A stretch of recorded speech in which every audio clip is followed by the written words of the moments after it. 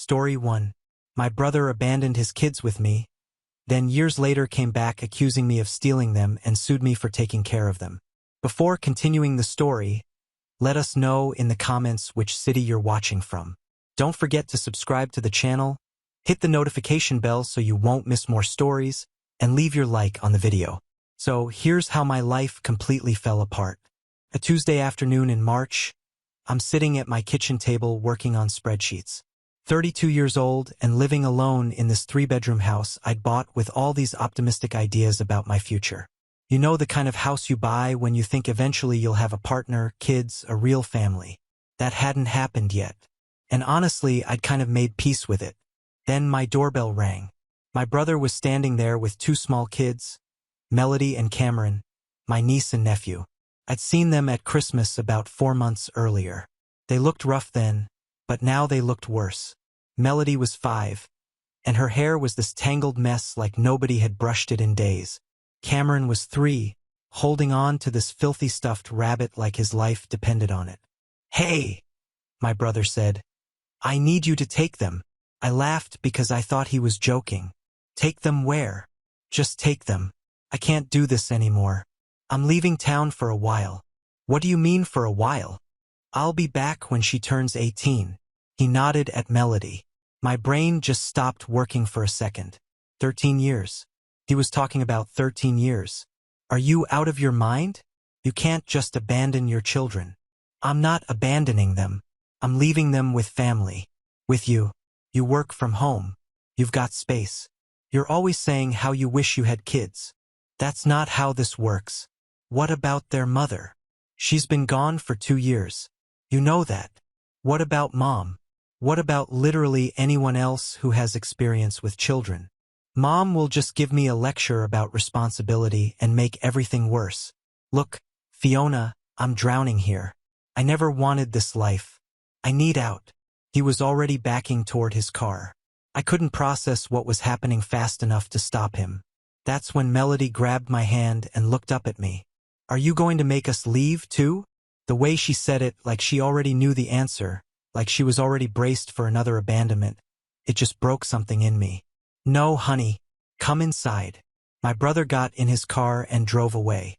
I stood there watching his tail lights disappear down the street, holding hands with 2 traumatized kids I barely knew, thinking, what the hell have I just done? The first night was chaos. They didn't have clean clothes. Cameron's diaper rash was so severe he cried when I tried to clean him. Melody refused to sleep with the lights off, full panic mode, hyperventilating when I turned them off. She kept repeating, "Please don't. Please don't," in this quiet, desperate way that suggested she'd learned crying loudly got her in trouble. "What happens in the dark?" I asked carefully when I turned the lights back on. "Bad things," was all she'd say. We ended up leaving the bathroom light on, the hallway light on, and I found a nightlight that I plugged in by their bed. Even then, Melody didn't settle. She lay there rigid, watching the shadows like they might attack. Cameron curled against her and fell asleep from exhaustion, but she stayed awake, vigilant, like it was her job to keep them both safe. I stayed up until 2 o'clock in the morning Googling emergency custody of nibblings and how to take care of traumatized children, and can I even do this legally? The internet had a lot of opinions and not many concrete answers. My work laptop sat next to me, emails piling up, and I had this moment of panic thinking, what have I done? I'm a 32-year-old woman who can barely keep houseplants alive. How am I supposed to raise 2 traumatized human beings? But when I checked on them around 3, they were sleeping tangled together. Melody's arm protectively around her little brother, even in sleep. And I thought about calling someone to take them away, putting them into a system where they'd be separated and bounced between strangers. I just couldn't do it. They'd already been abandoned twice. Once by their mother when Cameron was a baby, now by their father. I couldn't be the 3rd person to give up on them. So I didn't call anyone that night. That decision made at 3 o'clock in the morning while running on adrenaline and panic was probably the most impulsive thing I'd ever done in my very careful life. The next morning was chaos. The kids woke up early. Cameron crying, Melody trying to comfort him. And I realized I had no food appropriate for children. Cereal without milk, toast with butter, orange juice. I made a mental list: milk, cereal, bread, peanut butter, juice boxes, actual kids' snacks. Then I tried to work. Had a video call at 9 o'clock. Cameron screamed the entire time. Melody kept interrupting. I muted myself 6 times. My boss looked concerned. Everything okay? Family emergency. Watching my brother's kids temporarily. How long? I had no answer. After the call, I took them shopping. They'd never been grocery shopping, apparently. Melody asked if she could have everything she pointed at. Cameron had a meltdown in the cereal aisle. An old woman gave me a look. My credit card made alarming noises at the $400 charge. Then to a discount store for basics. Clothes, underwear, socks, pajamas, toothbrushes, shampoo, Band-Aids, nightlights, a few toys. Another charge. Then I realized I'd forgotten car seats. Back to the store. Another $200. Week 1 was survival mode. Wake up. Feed kids. Try to work while they destroyed the living room. Lunch. Attempted nap time. More interrupted work. Dinner. Bath battles. Bedtime struggles. Collapse. Repeat. I learned things I'd never needed to know. How to braid hair badly. How to cut food into non-choking pieces. How to convince a 3-year-old to wear pants. How to respond when Melody asked, "Why doesn't Daddy want us anymore?" "Your dad is dealing with grown-up problems that have nothing to do with you," I said. "Some people aren't good at being parents. That doesn't mean there's anything wrong with you." She didn't believe me. I could see it in her eyes. Week 2 brought new challenges. Melody started having nightmares. Cameron started refusing food at meals, then hoarding whatever I gave him. I'd find crackers hidden everywhere. When I tried to explain there would always be food, he looked at me like I was lying. My boss called me in for a video meeting. "We need to talk about your work situation. I know the last 2 weeks have been rough. It's not sustainable. You're missing deadlines. You're distracted on calls. Either you need childcare during work hours, or we need to discuss a reduced schedule." I started working after the kids went to bed. 9 p.m. to midnight most nights. Living on coffee and adrenaline. But what choice did I have? The next few weeks were a blur. I tried to maintain my work responsibilities while basically learning childcare from YouTube videos. My boss was understanding about my suddenly chaotic background noise. Crying children, cartoon characters singing, the usual soundtrack of Small Humans. "Is everything okay at home?" he asked during one of our meetings while Cameron screamed about fruit snacks in the background. "Family emergency," I said. "I'm caring for my brother's kids temporarily." "How temporarily?" I didn't have an answer. I bought clothes, toys, books, furniture. My credit card balance climbed every day. But what else was I supposed to do? The kids needed things. Basic things. Beds. Clothes that fit. Food appropriate for children. Car seats. I didn't even own car seats. Baby gates. Outlet covers. Medicine. So many things I'd never thought about. I set up a routine because the internet said children need routine. Breakfast at 7:30. And I learned that feeding children is complicated. They wanted specific things or rejected things or wanted things one day and hated them the next. Cereal was okay Monday, but yucky on Tuesday. Pancakes had to be circle-shaped. Juice in the blue cup only. Then educational videos while I worked, which made me feel like a terrible guardian. But the alternative was them destroying my house while I tried to meet deadlines. Lunch at noon. Nap time for Cameron while Melody had quiet time coloring. More work. Dinner at 6, the worst meal because everyone was tired. Bath time, which was still a struggle. Stories before bed. Then Melody's lengthy bedtime ritual. Checking for monsters. Positioning the nightlight exactly right. Getting water. Bathroom. More water. And finally sleep around 9:30. It sounds organized, but it was held together with duct tape and me crying in the bathroom during Cameron's naps. Over the next 2 weeks, the truth came out. Melody told me they'd gone to bed hungry sometimes because their dad forgot groceries. Cameron hoarded food. I found crackers in his pillowcase, cookies behind toys. The apartment had bugs. Their dad's band practiced late and they had to stay quiet or he'd get mad. Then one morning, Melody said, Daddy forgot to feed us sometimes. I stopped mid-pour with the orange juice. What do you mean? He'd be doing music stuff and forget it was dinner time. Sometimes we went to bed hungry. I tried to make sandwiches, but I couldn't reach the counter. She said it so casually like this was normal. I wanted to throw up. Sometimes the apartment was really messy, she continued. Daddy said cleaning was boring. There were bugs, sometimes big ones. Cameron cried when he saw them, but Daddy got mad when we made noise. Each revelation was a punch to the gut. Mommy left when I was really little and never came back. Daddy said she didn't want us anymore. Is that why he left us too? Because we're not good kids. No, I said fiercely, kneeling down. No, honey, you're wonderful kids. This isn't your fault. Adults are supposed to take care of children. Your dad made bad choices. That's not about you. But I could see she didn't believe me. Why would she? Every adult she trusted had either left or failed her. I was working full-time while trying to care for 2 traumatized kids. My boss was understanding at first, but I could hear the frustration. I bought clothes, toys, child-proofed the house. My credit card balance exploded. Week 3. Cameron got sick. Fever of 103 degrees. I panicked and took both kids to the pediatrician. The doctor was in his 50s, professional and thorough. He examined Cameron first. Flu, treatable, not an emergency. But then he wanted to check Melody, too. When was her last wellness visit? I don't know. I'm their aunt. Their father left them with me 3 weeks ago. His expression changed. Left them? Can you elaborate? So I explained the doorstep abandonment. The 3 weeks I'd waited. Everything. He weighed them both, measured them, checked their teeth, their eyes, their ears, asked questions I couldn't answer about medical history, previous doctors, vaccination records. Miss Harper, I need to be direct with you. These children show clear signs of chronic neglect. They're both significantly underweight for their ages. Their vaccination records are years out of date. They're missing critical immunizations against diseases like measles, mumps, whooping cough. This young man has untreated diaper rash consistent with long-term inadequate hygiene care.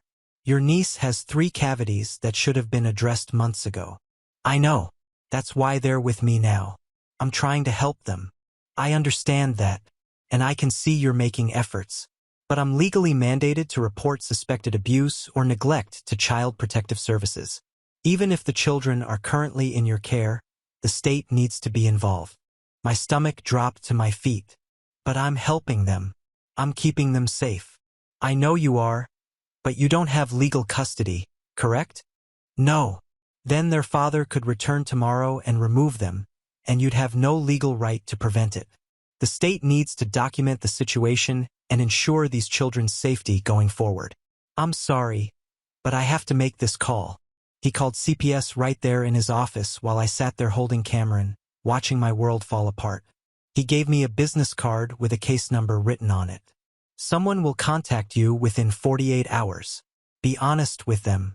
Document everything. Take photos if you haven't already. This isn't about punishing you. It's about protecting these children. I drove home in silence. Melody asked if they were in trouble. I said no, but I wasn't sure if that was true anymore. The social worker showed up 3 days later, right on schedule. Her name was Patricia Chen, and she had a clipboard, a professional demeanor, and the power to take these kids away from me. She spent 2 hours at my house, inspecting every room, opening my refrigerator to check for appropriate food, examining the kids' bedroom setup, watching how the children interacted with me, asking 1,000 questions about everything. How long have you been close with your niece and nephew? I saw them occasionally, family gatherings, holidays. And you had no idea about the neglect? I suspected things weren't great, but I didn't know it was this bad. My brother kept his distance from the family. Why did you wait 3 weeks to report the situation? I was trying to keep them safe. I didn't want them thrown into the system immediately when they were already traumatized. She made notes. Lots of notes. Finally, she sat down at my kitchen table. The kids were watching cartoons in the living room, far enough away not to hear, but close enough that Melody kept glancing over to make sure I was still there. Here's the situation, Ms. Harper. Your brother still has legal custody of these children. If he shows up tomorrow and demands them back, you would have to hand them over. You cannot legally prevent him from taking his own children. He doesn't want them. He abandoned them. Abandonment is a legal term that requires documentation and established timeframes. Right now, from the state's perspective, he could claim he asked you for temporary help and you agreed. It's your word against his about what was said during that transfer. So, what do I do? You need to file for emergency custody. That requires a lawyer. He'll either have to voluntarily terminate his parental rights, which is unlikely, or you'll have to prove in court that he's an unfit parent. Either way, it's expensive, it's time-consuming, and it's not guaranteed. How much time are we talking about? If everything goes smoothly, 3 to 6 months minimum. If he fights it, which he probably will, it could take a year or more. And during that time, we need to evaluate whether you're an appropriate placement for these children. You're working full-time. You have no child care experience. You've never raised children. The fact that you waited 3 weeks to report this situation is concerning from our perspective. I was trying to protect them. I understand. But from our perspective, you're an unknown. We need to assess your home, your finances, your support system, your ability to provide long-term care. I'll be conducting follow-up visits. I need to see progress. Legal representation, concrete child care plans, evidence that you can sustain this arrangement long-term. She stood up, gathering her things. I'll be back in 2 weeks. Ms. Harper, make those 2 weeks count. After she left, I sat on my kitchen floor and cried. I couldn't afford a lawyer. I was barely keeping my head above water financially after 3 weeks of emergency spending. And I had no idea what I was doing. But those kids needed someone. They needed me. That's when I thought of Jenna. I called my brother's ex-girlfriend, Jenna. She'd lived with him and the kids for a year before leaving about 8 months ago. We'd stayed in casual touch after their breakup. Occasional texts, checking in, that sort of thing. When I explained what had happened, there was a long silence on the other end of the line. "Can we meet in person?" she finally asked. "There are things I need to tell you." We met at a coffee shop 2 days later, halfway between our cities. She looked healthier than I remembered from the last time I'd seen her at a family gathering. Less exhausted, more color in her face, like someone who was finally getting enough sleep and eating regular meals. "Thank you for coming," I said as she sat down. "Of course, when you told me what he did, God, Fiona, I knew he was a bad father, but I didn't think he'd actually abandon them completely. How bad was it when you were there?" She wrapped her hands around her coffee cup. "Bad. Really bad. I was working 50, sometimes 60 hours a week at my job while he pursued his music career full-time. Not working at all, just practicing with his band and going to open mic nights and spending money we didn't have on equipment. I paid every bill. Rent, utilities, groceries, car insurance, everything. And I took care of his 2 kids on top of my full-time job. Why did you stay? I loved those kids. I know they weren't mine biologically, but I loved them like they were. Melody called me Mama Jenna. Cameron's first real word was my name, not his father's. I was the one getting them dressed in the morning, making their meals, putting them to bed at night. Your brother was absent, even when he was physically there. She took a breath. I was pregnant when I left. I hadn't expected that. What? About 3.5 months along. We hadn't told anyone yet. I was still trying to figure out how I felt about it.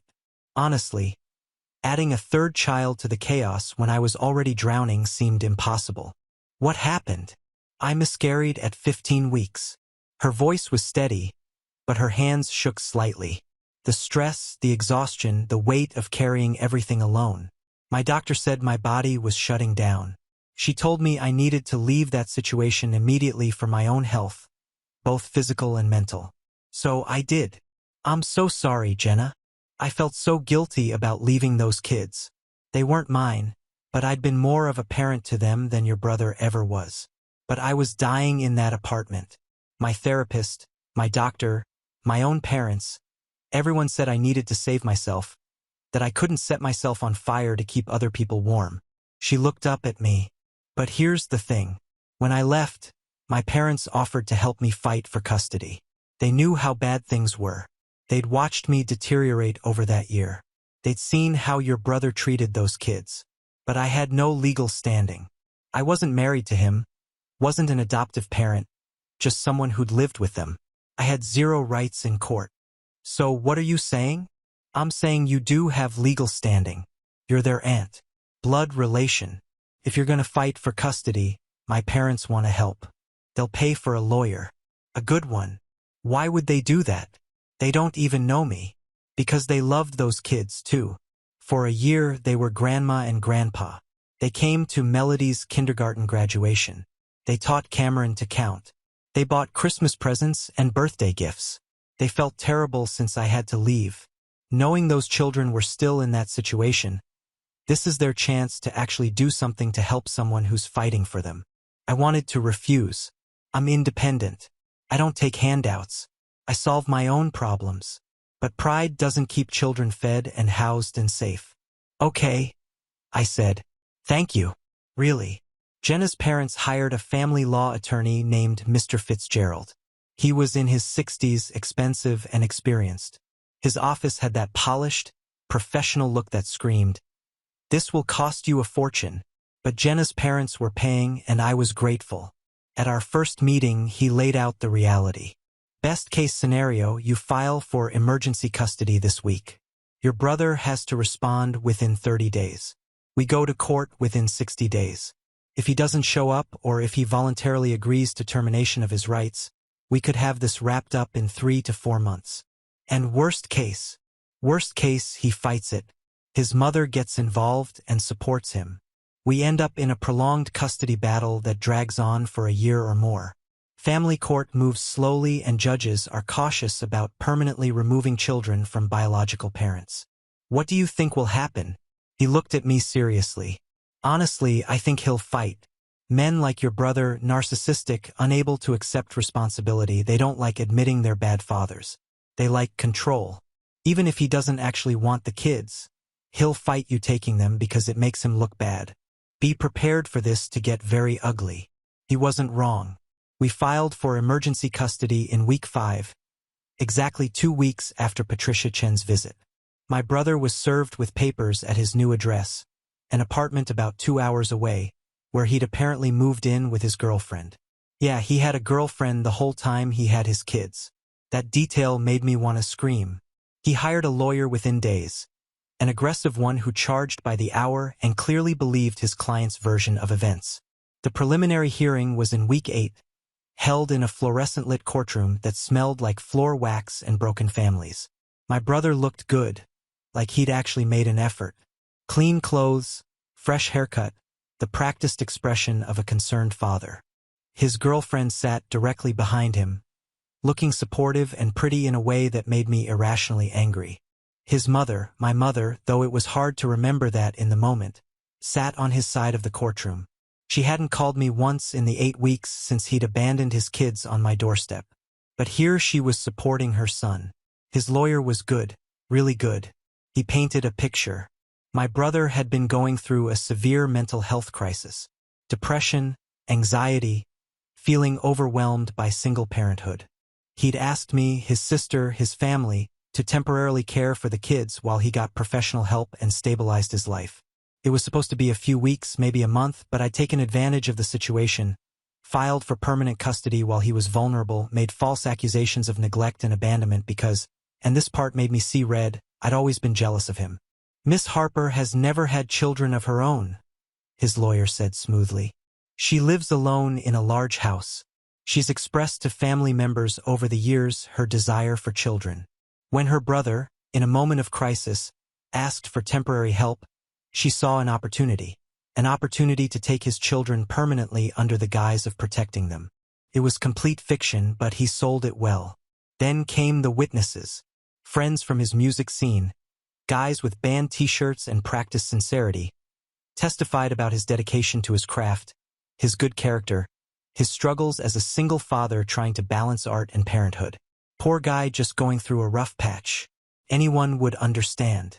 He just needed some support, some time, not to have his children stolen by an overzealous sister. Then my mother took the stand, and that's when it really hurt.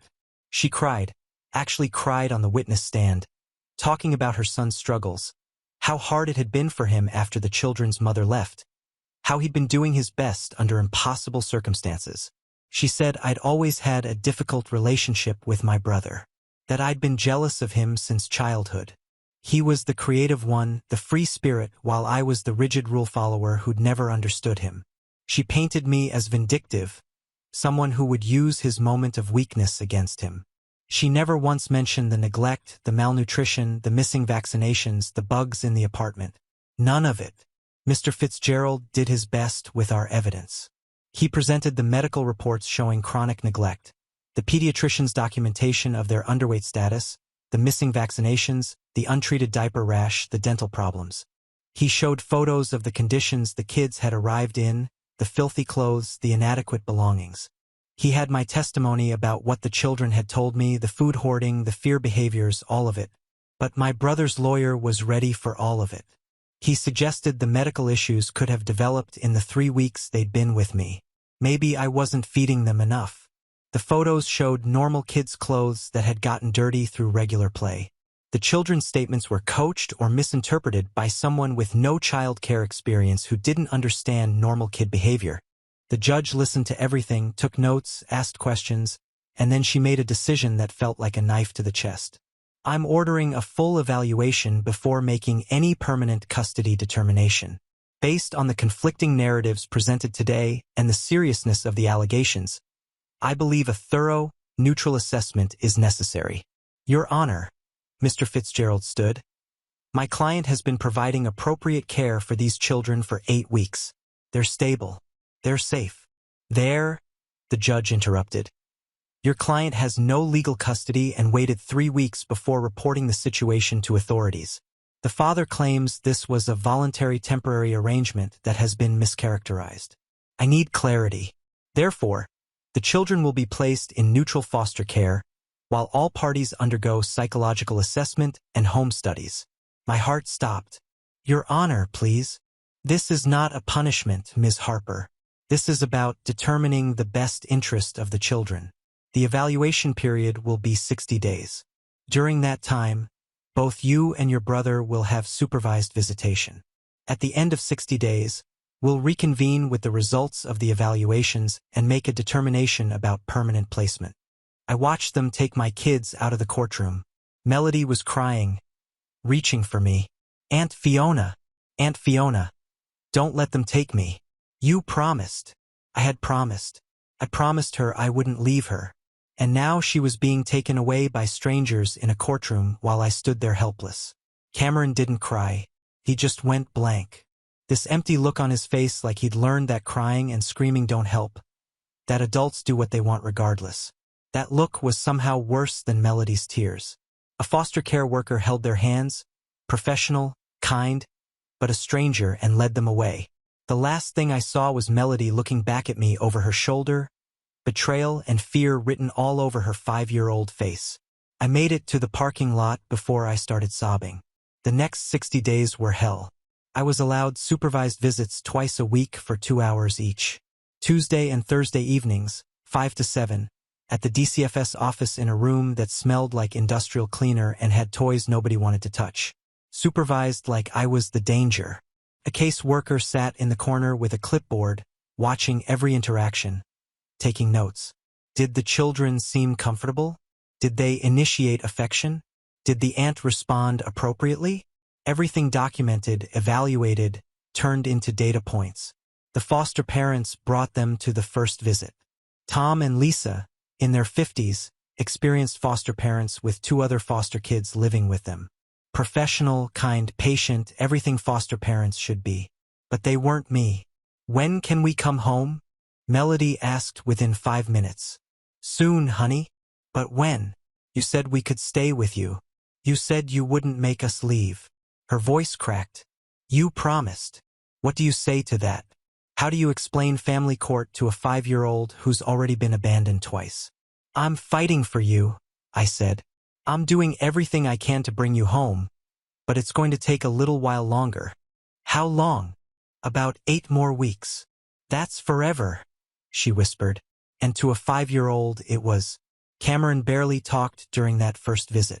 He sat next to Melody, holding her hand, staring at nothing. When I tried to engage him, showed him a toy car I'd brought, asked about his day, he just looked at me with empty eyes and didn't respond. He's not talking much, Lisa told me quietly. At our house either. He's having nightmares every night, waking up screaming, and he started having accidents again. Regression, trauma response, all the clinical terms for a 3-year-old's heartbreaking. After that first visit, I sat in my car for an hour before I could drive home. Then I went home to my too-quiet house and cried. The visits became routine twice a week, every week for 8 weeks. I watched them slowly withdraw. Melody stopped asking when she could come home after the 3rd visit. Not because she didn't want to know, but because asking hurt too much when the answer was always soon. And soon never came. Cameron stopped making eye contact around week 4, just sat there with his rabbit, staring at the floor. The foster parents said he'd stopped eating much, stopped playing, spent most of his time alone, watching the same cartoon on repeat. Is this hurting them more than helping? I asked Patricia Chun after week 5. The evaluation process is necessary to determine the best placement, she said. Professional, clinical, unhelpful. That's not what I asked. Are we traumatizing them further? She didn't answer, which was answer enough. Meanwhile, I underwent my own evaluation. The psychological assessment involved 3 appointments with Dr. Rebecca Martinez, a court-appointed psychologist. Each session was 2 hours of questions designed to find cracks in my story. Tell me about your childhood, she said in the first session. What does that have to do with anything? Parenting patterns often reflect our own experiences. I need to understand your background. So I told her, middle-class family, 2 kids, me and my brother, parents who loved us but clearly favored him, the creative one, the free spirit. I was the responsible one, the boring one, the one who followed rules. Growing up feeling like I had to earn love through achievement while he got it just for existing. Do you think that contributes to your desire to take your brother's children? What do you mean? You've spent your life feeling second best to your brother. Now you have an opportunity to prove you're the better person, to finally be chosen over him. Is that part of this? The question made me angry, but she wasn't entirely wrong. Maybe partly, but mostly it's that those kids need someone and I'm capable of being that someone. Are you? You're 32, single, no children of your own, working full-time. What makes you think you can handle 2 traumatized children? I've been doing it for 8 weeks under crisis conditions. That's different from long-term parenting. Crisis mode runs on adrenaline. Long-term parenting runs on sustainability. Do you have that? I didn't have a good answer. The second session was harder. She asked about my relationships, my dating history, my social life. You've been single for 3 years. Why? I haven't met the right person. Or you've been waiting for something to give your life meaning. That's not fair. Isn't it? You live alone in a large house. You work from home. Minimal social interaction. Your friends have families, live separate from yours. And now suddenly you have children. Instant family. Is that what this is really about? No. This is about 2 kids who were abandoned and neglected. That's what they need.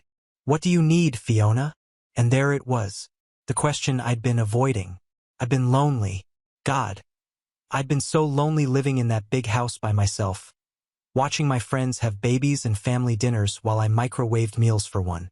I told myself I was happy, independent, successful. But the truth was simpler. I'd been waiting for my life to start, and it never had. When my brother left those kids, part of me had seen it as an answer. Purpose, family, a reason to matter. I was lonely, I admitted finally. I wanted purpose. I wanted to matter to someone. And when he left them, part of me saw it as something I needed as much as they needed me. That's honest, Dr. Martinez said. But you need to understand something critical. These children are not therapy for your loneliness. They are not a solution to your life problems.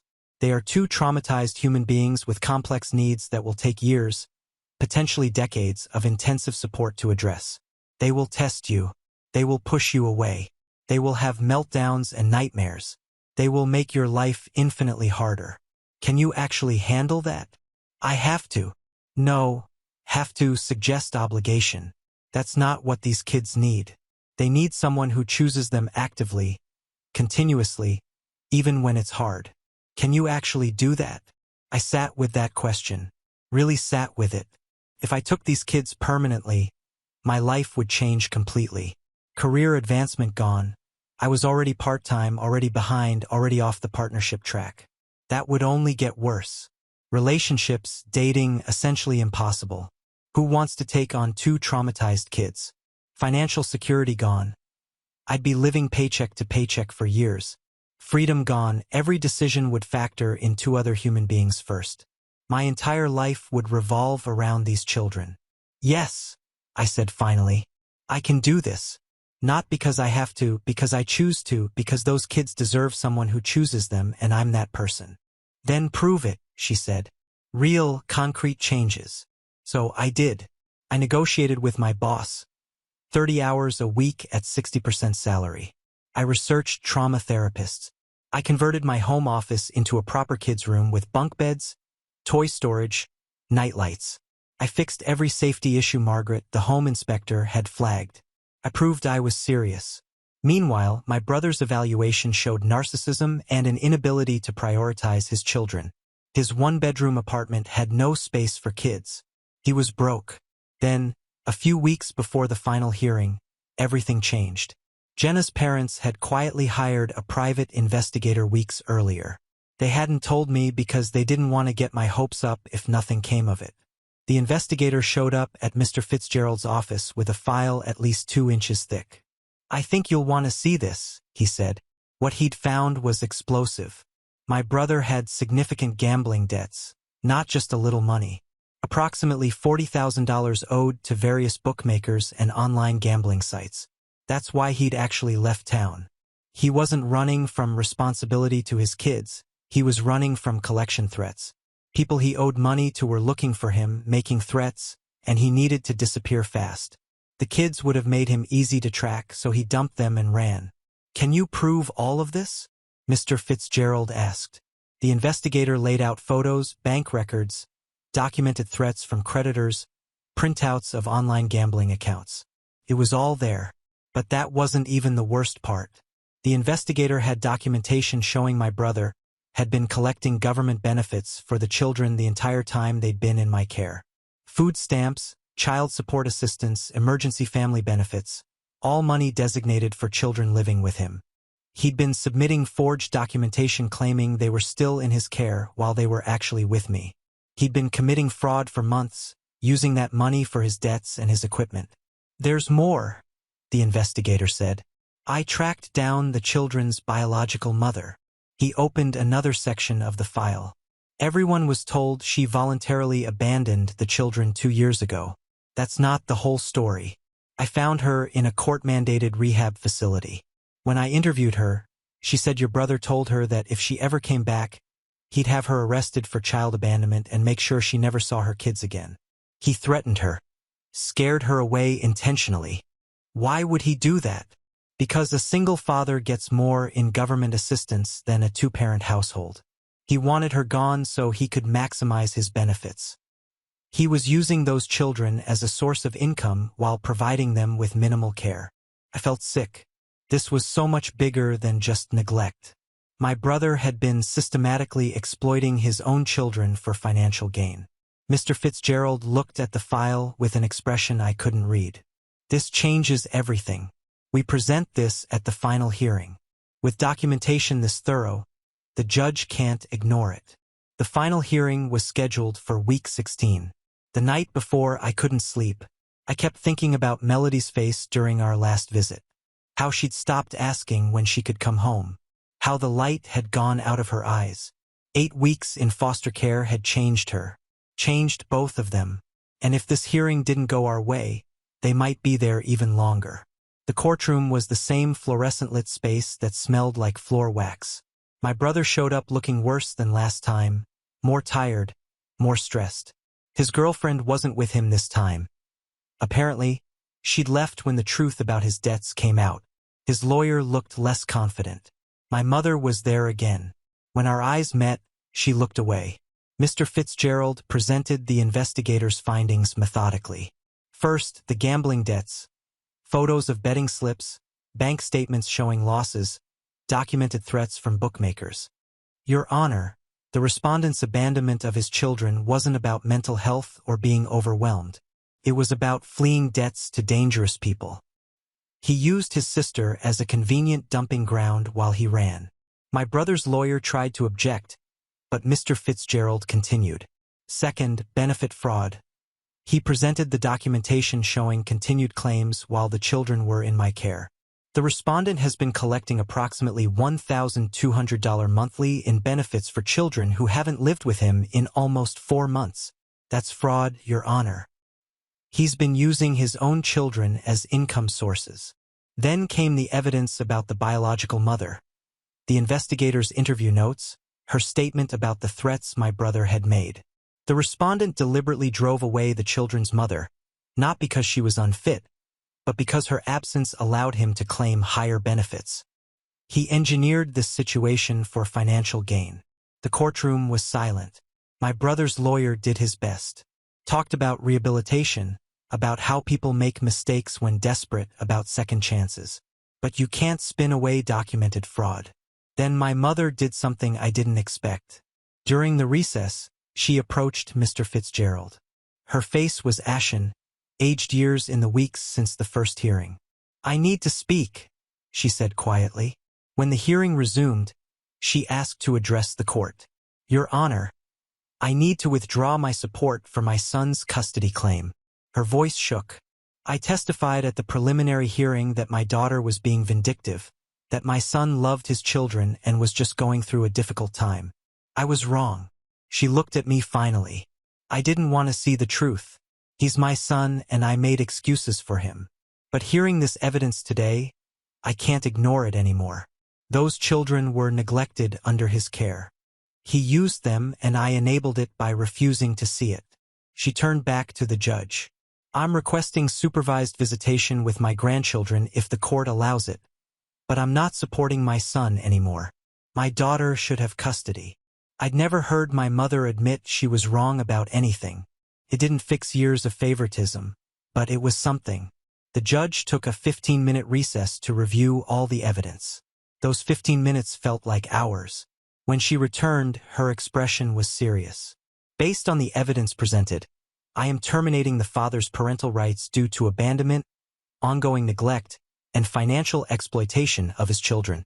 The documented fraud and the deliberate isolation of the children from their biological mother demonstrate a pattern of using these children as tools rather than caring for them as a parent should. She looked at me. I am granting permanent legal custody to the aunt, Miss Fiona Harper, with the stipulation that the children continue therapy and that the arrangement be reviewed annually for the first 3 years. Couldn't breathe. After 4.5 months, it was over. The children will be returned to Ms. Harper's care immediately following this hearing. Supervised visitation for the paternal grandmother is granted, pending her completion of a parenting course focused on recognizing and reporting child neglect. My brother stood up, started to say something, but his lawyer pulled him back down. He looked at me across the courtroom with this expression. Not anger, not remorse, just emptiness. Like he'd already moved on. He left immediately after the ruling. Didn't try to see the kids one last time. Didn't apologize. Just walked out. I got them back that afternoon, week 18. 18 weeks after my brother had abandoned them on my doorstep. They changed. Melody was quieter, more clingy. Cameron had regressed significantly. Accidents, nightmares, barely talking. Tom and Lisa, the foster parents, handed them over gently. They're good kids, Lisa said. They just need time.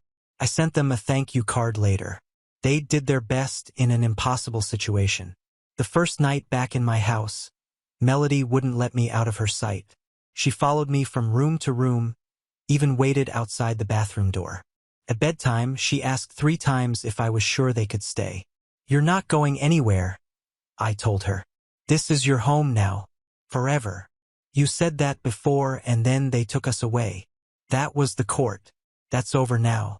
Nobody can take you away anymore. I promise. She looked at me with those two old eyes. You promised before.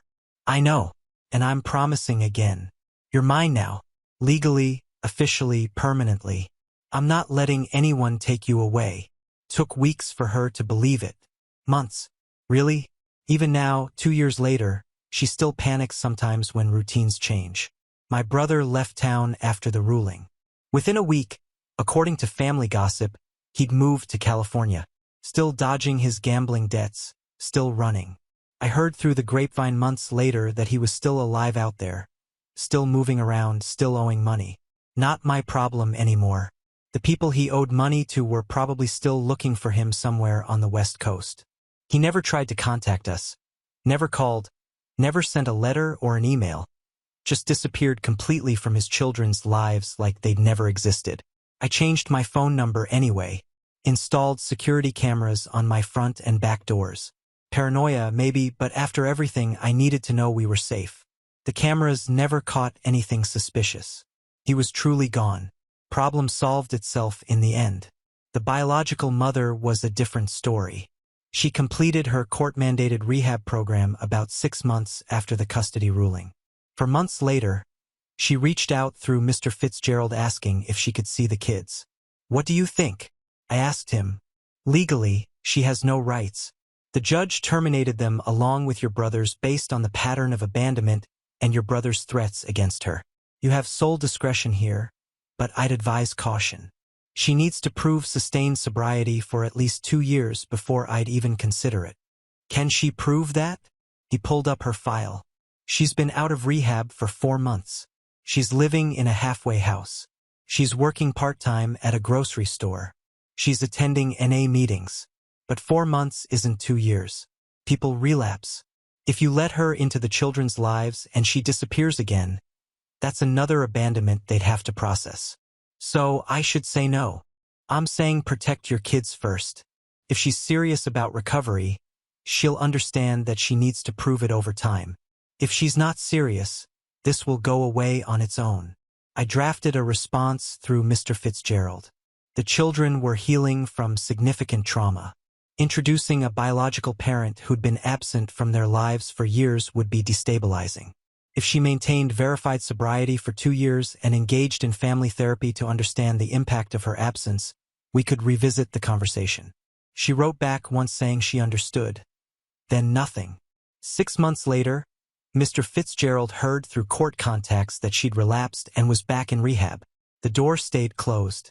Maybe someday if she gets clean and stays clean, we'll revisit it. But not now. Not when the kids are finally stable. 1 year after that Tuesday when my doorbell rang, we'd settled into something resembling normal life. The kids were in school. Melody in 1st grade, Cameron in pre-K. Both were in therapy twice a week with Dr. Sarah Chun, a child psychologist who specialized in trauma and attachment disorders. Melody's separation anxiety had improved, but wasn't gone. She still needed to know where I was at all times. She still panicked if I was late picking her up from school, but she was learning to manage it. Dr. Chun taught her coping strategies. Counting breaths, using a feelings chart, carrying a photo of us in her backpack. Small tools that helped. Cameron was slowly catching up on his developmental delays. Speech therapy 3 times a week had helped him expand his vocabulary and form more complex sentences. He was still quieter than most kids his age, still more comfortable with adults than other children, but he was talking. That was progress. They both still had nightmares sometimes. Melody would wake up screaming about people taking her away. Cameron would have crying fits where he couldn't explain what was wrong. Just sob for 20 minutes while I held him. But the nightmares were less frequent now, maybe once or twice a month instead of every night. Jenna moved to a town about an hour away and visits twice a month like clockwork. The kids adore her. They call her Aunt Jenna and run to hug her when she arrives. She brings crafts and games and does art projects with them for hours. She's been consistent, reliable, present. Everything a good aunt should be. Her parents, who I've met several times now and who continue to be absurdly generous, set up education funds for both kids. College money, trade school money, whatever they need when they're older. They also created a monthly support fund that contributes $1,500 toward the kids' expenses. Therapy, activities, Emergencies. That money is the difference between barely scraping by and actually being okay financially. I tried to thank them properly once. Jenna's father just shook his head. We loved those kids when Jenna was with your brother. We felt helpless when she had to leave. This is our chance to actually help. You're doing the hard work. This is the least we can do. My mother visits once a month, usually on Sunday afternoons. She brings gifts. Too many gifts. Like she's trying to buy forgiveness. She completed the parenting course the court required, and now she sees what she missed before, or claims to. Anyway, the first few visits were awkward. The kids barely knew her and she didn't know how to connect with them. But she's been consistent for over a year now. She reads to them, plays board games, takes them to the park. She's trying. One Sunday after the kids went to play in the backyard, she said to me, "I owe you an apology. A real one. Okay. I chose wrong. I chose him over you, over those children, because it was easier to believe his lies than face the truth about who he'd become. You were right. You were right about everything. And I'm sorry. It wasn't enough to undo years of favoritism. Wasn't enough to fix our relationship completely, but it was something. And for the kids' sake, I accepted it. Just keep showing up," I told her. That's what they need now. Consistency. She's kept her word. Every month without fail, she's there. As for me, the reality check came hard and fast. I'm broke most months. The combination of part-time salary, massive child care costs, therapy bills, and just the general expense of raising 2 growing children means my bank account hovers near zero. The monthly support from Jenna's parents keeps us afloat. But there's no cushion, no savings, no emergency fund. One major expense. Car breaks down, roof leaks, medical emergency, and we'd be in real trouble. I gave up any chance at career advancement by going part-time. I'm 33 now. My colleagues who started when I did are senior associates. Some are making partner. I'm still doing basic client work, billing 30 hours a week, going nowhere. My boss is understanding, but there's only so far you can go when you're not available for evening meetings, can't travel, and leave early twice a week for therapy appointments. Dating? Forget it. I haven't been on a date in over a year. I tried once about 6 months after I got the kids back. Set up a profile on an app, matched with a guy who seemed nice, agreed to meet for coffee. "So, tell me about yourself," he said. "I'm an accountant. I work part-time. I'm raising my niece and nephew." "Oh, how old are they?" 5 and 3. "And you have them full-time?" "Yeah, I have permanent custody." He made it through the coffee but never called again. I deleted the app after that. What man wants to sign up for instant family with 2 traumatized kids? Nobody. That's who. I'll probably be alone forever.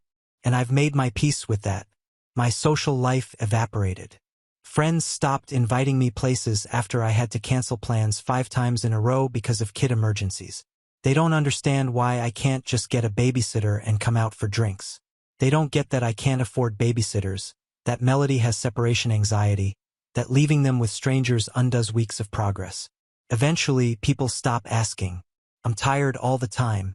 Bone-deep tired that never really goes away. Even on good days when the kids are happy and everything goes smoothly, I collapse into bed at 9 and could sleep for 12 hours if they'd let me. The weight of being the only adult responsible for 2 tiny humans never lifts. Every decision is mine. Every problem is mine to solve. Every middle-of-the-night crisis is mine to handle. But here's what I gained. 2 kids who call me Aunt Fiona and run to hug me when I pick them up from school. Cameron draws me pictures every day. Strange, beautiful drawings that we put on the refrigerator. Melody helps me cook dinner, standing on a stool at the counter, carefully measuring ingredients while narrating every step like she's hosting her own cooking show. We have family movie nights on Fridays. We make blanket forts in the living room on rainy Saturdays. We go to the park on Sunday mornings and Melody pushes Cameron on the swings until they're both dizzy with laughter. Last week, Melody came home from school with a drawing she'd made. It was our house.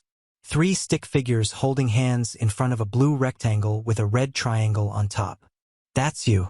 That's me. That's Cameron," she said, pointing to each figure. "That's our family. Our family. Not temporary arrangement. Not aunt who's taking care of us. Family.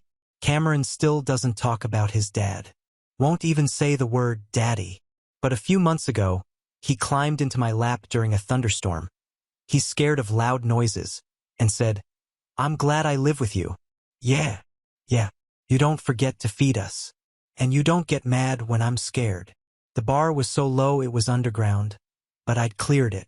And somehow that felt like everything. Would I do it all again knowing how hard it would be? That's the question everyone asks. My therapist asks it. Dr. Martinez asked it during the evaluation. Even Jenna asked it once. Here's the truth, yeah, I would. Not because I'm some kind of saint or because it's been easy or because everything worked out perfectly. I would do it again because when I saw those kids on my doorstep, terrified and neglected and already abandoned twice, I couldn't walk away. I couldn't be another adult who gave up on them. 2 years later, we're still figuring things out. The kids are 7 and 5 now, which feels impossible. How did so much time pass?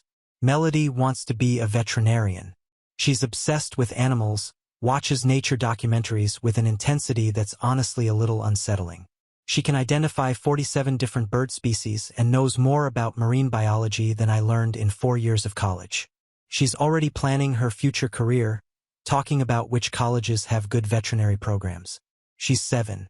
Cameron is still quieter than most kids, still processes emotions differently than his sister, but he's found his thing.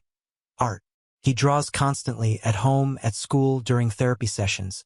Dr. Chun says it's his way of processing emotions he can't articulate verbally. The pictures are strange and beautiful. Swirling colors, abstract shapes, occasionally recognizable objects. Last month, his pre-K teacher submitted one of his drawings to a local children's art show. It won 3rd place. We framed it and hung it in his room. They have friends now, real friends. Melody has playdates with a girl named Sophie from her class. They're inseparable, constantly giggling about secrets and drawing pictures for each other. Cameron has a friend named Marcus who comes over sometimes, and they build elaborate block towers in complete silence for hours, creating these intricate structures that look like modern art installations. It's their own language, their own way of connecting. Normal kid things that felt impossible a year ago. They still have hard days. Days when Melody's anxiety spikes out of nowhere and she can't go to school, convinced something terrible will happen if she leaves me. Days when Cameron has complete meltdowns over small changes to routine. We moved his toothbrush to a different drawer and he sobbed for 45 minutes. Days when they fight with each other over nothing, testing boundaries, pushing me away to see if I'll abandon them too when they're difficult. But they're healing. Slowly, imperfectly, messily, but healing. Dr. Chun says they're making remarkable progress considering what they've been through. Melody can now go a full week without a nightmare. Cameron is starting to trust that food will always be available. They both understand that when I leave for work or errands, I'm coming back. Small victories that feel enormous. As for whether it was all worth it, I don't spend much time on that question anymore. Worth it compared to what? Compared to the life I thought I wanted, career success, eventual marriage, biological children of my own, financial security, freedom to travel and make spontaneous decisions. By those measures, no, I gave up all of that. I'll never make partner. I'll probably never get married. I'll never have biological children. I'll never have savings or retire comfortably or take European vacations or do any of the things I thought my life would include. But compared to a life where I'd said no that Tuesday afternoon, where I'd let those kids go into the system and told myself it wasn't my problem. Compared to living with that decision, knowing I'd walked away when they needed someone most. Compared to the version of me who chose the easier path. Yeah, this was worth it. Every exhausting, financially devastating, socially isolating moment of it. Those kids needed someone. And I was there. I'm still here. And I'll keep being here through the hard days and the therapy appointments and the nightmares and the tantrums and the teenage years that'll probably be even worse. Through all of it. Because that's what family does. Not the family you're born with, clearly, that failed these kids spectacularly. But the family you choose, the family you build, the family you fight for when everything and everyone says you should walk away. 2 years ago, my doorbell rang and changed my life forever. I didn't know what I was signing up for. I was naive and unprepared and probably a little delusional about how hard it would be. But I'd do it again every time because those kids deserved someone who'd choose them. And I did. I do. And these days, that's enough. Now on to the next story. Story 2. During a family trip, my parents said I had to sleep on the couch so my brother could have a bed. I smiled, and that's funny because I was the one who booked the presidential suite. Their faces dropped when the hotel manager announced it. From a young age, I learned something very quickly. My younger brother, Ryan, never made mistakes. In my parents' eyes, he was the perfect son, the golden child, the one who got everything handed to him on a silver platter, while I was just a shadow. Birthdays? His were filled with expensive gifts, grand parties, a cake so big it could feed the entire neighborhood. Mine? A supermarket cake, a half-hearted happy birthday. My parents moved heaven and earth, used all their connections, and invested fortunes in his education. And me? I had to work part-time and take out loans to study. It was always Ryan first, me second. If he wanted something, he got it. If I wanted something, I settled for leftovers. I spent years swallowing my pride, accepting my role as the less important son. But on this trip, everything was going to change. It was supposed to be a family trip to New York. My parents handled all the planning, which obviously meant Ryan's preferences came first. He chose the sightseeing spots, the restaurants, everything. They barely consulted me. Honestly, I wouldn't have even gone if I hadn't overheard their conversation one night. "We don't have enough money to book the suite," my mother said. "Then we'll put him on the couch," my father replied, not even bothering to say my name. "Ryan needs the proper bed." At that moment, something inside me snapped. I was 27 years old, had a stable job, a good salary, and for the first time in my life, the power to change the narrative. So I did. On the day of the trip, we arrived at the hotel, a stunning 5-star hotel in the heart of Manhattan. The kind of place my parents would never have chosen if not for Ryan's standards. When we reached the check-in counter, my mother casually handed her credit card to the receptionist. "We have a reservation under Taylor." The receptionist typed something and frowned. "I don't see a reservation under that name." My mother's smile vanished. "That's impossible. I booked the executive suite weeks ago." The receptionist shook her head. "I'm sorry, but there's no reservation under your name." I leaned forward, smiling. "That's because I made the reservation." My father turned to me, surprised. "What?" I pulled out my phone and showed them the confirmation email. "Yep. After hearing you decided I'd be sleeping on the couch like some unwanted guest, I decided to handle it myself." Silence. The receptionist smiled. "Yes, we have a reservation under your name, sir, and it's for the presidential suite." My mother's jaw dropped. My father blinked several times, speechless. And Ryan looked like he was about to explode. "The presidential suite?" my mother stammered. I nodded. "Turns out I make good money, so I figured if I'm going to travel, I want comfort."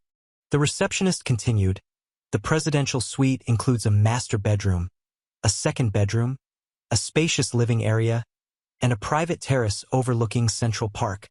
My parents looked at each other, then at me, then at Ryan, who seemed on the verge of a meltdown. "You must be joking," my father finally said. I crossed my arms. "Not at all. And since I booked the room, the master bedroom is mine. You all can figure out the rest." Ryan clenched his fists. "You can't be serious." "I'm very serious," I replied, savoring every second. My mother tried to regain control of the situation.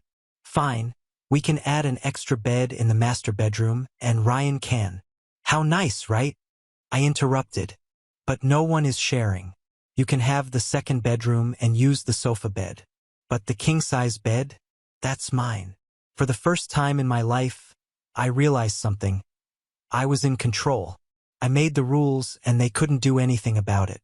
I let the moment stretch, enjoying the shock on their faces. Then I grabbed the room key, smiled at the receptionist, and said, "Thank you. I'll head up now." I walked away without looking back, without asking if they needed help. And wow, did it feel good. The presidential suite was immaculate. Floor-to-ceiling windows overlooking Central Park, a massive living room, a full dining area, and the bedroom, a spectacular king-size bed, soft pillows, a bathroom bigger than most apartments. I tossed my bag on the floor, kicked off my shoes, and collapsed onto the bed, stretching out like I owned the world. Then I heard the knocks at the door, loud, impatient. I already knew who it was. I took my time opening it. When I finally did, Ryan stormed in, furious, followed by my parents. "You can't do this." Ryan exploded like a kid who just lost his favorite toy. I leaned against the wall, crossing my arms. "Do what?" "Take the best room," my mother snapped, visibly upset. "You know Ryan has trouble sleeping in small beds." I looked at her. "Sounds like a Ryan problem." My father huffed. "We're a family. We should be together." I let out a dry laugh.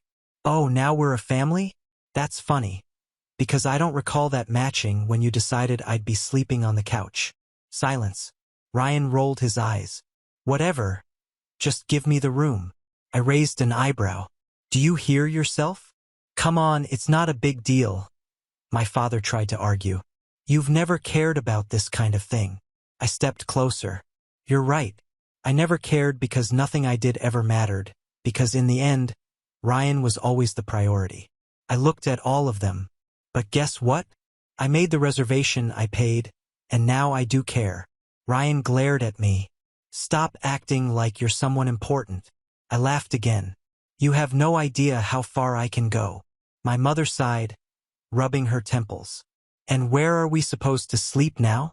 When I closed the door, I allowed myself a quiet laugh.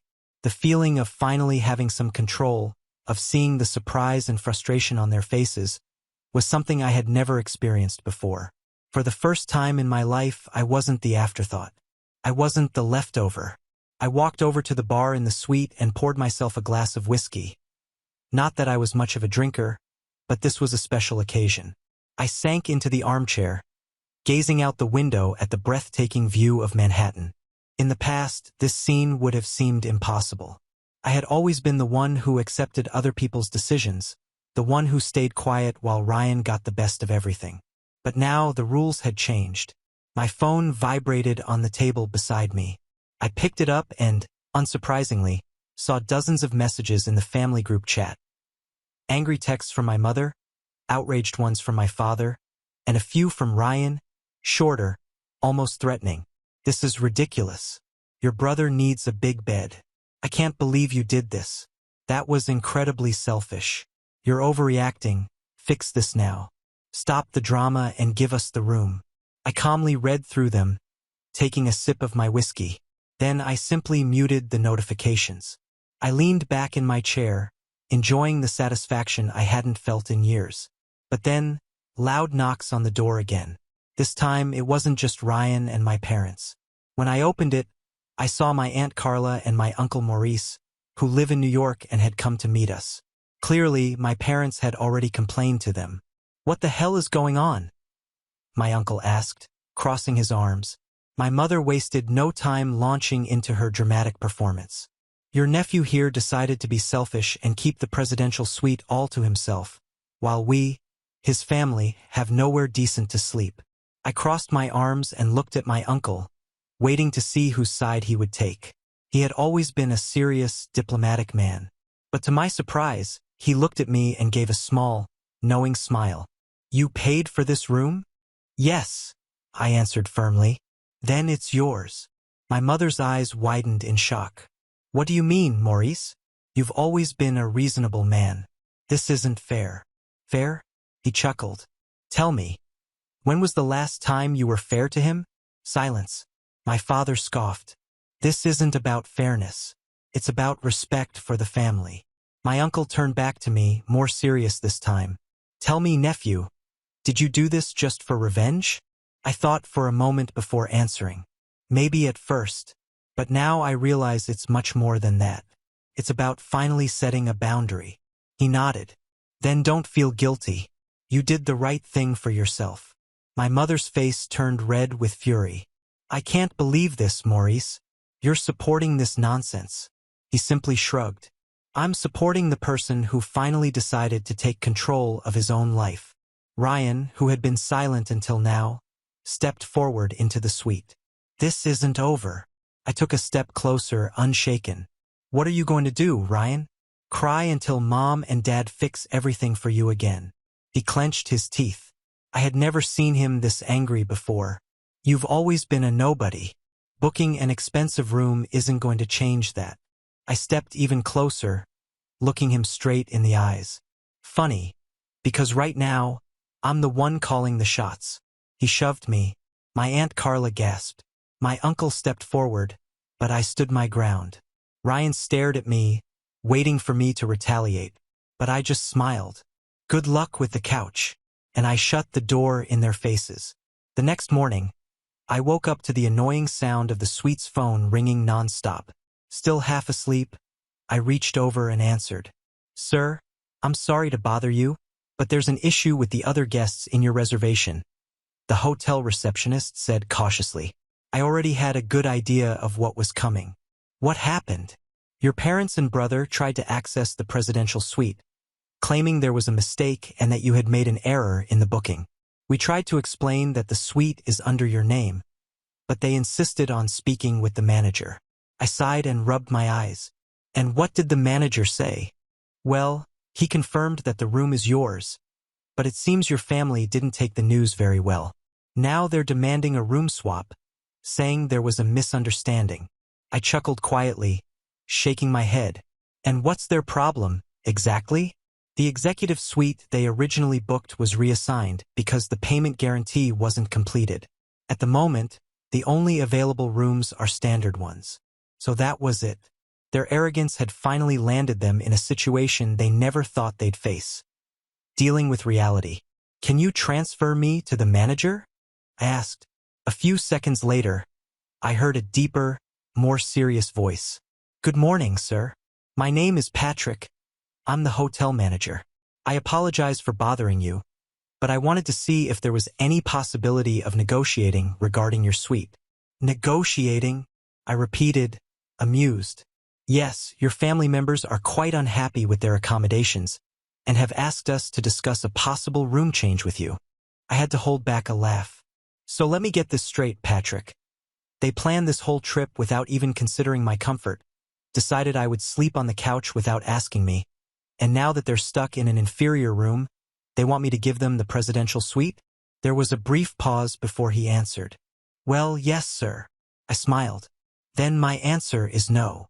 He cleared his throat. I see. Understood. And one more thing, Patrick. If they try to cause any trouble in the hotel, let me know immediately. I'm paying good money for this suite, and I don't want to be disturbed. Of course, sir. We'll ensure your privacy. I hung up and fell back into bed. The thought of my parents and Ryan being stuck in a basic hotel room after years of making me feel like an afterthought in my own family was simply perfect. I made sure to enjoy my morning. I took a long, relaxing bath in the suite's massive tub, ordered an elaborate breakfast from room service, and when I was done, I went down to the hotel lounge. I knew I'd eventually run into my family, but at that moment, I was more than happy to provoke them. And I didn't have to wait long. As soon as I stepped into the lounge, I spotted Ryan sitting with his arms crossed, looking furious. My parents sat beside him, just as frustrated. The most amusing part was that unlike their usual confident demeanor, this time they looked uncomfortable, as if they were no longer in control. I walked over to them at an unhurried pace. Good morning, I said casually, picking up a cup of coffee from the buffet. My mother was the first to explode. Are you happy now? Look at us. We're stuck in a tiny room while you're living in luxury in that ridiculous suite. I took a slow sip of my coffee before responding. Ridiculous? That's funny, because when you thought you'd be staying in it, it seemed like a fantastic choice. Ryan slammed his hand on the table. You're just doing this out of revenge. I tilted my head, pretending to think. Maybe a little. But actually, I'm just treating you the way you've always treated me. My father finally decided to speak. Don't be ridiculous. You know we've always tried to do what's best for you. I let out a short laugh. What's best for me? Like when I had to study late at night because you spent all the education money on Ryan. Like when I got cheap birthday gifts while he got the best of the best. Like when you decided I would sleep on the couch without even asking me. My mother rolled her eyes. You're overreacting. Overreacting. My voice sharpened. Now, I think what really bothers you is that for the first time in my life, I'm not staying quiet. Silence. My father looked away. My mother crossed her arms. Ryan clenched his fists. You can't do this, he said, his voice full of barely contained rage. Oh, but I can. And I am. I turned to leave, but my mother grabbed my arm. You're being cruel. I slowly pulled my arm away and looked at her, expressionless. Cruel? Cruel is what you did to me my whole life. She opened her mouth to argue, but stopped. For the first time, she hesitated, as if she no longer knew how to manipulate me. I walked out of the lounge, satisfied. But I knew this wasn't over. My parents would never admit they were wrong. Ryan would never accept being treated like an ordinary person, and that's why I knew they wouldn't give up so easily. The game had only just begun. That night, I slept better than ever. The king-size bed in the presidential suite was a true throne, and for the first time in years, I felt like someone who truly deserved to be there. My parents and Ryan? Well, they were stuck in a standard room. No luxury, no privileges. That alone was worth everything. But I knew Ryan wouldn't swallow this humiliation so easily. The next morning, I woke up early and ordered a full breakfast through room service. Freshly baked bread, ripe fruit, perfectly cooked eggs, and a flawless cup of coffee. Everything delivered to my private suite. As I ate, I heard loud voices in the hallway. I knew it was only a matter of time before Ryan lost it again, and I was right. When I went down to the hotel lobby, I found him arguing with the manager. Ryan was red with fury, waving his hands aggressively while my father tried to calm him down. My mother stood beside them, visibly embarrassed. This is ridiculous, Ryan was yelling. I'm a better guest than him. How can you not do anything? The manager remained professional. Sir, as we've explained, the presidential suite was booked and paid for by your brother. We cannot transfer it without his consent. That's when Ryan saw me, and he came straight at me. You're loving this, aren't you? He growled. You think you won. I crossed my arms, completely relaxed. I don't think. I know. His expression darkened even more. You've always been a loser, always. Just because you have a better room for a few days, do you think that changes anything? I took a step closer, looking him dead in the eyes. Ryan, answer me one thing. When was the last time you paid for something yourself? When was the last time you got anything without mom and dad fixing it for you? He opened his mouth, but had no answer. I laughed. Exactly. You can't. He gritted his teeth, and before I even realized it, he lunged to shove me. But this time I was ready. I stepped aside and he lost his balance. Ryan clumsily stumbled backward, crashed against the reception desk, and landed on the floor in the most humiliating way possible. The entire lobby went silent. Every nearby guest, hotel staff, and even my parents stared at him. And then, someone laughed. At first, it was just a quiet chuckle from a guest waiting to check in. But then another laugh followed. Then another. Within seconds, multiple people in the lobby were either holding back laughter or whispering to each other. Ryan jumped to his feet, his face burning with humiliation. What the hell are you laughing at? But no one answered. They just looked away or kept giggling. My father grabbed his arm, desperate to get him out of there. My mother shot me a glare filled with hatred. You've crossed the line, she hissed. I no longer cared. Oh, so now there's a line? Because when I was sleeping on the couch, when I had to struggle on my own my entire life, it didn't seem like one existed. She didn't respond. My father just grabbed Ryan and led him away. The hotel manager turned to me, looking slightly amused. Sir, if there are any other issues, please let us know. I smiled. I will. I walked back up to my suite, knowing that for the first time in his life, Ryan had finally crashed and burned. He was no longer the golden boy, the perfect son, the untouchable favorite. He was just a spoiled brat who, when faced with reality, had no idea what to do. That night I slept even better. And this time it wasn't just because of the king-size bed. It was because, after years, I was finally free. When the trip ended and we returned home, There was a silence that had never existed before. No one said anything at the airport. Not a single word during the flight. No goodbyes when we all went our separate ways. It was as if I had ceased to exist for them. And to be honest, I didn't care. After years of living in Ryan's shadow, being treated as a background character in my own family story, their silence was a gift. It was confirmation that, for the first time, I had broken the cycle. No more family dinners where I was ignored. No more last-minute messages asking for favors. Nothing. And I was perfectly fine with that. The first few days were strangely quiet. The family group chat remained inactive. Before, it had been a constant stream of messages about Ryan, his achievements, his plans, his demands. Now, there were no updates. No, Ryan just landed an amazing new project. Or, we're so proud of what Ryan is doing. And I knew exactly why Ryan was silent. Because he was humiliated. Because, for the first time in his life, he had lost. And not just the small loss, the kind that gets brushed aside or fixed for him. No, he had lost publicly, embarrassingly, and most importantly, in a way that our parents couldn't undo. And me?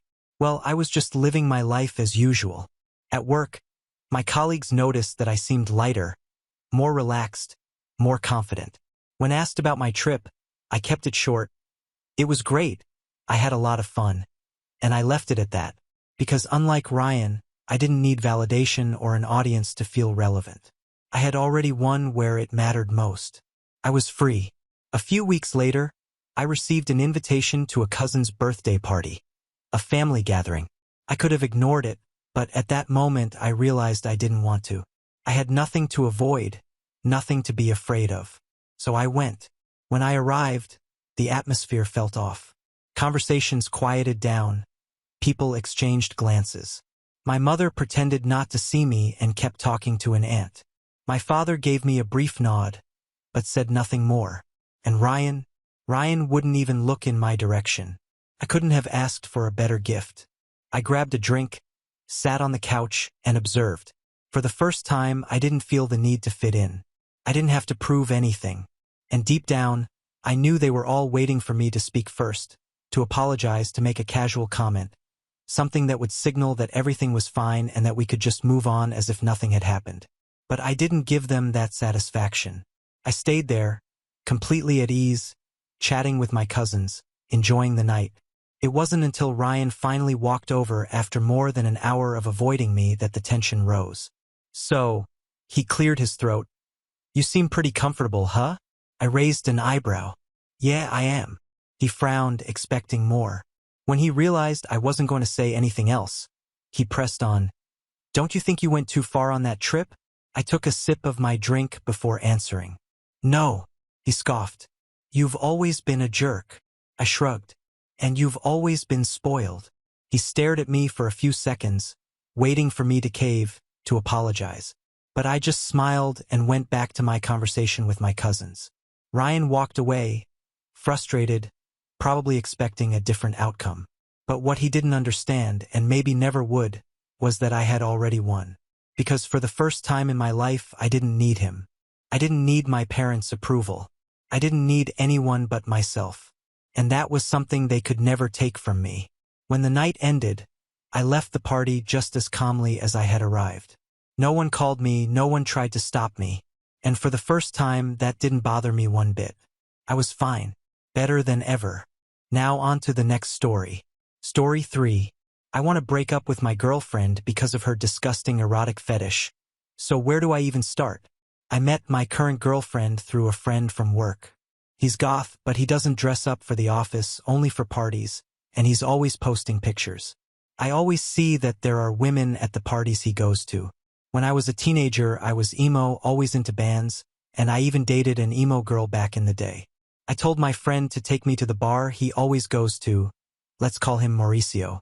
I basically invited myself, LOL. I don't have that style. I go to the gym, my hair is growing, but not too much, I can do some hairstyles. Felt like destiny. I put on black clothes, a Slipknot band tee, LOL. I have nothing goth, and went with him. There was this older woman he was seeing and her friend, Karina, real name who cares, LOL. I hit it off with Karine. We talked a lot, had some drinks, made out, and I got her WhatsApp. I started going out with her, and before I knew it, we were getting serious. The relationship just happened naturally. One day we were already calling each other love, and she was always coming over to my place. But exactly 3 weeks ago, she told me about a weird fetish. Man, this is hard to say. She likes farting in my face. At first, I thought it was a joke, but every time we get down to business, the warm-up is just farts in my face, and it takes a while. Not to mention the smell that stays in the room. The other day my mom walked in and said, "What's this horrible smell in your room?" When she left, Karine said, "Wow, your mom was so rude. She must be talking about my clothes, my long socks." And I told her, "That's not it. I'm exhausted, man." When she says she's staying over for the weekend, my heart starts racing, and not out of excitement, out of pure panic, because I already know what's coming. Fart sessions right in my face. I'm afraid she'll tell people about this. What will Mauricio think? I know his friends, we go downtown together sometimes. I've made some good friendships, but if she tells them she does this to me, the guys are gonna laugh. And what am I supposed to do? Fight them? It's complicated. I don't want to break up with her. She's hot, goth, and has a great butt, but this fetish is driving me crazy. She's coming over on Friday, and she's already texting me to get my face ready because Friday is blast time. Sounds like a joke. I wish it was. But if I break up with her, I don't know if I'll find another girlfriend. I was single for a long time before her. Let's just say she's my first real girlfriend. Before her, it was just casual flings. I haven't told anyone, not even Mauricio. If I do, my reputation with them is over. The guys think I'm cool and say I'm adapting to the style, and thanks to them I have friends. I really like Karen, but this is getting harder and harder to deal with.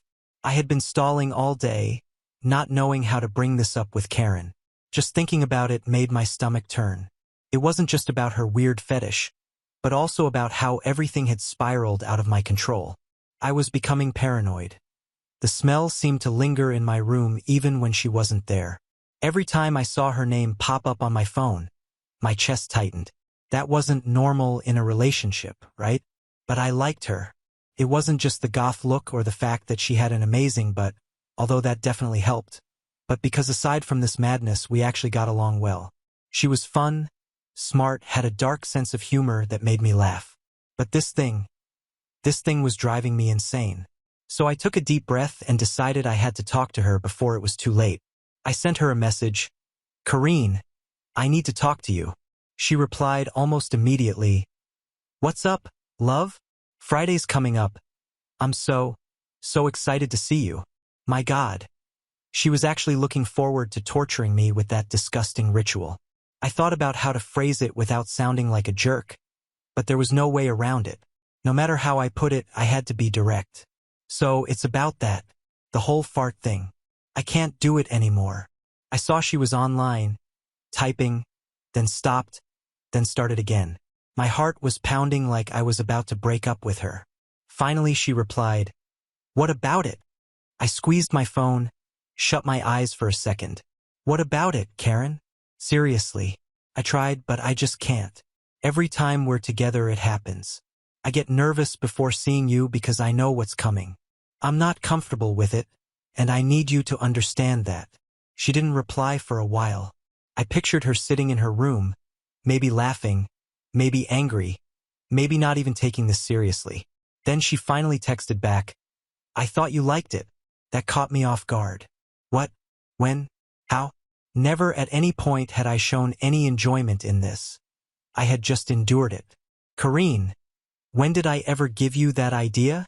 She took a while and then answered, "You never complained before." Oh great, so I was trapped in this nightmare because I had been too polite. Fantastic. I didn't complain because I thought it was a phase that you'd stop. But now every time you start this whole ritual and I just can't do it anymore. She saw the message but didn't reply. My heart was racing. Was she about to break up with me? Was she going to get mad and tell everyone? Finally she answered, "So you want me to change who I am?" Oh, here we go. Karen, liking a certain style of clothing, music, or type of hangout is who you are. But this is a habit and habits can be changed. She went quiet again.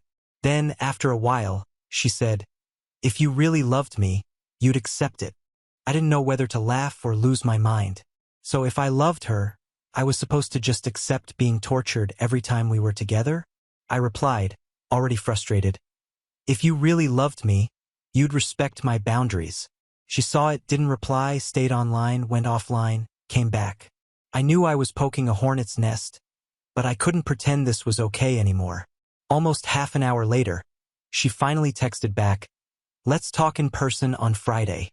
I wanted to tell her we didn't need to, that everything was already clear, but maybe it was better this way.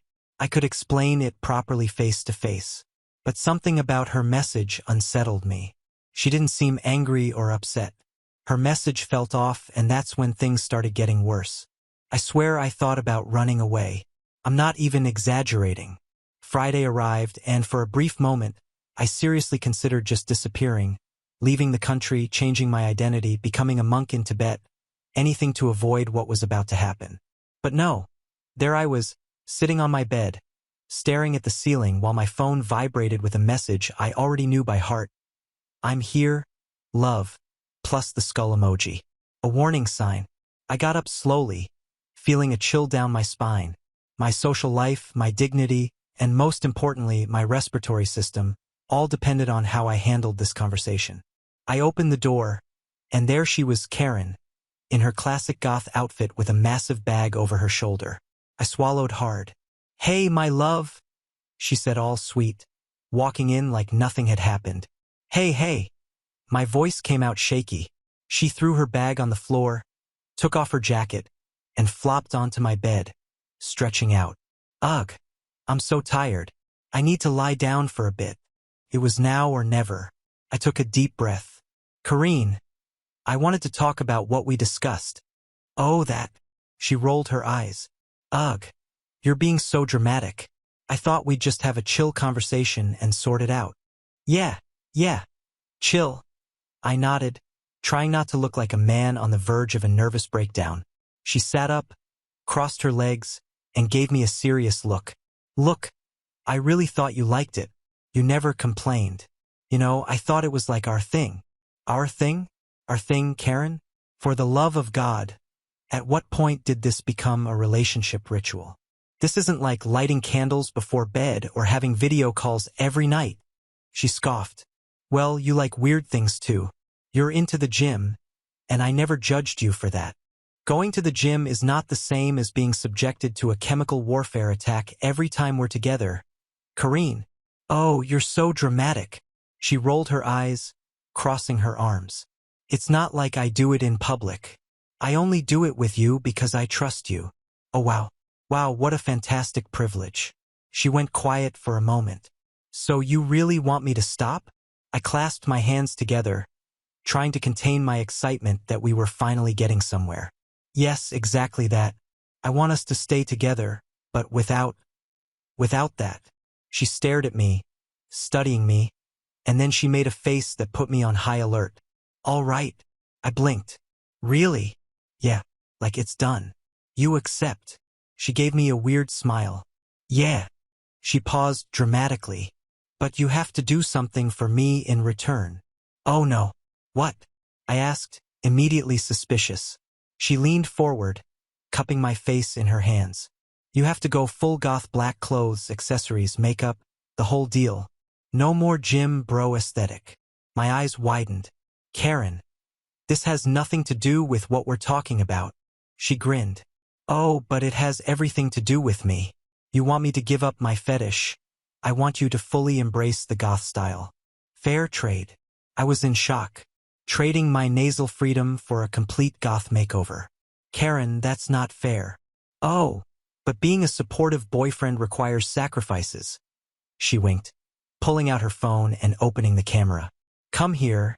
Let's test some black eyeliner." I felt my soul leave my body. The problem was that I was so desperate to get out of the toxic gas chamber experience that my brain actually started considering her offer. Was it worth it? Maybe I could pretend to like it until she forgot about the deal. Fine, but nothing crazy. I gave in, feeling my destiny being rewritten in Gothic font. Karen clapped her hands in excitement. Yay! Now come here. I brought a corset for you to try on. Okay, maybe I had made a terrible deal. I tried, I swear I tried. I spent the entire weekend dressed like an extra in an Evanescence music video. Karine made me wear a long trench coat, chains around my neck, spiked bracelets, and even a lace shirt that, according to her, was a gothic classic. I looked at myself in the mirror and saw a guy who had clearly lost a bet. The worst part? I got seen on Monday. I went downtown to meet up with Mauricio and the guys like we always did. I figured if I just wore black and avoided the most dramatic accessories, no one would notice. Big mistake. I had barely arrived when I heard, "Yo, since when does Dracula walk around in daylight?" Laughter, immediate and loud. Dude, are you heading to The Cure concert or just shopping for black candles? Bro, why do you look like a Tim Burton villain? Mauricio was the only one not laughing, but that was because he was too busy looking me up and down with pure disappointment. Man, what happened to you? I wanted to disappear. Not in a dramatic gothic way. I literally wanted to evaporate and cease to exist. Nothing, man. I'm just trying out a new style. Trying out a new style? One of them repeated, pointing at me. You look like you just left a band that never released an album. More laughter. I could feel my social credibility slipping away. I looked at Mauricio hoping for some backup, but he just sighed. You're dating Karen, aren't you? I stayed silent. He shook his head. I knew it.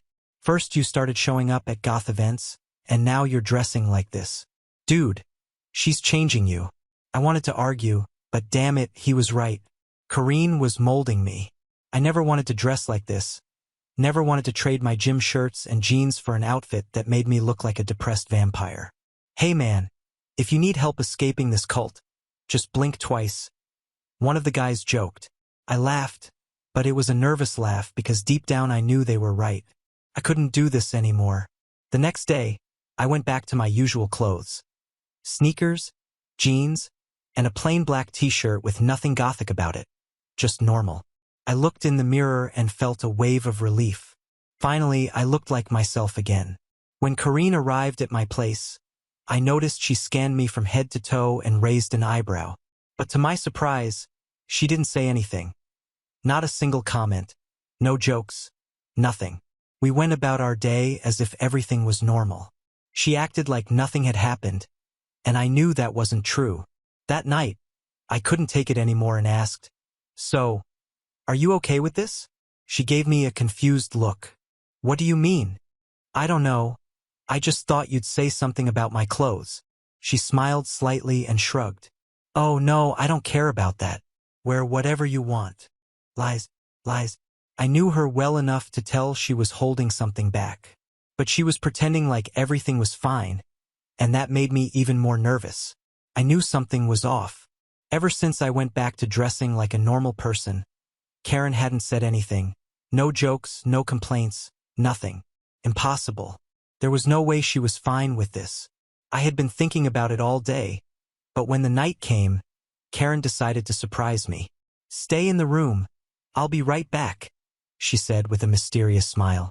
Suspicious. Very suspicious. If there was one thing I had learned in these past months of dating, it was that when Karina smiled like that, something really good or really traumatic was about to happen. So I waited. I sat on the bed, mentally preparing myself for whatever was coming. The bathroom door was closed. I heard some noises, fabrics moving, maybe a zipper, and then she stepped out, and man, I completely forgot about my paranoia. She was wearing black lingerie, all lace with those thigh-high stockings. She looked like she had walked straight out of an R-rated movie. My brain went into full system failure. What's wrong? She asked, leaning slightly, giving me that look. All I could say was, wow. Karen smirked and walked over, straddling me. I think we need some time just for us. Don't you? You've been so stressed lately. My brain shut down completely. I forgot about the goth outfits, the drama. I forgot about everything. The only thought in my mind was, this is the greatest moment of my life. She started kissing me, and as things heated up, she whispered in my ear, how about we do that thing that starts with S and ends with N? If my brain was already malfunctioning, this completely fried it. I did not see that coming, but honestly, there was no way I was saying no. The night was looking very promising. Karen knew exactly how to push the right buttons, and at that point, I had forgotten all my suspicions. Things escalated quickly. We moved into position, everything was perfect, and then, the sound was so loud and so close that it took me a second to process what had just happened. And then the smell hit me. My entire body froze. My soul left my body and floated up to the ceiling. No, no, no. She farted right on my face. In that position, my reaction was pure survival instinct. Without thinking, I shoved Karine off me and rolled onto the floor, coughing desperately, trying to breathe. Oh my God, Karen, no. She fell onto the bed, laughing so hard she couldn't breathe. Ha ha. I'm sorry. I couldn't hold it. I was in shock. My brain refused to accept what had just happened. Did you plan this? I shouted, still gasping for air. She could barely talk between her laughter. No. Ha ha ha. It was an accident, I swear. Karen, this is exactly why I wanted to talk about it. I wanted this to stop. Wiping away tears from laughing, she looked at me and said, "But babe, before that you were enjoying it, weren't you?" I closed my eyes, trying to find the last bit of patience left in my soul. Yes. Yes, I had been enjoying it until I got hit with an unexpected biological attack. You ruined everything, Karen? I muttered, sitting on the floor, still trying to process the horror I had just survived. She tried to stop laughing and leaned toward me. Babe, don't be like that. Want to keep going." I looked at her, then I looked at the bed, which now felt like a contaminated war zone. I got up, took a deep breath, and walked to the window, opened it all the way, sticking my head outside, inhaling fresh air like I had just escaped a burning building. "I need a moment," I whispered, and Karen, still lying on the bed, kept laughing her head off. "That's it. It's over." After what happened that night, I spent hours trying to convince myself that it was an accident, a one-time thing. But no, it was a pattern, a cycle of terror that I needed to escape. So the next day, I gathered my courage and talked to Karen. "Look, Karen, I really like you, but I can't do this anymore." She blinked, confused. "What? Do what?" "Us." She frowned. "Wait, are you breaking up with me?" I swallowed hard. "Yeah." She stared at me for a few seconds, then she sighed and smiled. Okay, that's it? No questions? No, what did I do wrong? No tears?" She accepted it way too easily, and that terrified me. "Okay," I repeated, suspicious. She shrugged. "Okay, if you think it's the best thing for you, then fine." My gut told me this wasn't normal, but at the same time I wasn't going to complain. I expected drama, yelling, maybe even emotional blackmail, but no, she just accepted it, which meant I was free. Or so I thought. The next day, I met up with Mauricio and the guys downtown. I needed to vent. I sat down at the table with them and dropped the bomb. I broke up with Karen. Mauricio's eyes widened. "What? Seriously?" The others looked shocked too. "Damn bro, you guys seemed solid." "Yeah, I thought you'd last longer." I shook my head, sighed, and took a sip of my drink. I couldn't do it anymore. There were things I just couldn't accept. The guys went silent for a moment, exchanging glances. Something felt off. They looked thoughtful, but at the same time, there was something in their expressions. A suspicious look. Finally, one of them spoke. "Bro, can we ask you something?" I swallowed. "Yeah, sure." He hesitated a bit before saying, "Was it because of something specific?" I froze. "They knew? Did Karen already tell someone?" I tried to stay calm and act clueless. "What do you mean?" He scratched his neck. "I don't know, we just want to know if it was like something she did that bothered you." Mauricio cleared his throat and looked directly at me. "Dude, be honest. Was it because of the fart thing?" My world collapsed. I almost spit out my drink. "How the hell do they know?" My voice cracked. "Relax, man, we're not judging you." That's exactly what they were doing. My face burned. There was no escape. I sighed and slumped in my chair. "Yeah, It was because of that. The guys exchanged looks, and then the worst happened. They tried to hold it in, but they couldn't. First one snickered, then another, and within seconds the whole table was laughing. I sank deeper into my chair. Shame, humiliation, the end of my dignity. Damn bro, this is a first. You broke up because you were a victim of chemical warfare? Man, I knew she was goth, but I didn't know she was into punk that much. Dude, you weren't dating a girl. You were dating a biological weapon. Mauricio, who had been trying to hold back, finally burst out laughing. I covered my face with my hands. I hate you guys. And they just laughed harder. The guys did not stop laughing for at least 5 minutes. I sat there completely defeated, slumped in my chair while they enjoyed the worst trauma of my life. Dude, seriously, you should write a book about this, one of them said, wiping away tears from laughing. How I survived a biological weapon disguised as my girlfriend, added another, making the whole table burst into laughter again. Mauricio, still recovering, patted my shoulder. Bro, I swear I'm laughing because it's funny, but I get it. That must have been traumatic. I just shook my head. You guys have no idea. My body still feels the side effects. Now that I think about it, you never looked 100% happy these past few weeks, one of the guys said. Obviously, I interrupted, exasperated. Imagine living in constant fear of being hit with mustard gas every time your girlfriend came over. The guys erupted in laughter again. Okay man, we promise this stays between us. All right? Mauricio said, still grinning. I looked at him, skeptical. For real? Yeah bro, we can mess with you, but we have a code. This doesn't leave this table. We don't want the whole world knowing you almost died of intoxication by love. Besides, no one would believe it. I sighed, relieved.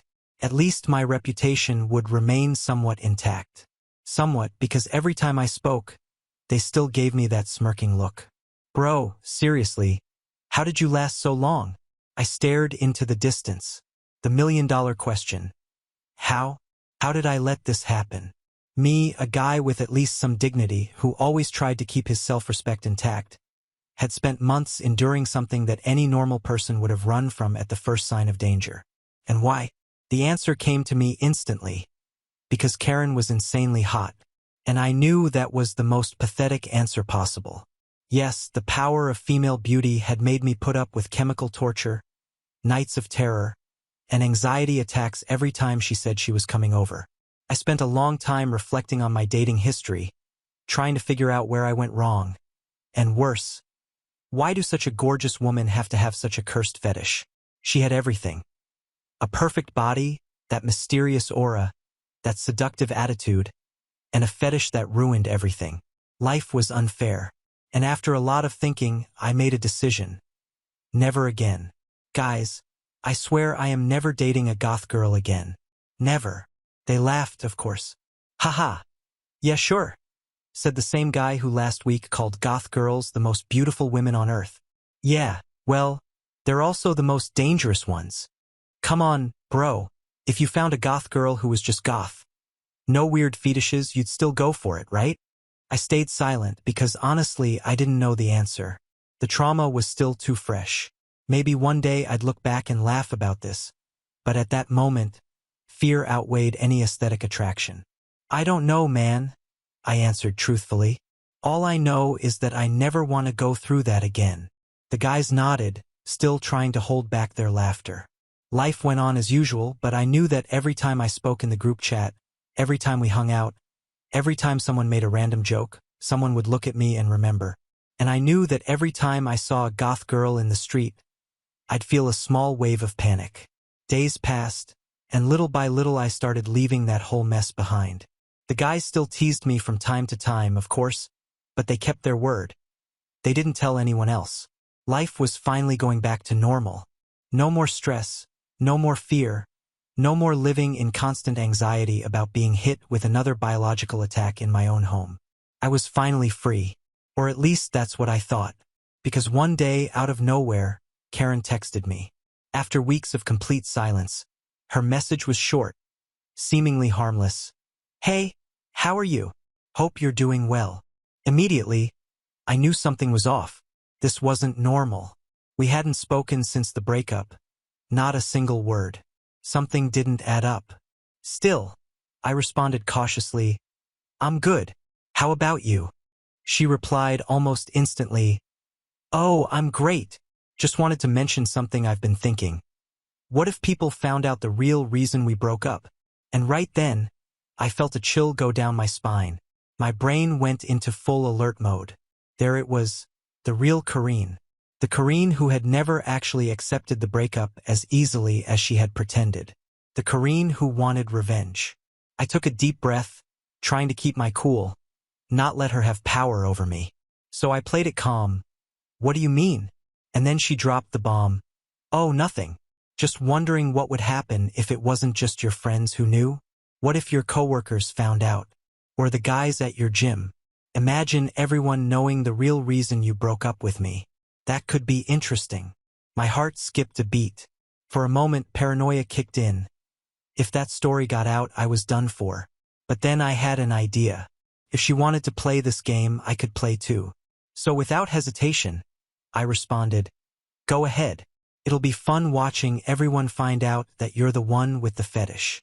I hit send and waited. The seconds felt like hours. Karine didn't reply instantly this time. I knew exactly what was going through her head. She didn't want people to know. She just wanted to humiliate me.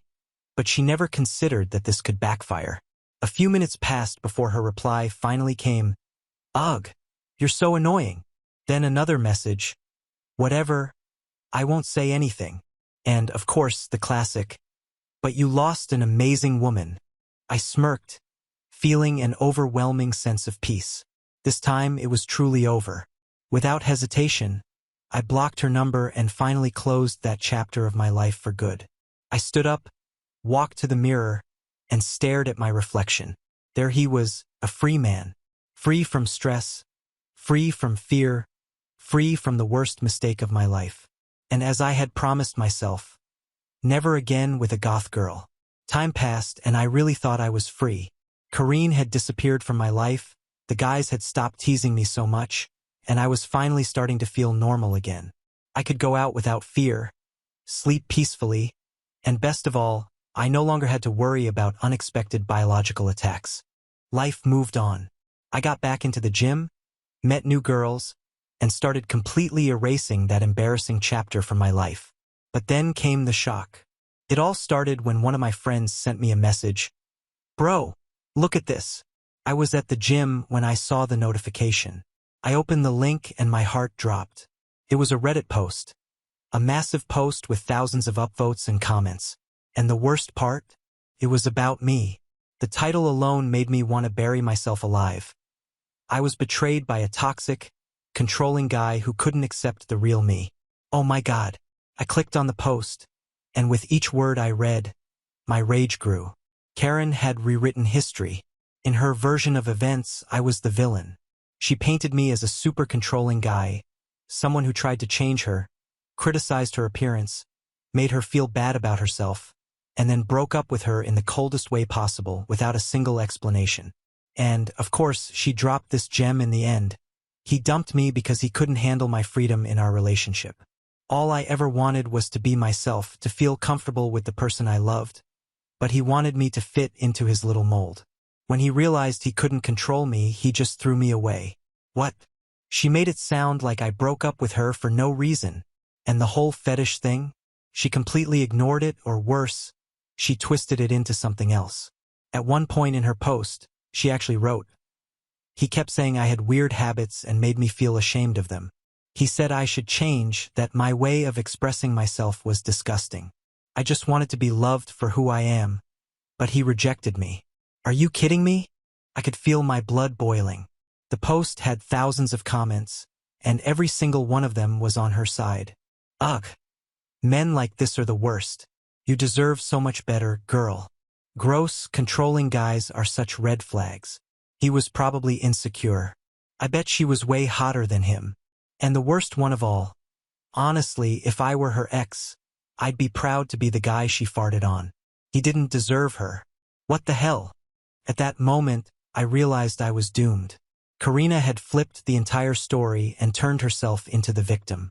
And it didn't stop there. Within a few days, I noticed things were starting to leak into my real life. People I knew started looking at me weird. Some guys at the gym chuckled when I walked by. Even coworkers started acting differently. Then came the worst moment of all. I was sitting in the office break room scrolling through my phone when one of my coworkers casually walked by and dropped a bomb in front of everyone. So, bro, have you recovered from your goth trauma yet?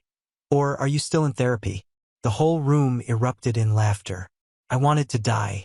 At that moment, I realized I had lost. Karine had actually spread the story, and not only that, she had done it in a way that made me look like an absolute villain. My blood was boiling, but at the same time, I felt completely powerless. What was I supposed to do? Go on Reddit and comment under her post telling everyone the truth? No one would believe me. The internet had already made up its mind. Try to explain it in person. That would just make things worse and give people even more to talk about. There was no escape. I had lost. And the worst part? Karen had won. That night, I went home feeling completely defeated. For the first time, I actually wanted revenge. But at the same time, I just wanted this to go away, like a mistake you try to forget, but the world refuses to let you. I lay in bed, staring at the ceiling, trying to figure out where my life went wrong. And all because I fell for a hot goth girl. I closed my eyes, took a deep breath, and accepted my fate. Time passed, and I learned to live with the shame. At first, it felt like this story would never die. It was like everyone knew. No matter where I went, work, the gym, hanging out with friends, there was always someone giving me a side glance, smirking, or worse, making a joke right to my face. So, bro, did you finally recover from your gas trauma? Careful, man. What if your next girlfriend is another walking bomb? Dude, I hope you invested in a good air purifier. The guys never missed an opportunity. Even people who weren't that close to me started cracking jokes. There were days when I'd walk into the gym and out of nowhere I'd hear someone exaggerating their voice for dramatic effect. Brothers, do you smell that in the air? Could it be him? And the whole place would erupt in laughter. I hated it more than anything. But the worst part? I couldn't do anything. If I got mad, they'd laugh even harder. If I tried to explain, it would only make things worse. So I did the only thing I could do. I laughed along when I could. I pretended I didn't care, and I waited for the story to die down. But over time, I started noticing something strange. The jokes weren't just about me anymore. They started shifting. People stopped laughing only at me and began laughing at Karen. The turning point started small. First, there were a few skeptical comments on Reddit. Wait, but what exactly was she doing that he thought was gross? This story doesn't add up. Was he controlling? Or did he just not want something specific? Anyone got the other side of the story? And then, finally, the truth spread. And that's when the game changed. Karine wasn't the victim anymore. She became the joke. And then came the bombshell, literally. Because one day, one of the guys in our group chat sent a message. Bro, is this real? I opened the link and instantly I burst out laughing. Karine was pregnant. And not just that, she was now being called female Oppenheimer, the mother of the bomb. Couldn't believe it. Apparently, after me, she found another guy, and guess what? The cycle repeated. He found out about the fetish and dumped her. But before that, she got pregnant. And somehow, the internet found out. The meme was born naturally. If people were already calling her a bomb, now she had literally exploded. Memes started flooding the internet. Videos, TikTok edits, Twitter or X, whatever it's called now, was in chaos. And the best part? Someone took a scene from the Oppenheimer movie and changed the subtitle to, "Now I have become the mother of the bomb." And the internet lost it. Imagine being the child of female Oppenheimer. Does this kid have superpowers? One day that baby is going to find out what made their mom famous. Stay strong, little one. And what about the baby's father? Did he escape to a bunker? And me? I laughed. I laughed so hard. Not because I wanted her to suffer, but because finally, karma had done its job. What used to be an embarrassing nightmare for me was now a legendary internet story. And I was finally free. For a while, it was the funniest thing ever. Anytime someone brought up Oppenheimer, the group chat would go, "Nah man, the rail bomb was something else." But over time, the story faded. People stopped talking about it. Kareen disappeared from the internet, the memes stopped circulating. Life moved on, and so did I. Even the jokes slowed down. Now, when I look back, it's crazy to think that this once took over my life. Back then it felt like the end of the world, but now I just laugh. Now it's just another ridiculous story to tell. And honestly, it was worth it. Now on to the next story. Story 4. I found out that my perfect wife has a Camilo. Then my parents admit that I was in an arranged marriage and I was the only one who didn't realize it. I noticed on social media that there are always likes from a teenage girl on posts that she puts up about me. I thought it was a bit weird that she was friends with a teenager, so I looked through the photos I could see on her profile. There are a few with my wife from about 8 to 10 years ago and another man. When I asked my wife, she said she was her ex-boyfriend's daughter. She explained that they were very serious, but that he had ended up getting married to someone else. This seemed odd, so I asked my father-in-law about him the next time I saw him. My father-in-law rolled his eyes and said, "Don't mention Camilo. I am so glad you came along because that guy was bad for her. He was unemployed, a single father, and just very trashy. We never would have accepted him. I am very successful career-wise and well-established. My family is very prominent and well-regarded in the community." The more I thought about it, the more it felt like my background had more to do with things than anything. I asked my wife about Camilo again and asked if she would have married him if not for her family. She said that one of the biggest reasons he chose someone else was because her family refused to accept him. When I asked what was different about me, she responded, "He was Camilo and you're Charles." I asked if that meant she would marry him if anything happened to me. She shook her head, laughed, and said I was being ridiculous and that she didn't think like that. I told her I wanted her to remove and block her ex and his daughter from her social media immediately and to stop communicating with them. She's told me she has a cordial relationship with both of them and doesn't feel it's fair of me to ask her to cut them out. I'm losing sleep over the fact that I feel like a placeholder who is there to please her family and that she'll go back to him once her parents are gone. I'm starting to doubt every interaction I ever had with her. When I bring it up to her, she gets upset and tells me to stop dwelling on her past. I wish I'd never known this because I feel like my happiness has been drained. So I sat down with my wife and told her that this whole Camilo thing was bothering me, that I'd never heard his name before for someone she held in such high regard. She explained that he had cheated on her and had married the woman he cheated with. They stopped speaking for a while, but they started being cordial again as he was having problems in his marriage and through his divorce. She swears on her life that there's only friendship there, that she can't ever forgive him, and that she has no interest in him romantically anymore. I was over at my parents' house telling my father about Camilo. He kept telling me not to worry, that everyone has a past and that she chose me. Mom overheard Dad and me and came into the kitchen. "Are you serious right now? Is she talking to Camilo again?" After that exhausting conversation with my wife, I was shattered. Every night thoughts of Camilo crept back into my mind like a ghost haunting my marriage. She kept saying I was being ridiculous, but something inside me screamed that I wasn't. It wasn't baseless jealousy. It was an intuition that there was more between her and that man than she was letting on. The fact that she kept this cordial relationship with him only made things worse. One day I came home from work earlier than usual. My wife wasn't home. As I walked into the living room, I saw her phone charging on the table. I had an impulse, a temptation I had always resisted because I believed in mutual trust in a relationship, but at that moment I couldn't hold back. I picked up the phone and started scrolling through her messages. Right away I found a conversation with Camilo. She had deleted most of the old messages, but a few recent ones were still there. They were talking about mundane things like his job and his daughter, the teenager who had been liking her posts. But what chilled my blood was a message where she said, "Sometimes I miss how simple things were with you." Simple? What did she mean by simple? Here I was killing myself to keep our life stable and financially secure, and she missed a time when things were simple.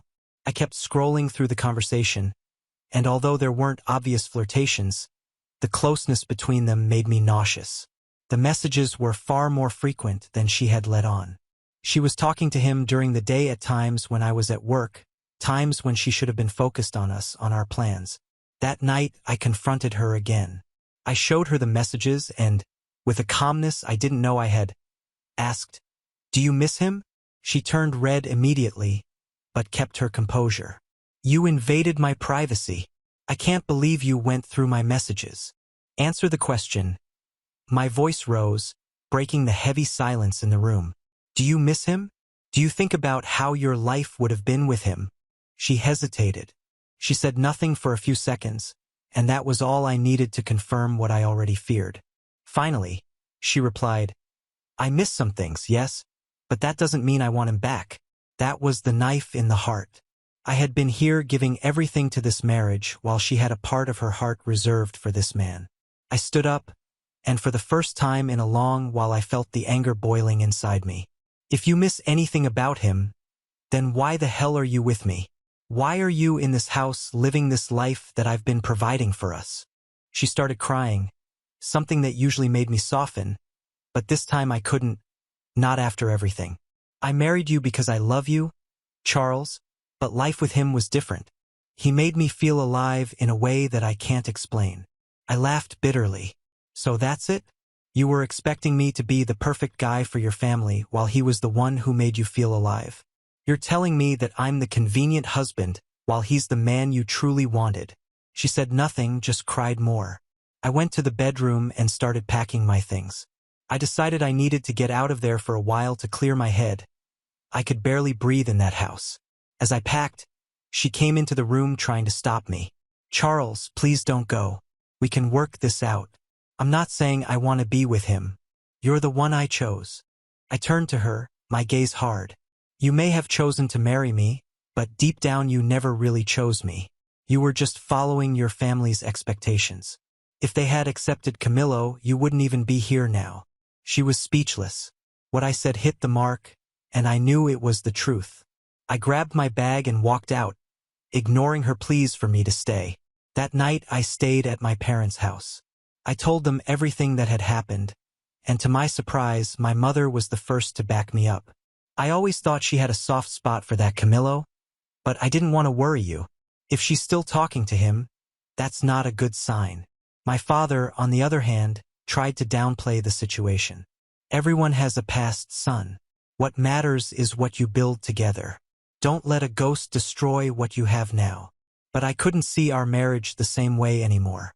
I spent the next few days away, thinking about what to do. My wife tried to call me multiple times, but I needed space. After a week, I decided to go back to get the rest of my things and have one final conversation. When I arrived home, I found something that made me lose the ground beneath me. There was a new message from Camillo on her phone, sent that very morning saying, "I know things are complicated, but I'm here if you need anything.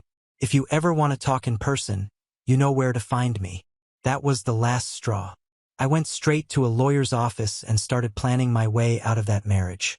She might have chosen to marry me, but I wasn't going to be the second option in anyone's life. I was determined to take back control of my life and build something real for myself, with or without her. The divorce process was quick, without major disputes. Maybe my ex-wife felt the weight of guilt, or perhaps she didn't want to prolong the inevitable. I signed the papers and for the first time in years felt like I had regained control of my life. The hurt was still there, but knowing that I wouldn't be living in the shadow of Camillo anymore gave me the strength to move on. At first, I tried not to think about how things were going for her. After all, she had emotionally betrayed me for years, keeping Camillo around like a backup plan. Deep down, I expected her to finally throw herself into his arms since the barrier of marriage was no longer there. But surprisingly, things didn't turn out the way she expected. A few weeks after the divorce was finalized, I heard from mutual friends that she was trying to get closer to Camillo again. It was almost predictable. She had kept him in her life, even if just cordially, and now that she was single it was as if she could finally live out the romance her family had stopped years ago. She was ready to start over with him, probably even thinking they were destined to be together. But what she didn't expect was Camillo's true nature. Camillo had seemed like married women. The thrill for him wasn't in building something real, but in being the man on the sidelines, the one who brought excitement to an already stable life. What my ex didn't understand was that his attraction lay in the forbidden tension, the adventure of being involved with women who were already committed. Now that she was free, he wasn't interested anymore. When she reached out to him, maybe expecting that he would welcome her with open arms, his reaction was cold, almost indifferent. He rejected her outright. Camillo made it clear that he wasn't interested in a serious relationship. He had spent years playing with her emotions, but the magic disappeared the moment the forbidden was no longer in play for him. The fun was over the second she became a viable, available option. He liked the danger, the adrenaline of flirting with the unattainable, and now without her marriage as a barrier, the excitement faded away. Of course, she was devastated. After leaving me, thinking she could finally have the great love story she wanted, she discovered the hard way that Camillo had never wanted anything real with her. He only liked the idea of being the other man, the one in the shadows, the one who was part of the fantasy of a forbidden life. When reality hit, he lost all interest. I found out about this through a mutual friend of ours, someone who also thought her relationship with Camillo had been toxic from the start. She went after him, my friend told me. She thought she could finally be with Camillo now that you're divorced, but the guy doesn't want anything to do with her. He dismissed her without even thinking twice. I didn't know how to feel about it. Part of me felt a bitter sense of satisfaction, like karma was finally catching up to her, but another part just felt pity. She had destroyed our marriage, thrown away a stable and happy life for a man who never truly wanted her. I learned that after Camillo's rejection, she tried to contact me again, maybe in a last-ditch effort to recover what she had lost, but I had nothing left to offer. When she called me one night crying and asking to talk, I simply said, "You made your choices. There's nothing left between us." In that moment, I felt the last piece of our relationship crumble. She had bet everything on an illusion, and she had lost. And as much as I still had scars, I knew I had made the right decision. She was no longer my responsibility, and her regret came too late. As the months went by, I rebuilt my life. I started going out more, reconnected with old friends, and little by little the sadness gave way to renewal. I learned to live without the doubts and insecurities that Camillo's name had always brought me. She, on the other hand, was stuck in a past she could never get back. The man she had idealized had shown his true colors, and the future she had imagined with him crumbled into dust. In the end, it was a harsh lesson for her. Camillo wasn't the Prince Charming she thought would save her. He was just a man who enjoyed the fantasy of stealing what wasn't his, and once he had it, he lost all interest. She had bet everything on the wrong man, and by the time she realized it, it was far too late. After the divorce was finalized, it felt like a massive weight had been lifted off my shoulders. I won't lie, at first the feeling of loneliness was overwhelming, but over time I started to realize that being alone was so much better than living with distrust, doubts, and the constant ghost of Camillo haunting every conversation. Slowly, I began to rebuild my life, this time focusing on myself. I started going out more, got back into sports, and reconnected with friends who had distanced themselves during my marriage. It was during one of these outings that I met someone new, a remarkable woman named Sophia. At first, I wasn't rushing into anything, and that was the beauty of the situation. We weren't in a serious relationship, and that was exactly what I needed. Something light, respectful, and free from the emotional baggage and unresolved secrets that my past was filled with. Sophia and I would go out occasionally, have dinners, watch movies, and laugh a lot. She showed me a completely different perspective on life. There was no pressure, no emotional games, no unspoken expectations. Everything between us was clear, straightforward, and most importantly, respectful. She knew about my divorce and, with all the patience in the world, let me move at my own pace. I was genuinely happy, even without being in a serious commitment. While I was moving forward with my life, I occasionally heard news about my ex-wife. Mutual friends mentioned that she wasn't doing well after Camillo's rejection. It seemed like things began to unravel for her. She became obsessed with trying to reconnect with him, But as expected, he wanted nothing to do with her. He completely distanced himself, and she was left alone dealing with the fallout of her own choices. She was also facing financial struggles, as unlike when we were together, now she had to manage life without the stability I had provided. I heard she went on a few dates with other guys, but nothing lasted. It seemed she was stuck in a cycle of frustration, trying to regain control of her life but constantly failing. And honestly, I just didn't care. I didn't feel anger or a need for revenge. To be truthful, I didn't think about her much at all.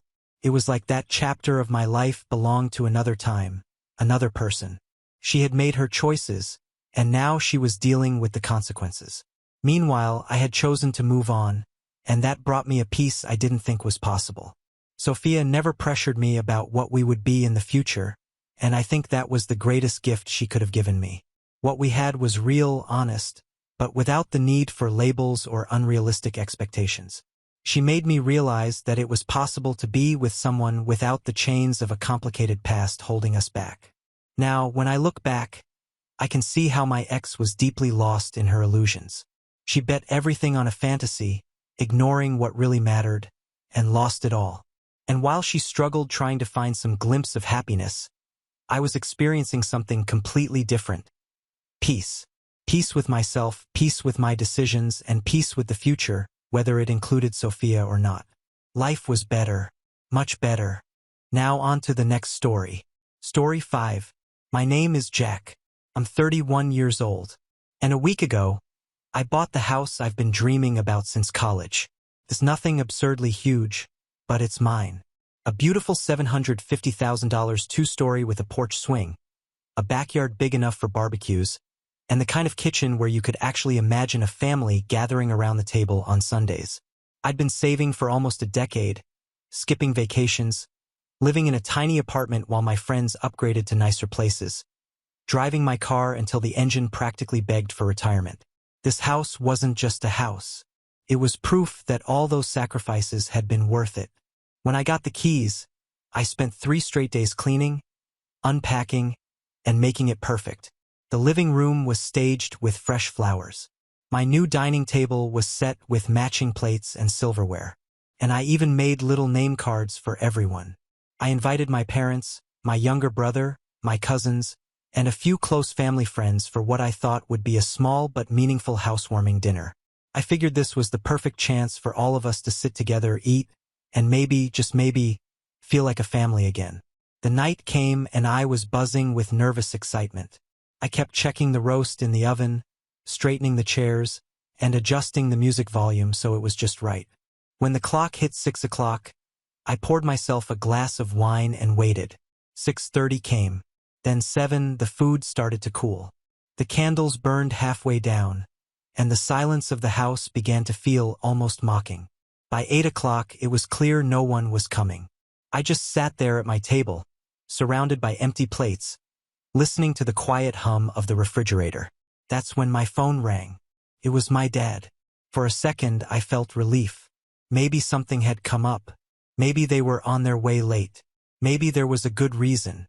But when I answered, his tone was casual. Too casual. "Hey, Jack," he said, almost as if he'd forgotten why he was calling. "Your brother thinks the house should be his. You know, since he's the one planning to settle down soon, it just makes more sense." I froze, gripping the phone. "What do you mean should be his?" I asked, though my voice cracked on the last word. Dad sighed like I was being unreasonable. "Well, he's the one starting a family soon. And you'll probably just live there alone.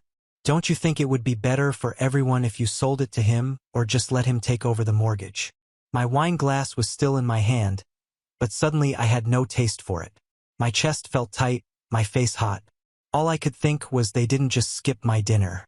They ignored me on purpose. And now they were telling me the house I worked for was never really mine in their eyes. I sat there in the dim light of my dining room, my dad's words echoing in my head long after the call ended. The smell of the food I'd spent hours cooking was starting to turn sour in the air. But I couldn't bring myself to move. It wasn't just that they hadn't come. It was the casual way he'd said it. Like the house was already theirs to discuss. Like my years of saving and grinding didn't matter at all. That night, I barely slept. I replayed the past few years over and over in my head, suddenly seeing all the moments where I'd been sidelined. When my brother Mark wanted a down payment for his car, my parents co-signed the loan. When he quit his job to figure himself out, they let him live at home rent-free. When I got promoted last year, a huge step up in my career, they didn't even call me to say congratulations. Instead, I got a text from Mom saying, "That's nice, honey. Did you hear Mark got a new girlfriend?" The next day, I called Mom. I didn't want to fight. I just wanted to understand. "Hey," I said carefully, "why didn't anyone come last night? I had enough food for everyone. You could have at least texted." Her tone was light but dismissive. "Oh, Jack, we were all tired. Your dad worked late and Mark had plans with his girlfriend. You know how busy everyone is these days. Besides, you don't need us to celebrate. You've got your house now." "It wasn't about the house," I said, trying to keep my voice even. "I wanted to spend time with you all." There was a pause. Then Mom's voice softened in that way she always used when she wanted me to drop a subject. "Honey, you're overthinking this. We'll stop by one of these weekends. Maybe you can make dinner again then. Oh, and Jack, about what your father said last night. Maybe you should think about it. Mark is under a lot of pressure and you're single. It would be such a gift to your brother if you could help him get started." Help him get started. Those words hit me like a punch to the gut. I had spent years getting myself started, working late nights, eating ramen, saying no to everything that cost money. And now that I had something to show for it, they wanted me to just hand it over. I ended the call quickly before my frustration boiled over. But over the next few days, the pressure didn't stop. My brother texted me out of the blue. "Hey man, heard Dad talk to you. You really should think about selling the house. It's too big for you anyway, right? Maybe you can move back into your apartment and save some cash." I stared at the message for a long time. The nerve of him talking like my home was just a placeholder until he was ready to claim it. I didn't respond. A few days later, my parents came over unannounced. I was out running errands, but when I got back, I saw their car in the driveway and the front door unlocked. Inside, Mom was walking from room to room, looking around with a faint smile, while Dad stood in the kitchen, nodding like he was inspecting a piece of real estate. "Jack," Mom said cheerfully when she saw me. "We were just stopping by. This place really is perfect for Mark and his future family. Don't you think the nursery would fit beautifully right here?" She pointed to the room I turned into a home office. I just stood there, gripping the grocery bags in my hands. "This is my office," I said quietly. Dad looked at me as if I hadn't spoken. "You've done well here, son.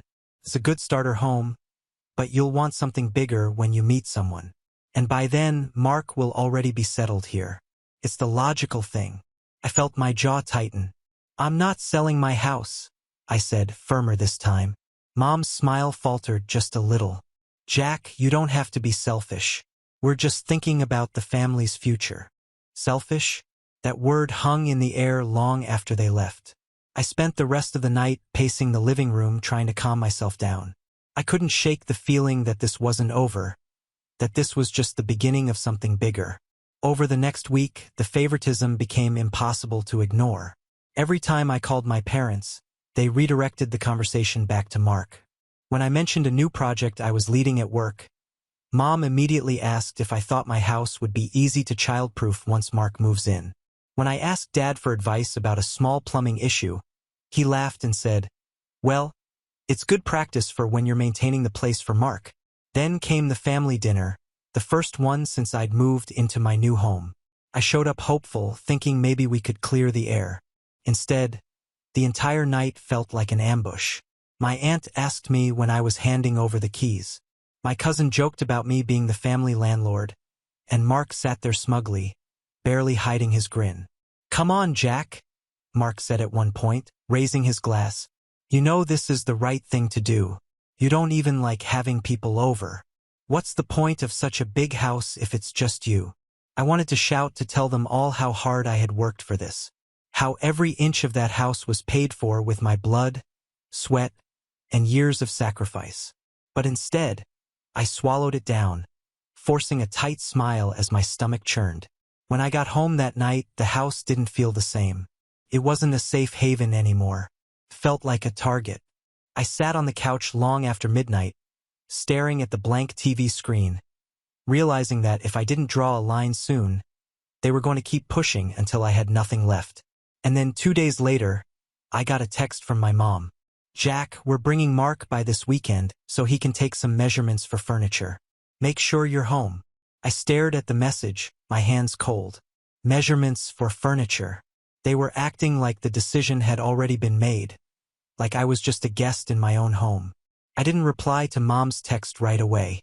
In fact, I put my phone face down on the table and walked out to the porch to clear my head. The evening air was cool, but my chest was tight with anger. They weren't just hinting anymore. They were making plans. Plans for my home without me. By Friday, I still hadn't answered, and I thought maybe they'd get the hint. I even considered leaving town for the weekend just to avoid whatever visit they were trying to orchestrate. But Saturday morning, I woke up to the sound of a car door slamming in my driveway. When I looked out the window, I froze. Mom, Dad, and Mark were standing by their car, and Mark had a clipboard in his hand. My dad was carrying a tape measure. They were already walking up the steps. I opened the door before they could knock. "What are you doing here?" I asked, trying to keep my voice level. Mom smiled like this was all perfectly normal. "We told you we were coming by, honey. Mark just needs a few quick measurements so he can plan his furniture layout." My jaw clenched. "There is no furniture layout. He's not moving in." Dad frowned. "Jack, stop making this harder than it has to be. You know this is what's best for everyone." Before I could answer, Mark stepped past me into the house like he owned the place. "Living room's a little small for the sectional I wanted, but we can make it work," he said casually, already pulling out the tape measure. That was it. Something inside me snapped. "Get out," I said, my voice low but sharp. Mark looked up, smirking. "Come on, man.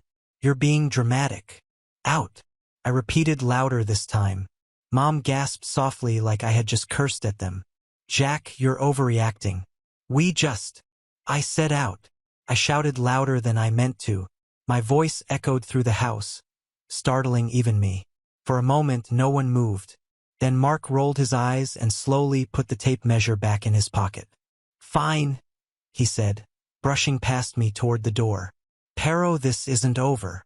They left, but the silence they left behind was deafening. I stood in the middle of my living room, hands shaking, heart pounding. This was no longer just a difference of opinion. This was war.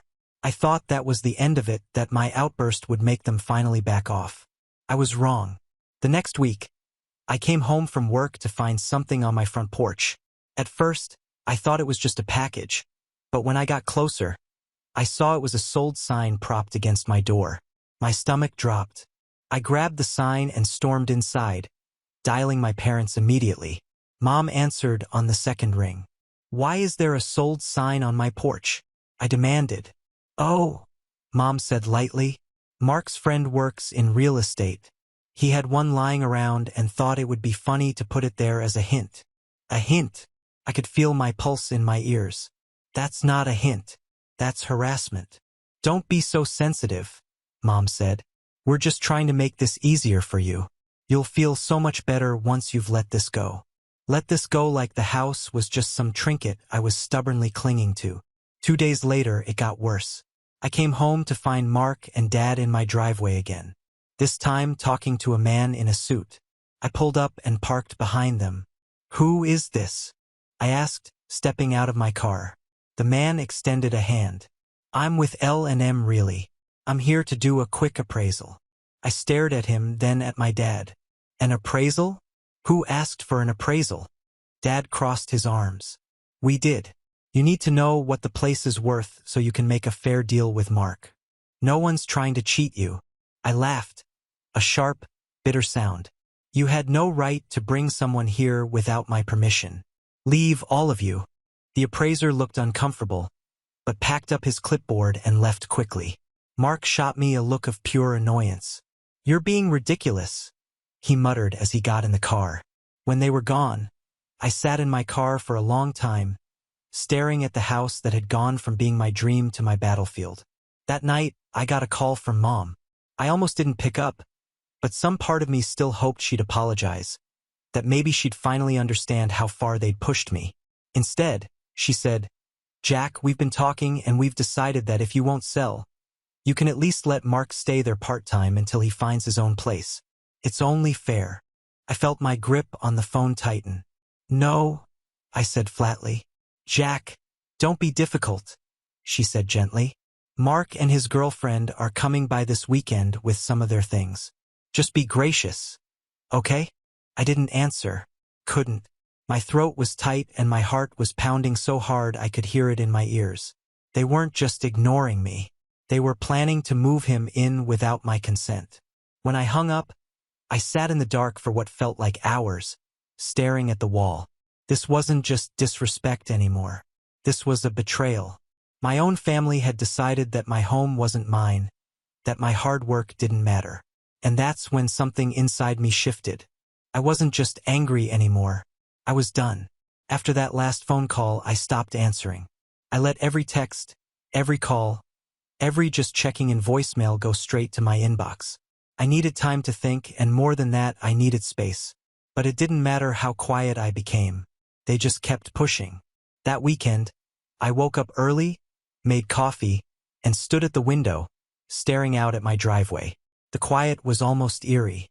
For a few hours, I thought maybe they had changed their minds. Then just afternoon, a car pulled in. It wasn't just Mark. His girlfriend was with him and the trunk was open. There were boxes inside. I stepped outside before they could even open the doors. "Turn around," I said, my voice calm but cold. Mark raised an eyebrow. "We're just dropping some things off." "Mom said." "I don't care what Mom said," I interrupted. "You are not moving anything into this house." His girlfriend crossed her arms and leaned against the car. "Why are you being so stubborn? You don't even have a roommate. This place is huge. You could use the company." I almost laughed at the audacity. "This is my home," I said slower this time. Like maybe they just didn't understand the words. "You are not moving in." Mark stared at me for a moment, then slammed the trunk closed. "You're going to regret this," he muttered as he got back in the car. I stood in the driveway long after they left, feeling the weight of it all settle on me like a lead blanket. This wasn't just a fight anymore. This was my own family trying to take away the one thing I had worked my entire adult life for. The following week was one of the worst of my life. I couldn't focus at work.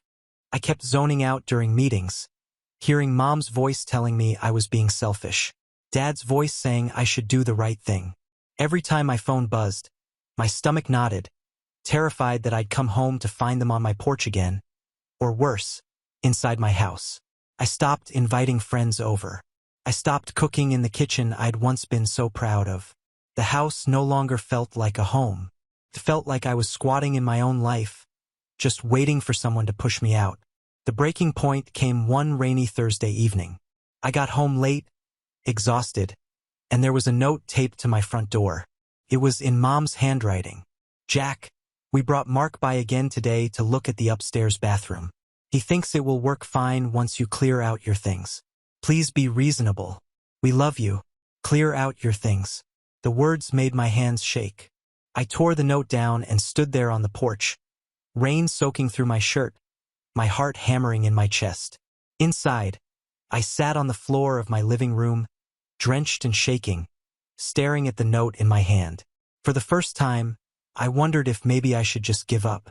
Sell the house, take the money, disappear somewhere far away. It would be easier than this constant battle. I thought about everything I'd done to get here. The late nights, the missed birthdays, the promotions I clawed my way up to. And for what? To have my own family treat me like a placeholder in my own life.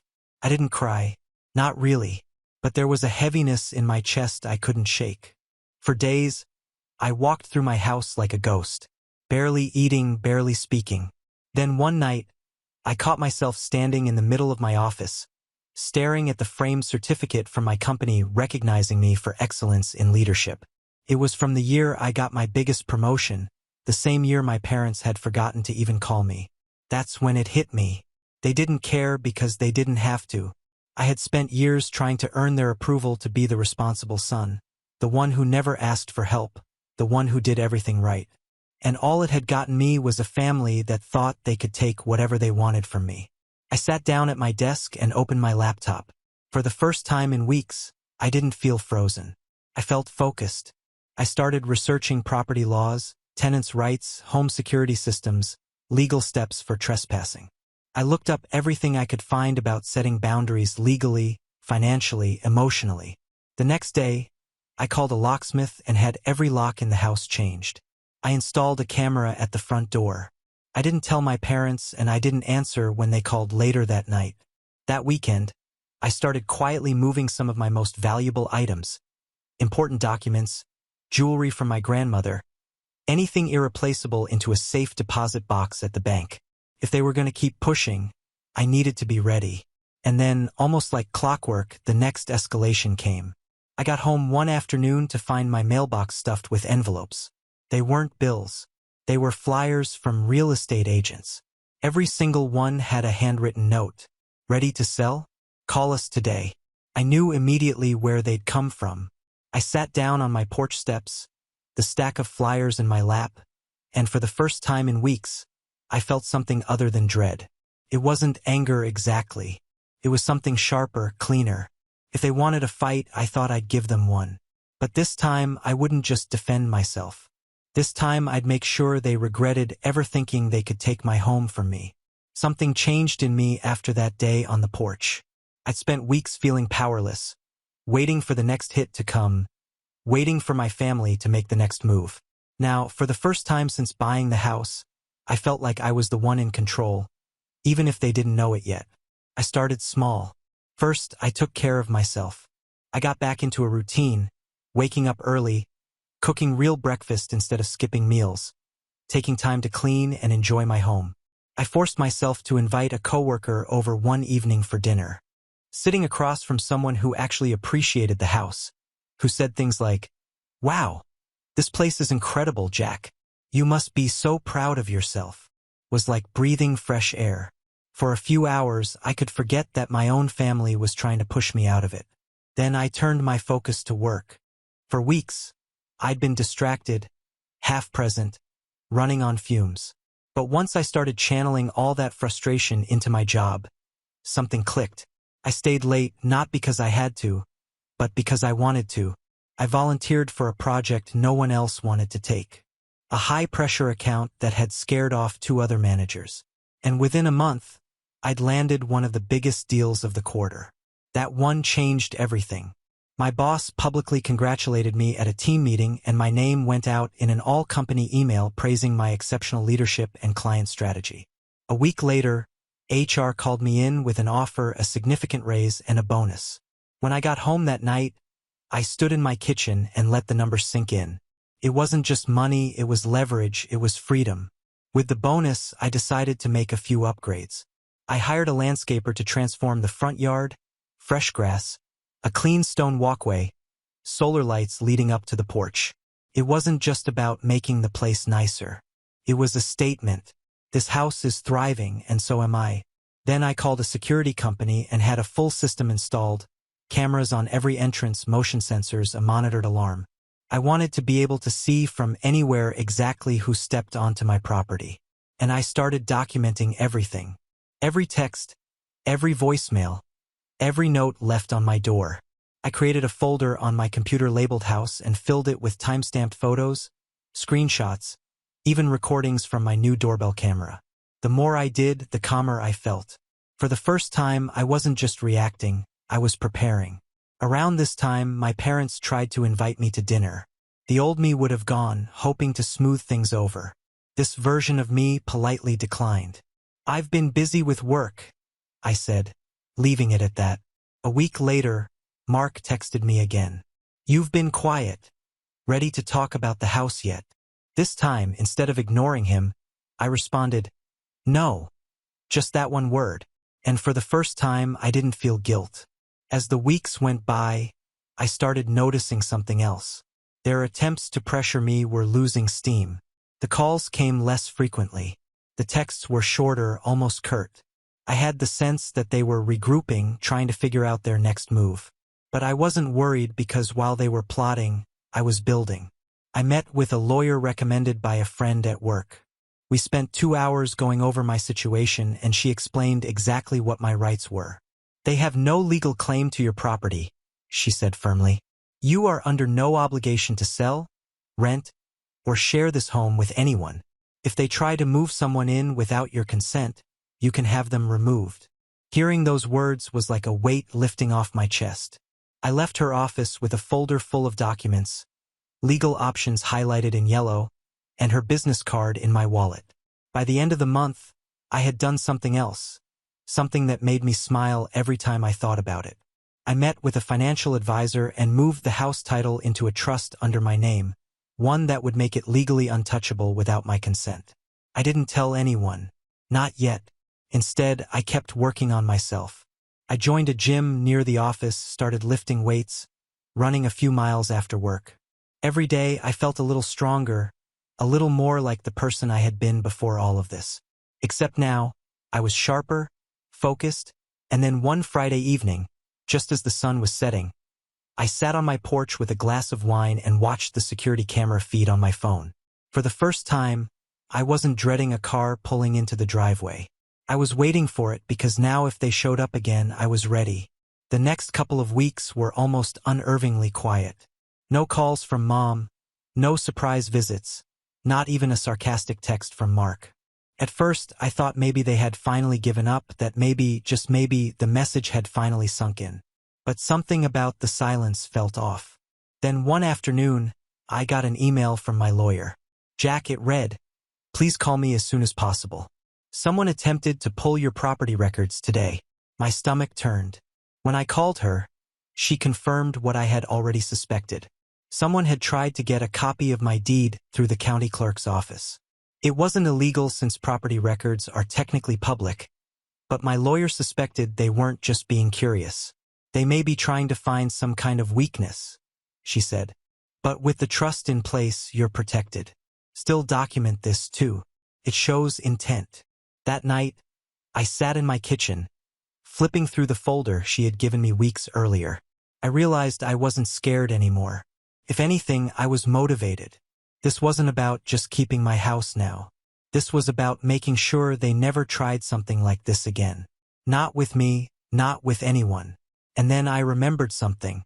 A few months earlier, I had gotten a call from a family friend who worked at a local bank. He'd mentioned almost in passing that my parents had co-signed for Mark's car loan, but that he'd missed several payments and was close to defaulting. At the time, I'd brushed it off, it wasn't my problem, but now it was information. I called my friend back the next day. Hypothetically, I asked, if someone defaulted on a loan, how much time would they have before repossession? He gave me a few answers, and by the end of the conversation, I had a clear picture of just how precarious Mark's financial situation really was. The irony made me laugh. They had been so focused on taking my house that they hadn't even been keeping their own financial house in order. Armed with this knowledge, I started making a plan. Step 1 was making sure I had complete control over my property legally and practically. I met with my lawyer again and went over every possible scenario. Trespassing, unauthorized occupation, harassment. Together, we drafted a formal no trespass notice complete with legal letterhead ready to be delivered if they crossed the line again. Step 2 was strengthening my position even further. I opened a separate bank account specifically for house expenses, mortgage, utilities, maintenance, and set it up under the trust's name. That way, even if someone tried to argue about shared family money, there would be no question that the house was completely separate. Step 3 was psychological. I wanted them to know without a doubt that I wasn't afraid of them anymore. But I didn't want to show my hand just yet. So I started small. The next time Mom texted me a short, polite, "Hope you're doing well. We'd like to stop by soon," I replied. "Please schedule any visits in writing with at least 48 hours notice. Unannounced visits will not be allowed." It was a simple line, but I knew it would send a message. Sure enough, she didn't reply for 2 days. When she finally did, it was one sentence. "That's not very family-like, Jack." I smiled at my phone. No, I muttered to myself. It's not. It's boundaries. With the legal groundwork in place, I turned my attention to something that gave me a bit of grim satisfaction: information gathering. I started following Mark's social media accounts more closely, paying attention to the pictures he posted, the places he checked into. I noticed patterns, fancy dinners, weekend trips, all while his car alone was apparently hanging by a thread. I took screenshots of everything just in case. One night, while scrolling through his posts, I noticed something else. He had posted a picture from inside my house. At first, I thought it was an old one, but the timestamp was from that day. I checked my security camera footage and felt my stomach drop. Sure enough, earlier that afternoon while I was at work, Mark had walked up to my front door, tried the handle, and then when it didn't open, cupped his hands around the glass to peek inside. He hadn't broken in, but he had been there watching. I saved the footage, labeled it, and emailed it to myself so there would be a digital timestamp. Then I sent one short text to my lawyer. Got something you'll want to see? The next morning, she replied with 3 words. This is good. With every step, I felt myself getting stronger. No more reacting. No more waiting for them to make the next move. I was gathering everything I needed, lining it up like dominoes, just waiting for the right moment to tip the first one over. The final piece of the puzzle came unexpectedly. My company announced that the big project I had led was being extended, and they were looking for someone to spearhead a new phase with a much bigger budget and team. When my boss offered me the position, I didn't hesitate. It wasn't just a promotion, it was a power move. The pay raise would allow me to pay down the mortgage years ahead of schedule. The title gave me credibility that my family couldn't ignore. That weekend, I sat in my living room with a fresh folder in front of me. Legal letters, financial documents, camera footage, screenshots, and realized I had everything I needed. They had tried to make me feel small, helpless. Now I was the one holding all the cards. I didn't rush it. If there was one thing I'd learned through all of this, it was patience. My family had expected me to break, to give in, to just hand over the house because it was easier than standing my ground. But now I was beyond just defending my home. I wanted to make sure they understood exactly what they had done. The opportunity came one Saturday morning when I got a group text from Mom. Family dinner at our place tonight. Everyone is coming. Be there at 7 o'clock. Normally I might have ignored it, but this time I saw my chance. I gathered up my folder of documents, printed photos from the security camera footage, and even had my lawyer prepare one more letter, an official CNDIS notice regarding harassment and trespassing. When I arrived at my parents' house, Mark's car was already parked in the driveway. The dining room was set, the smell of roast chicken filling the air, but the atmosphere was tense the moment I walked in. Mom greeted me with a strange smile. Jack, good you came. Mark didn't even look up from his phone. Finally, we can talk about this like adults. I set my folder down on the table and sat across from them. You're right, I said calmly. It's time we talk. Dad cleared his throat. Good. We've been patient, Jack. It's time you start thinking about the family, not just yourself. Mark and Jenna need a place to start their life. You can buy another house. I didn't raise my voice. I didn't even frown. Instead, I opened the folder and slid a piece of paper across the table. This, I said, is the deed to my house. Legally, it's now in a trust under my name. No one, not even me, can transfer ownership without going through the trust process. That means you can stop trying to get a copy of the deed. It's not going anywhere. Mom blinked. What do you mean stop trying? I pulled out another paper, the email from my lawyer confirming the attempted property record pull. I know someone tried to access my records last month. Don't bother denying it. Dad's face reened. We just wanted to know what it was worth. And you tried to bring an appraiser onto my property without permission. I interrupted, sliding a photo from the day I caught them in the driveway. That's called trespassing. If it happens again, I will press charges. Mark finally looked up, frowning. You wouldn't do that. We're family. I smiled not warmly. You thought being family meant you could walk all over me. It doesn't. And just so you know, I'm serious. Here's a formal notice drafted by my attorney. I slid the cease and desist letter across the table. Mom picked it up with shaking hands. Jack, this is the extreme. No, I said, my voice steady. Extreme is showing up at my house with moving boxes. Extreme is trying to move someone into my home without asking. Extreme is leaving notes telling me to clear out my things. Mark scoffed. You're being dramatic. I didn't even flinch. I simply reached into the folder again and laid out the printed screenshots, photos of his social media posts, the doorbell camera footage of him peeking into my house, and finally a summary from my friend at the bank about his missed car payments. This is the last time you come near my property without permission, I said quietly. If you do, I will give this entire file to my lawyer, and she will make sure you deal with the consequences, including the financial ones. For a long moment, no one said anything. The only sound was the ticking of the dining room clock. Then Mom spoke, her voice barely above a whisper. You've changed, Jack. Yes, I said, standing and gathering my folder. I finally realized that being the quiet, responsible son just made it easier for all of you to take advantage of me. That ends now. As I walked toward the door, I turned back one last time. I'm not selling. I'm not sharing. And if any of you step foot on my property again without permission, the police will be the first ones to know. I left them sitting in stunned silence, their untouched dinner growing cold on the table. But my revenge wasn't just about that dinner. It was about what came after. The next week, I followed through on every precaution. I had no trespassing signs posted on my property line, filed copies of the cease and desist notice with the local police department, and sent a formal letter to my parents' address documenting that all future communication regarding my house had to go through my lawyer. I didn't hear from them for 2 weeks.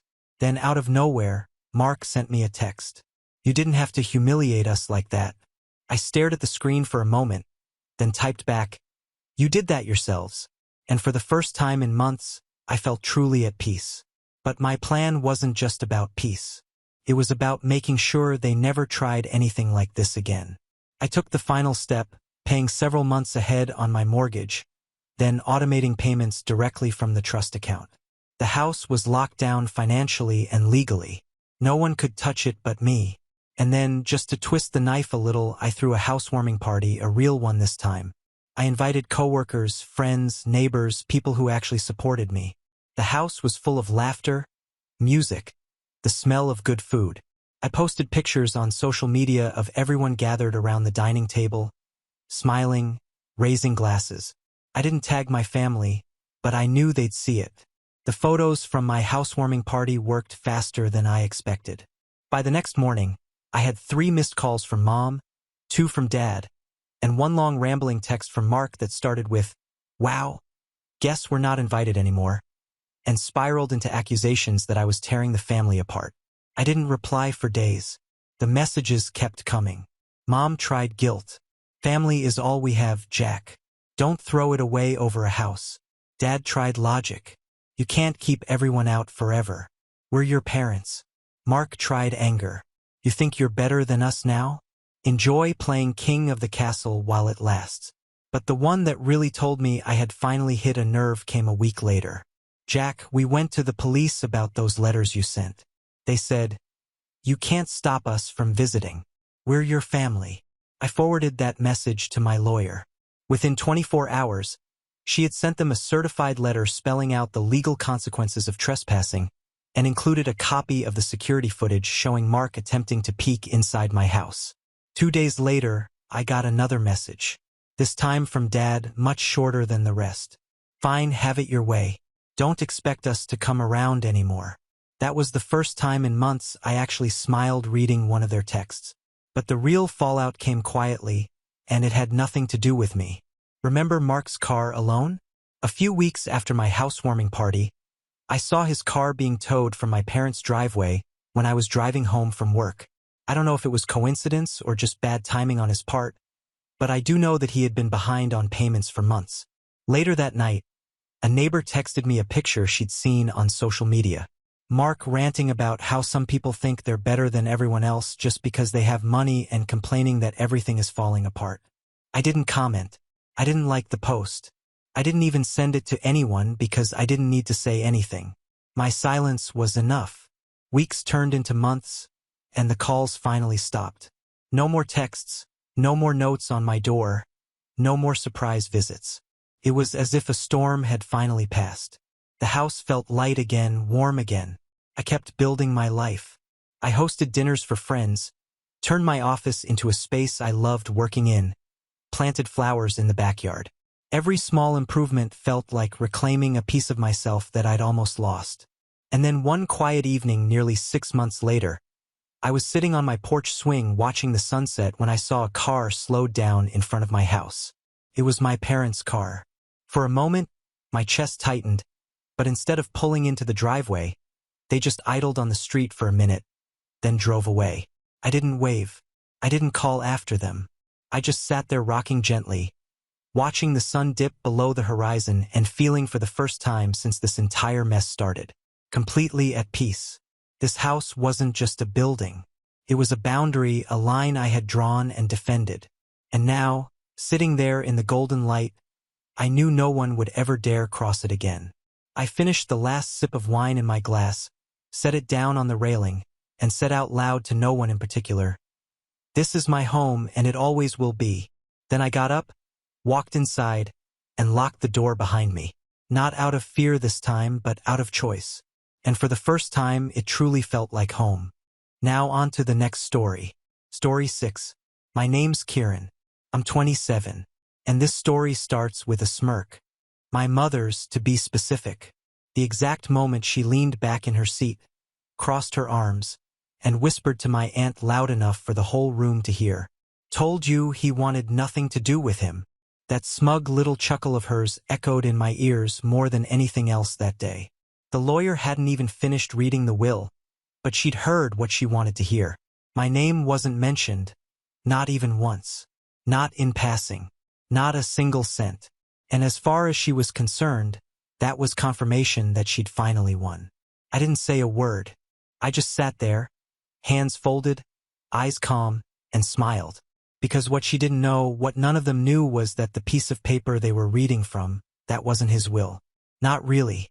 Let me back up. My grandfather Elliot was the closest thing I ever had to a real parent. He raised me more than my own mother did. When I was 7, it was him who took me to school when my mom forgot. When I was 13, it was him who taught me how to fix a car engine. Not because I needed to, but because he wanted me to have skills no one could take away. When I turned 18, he gave me a handwritten journal full of his life lessons. Told me to travel, make mistakes, and come home with stories.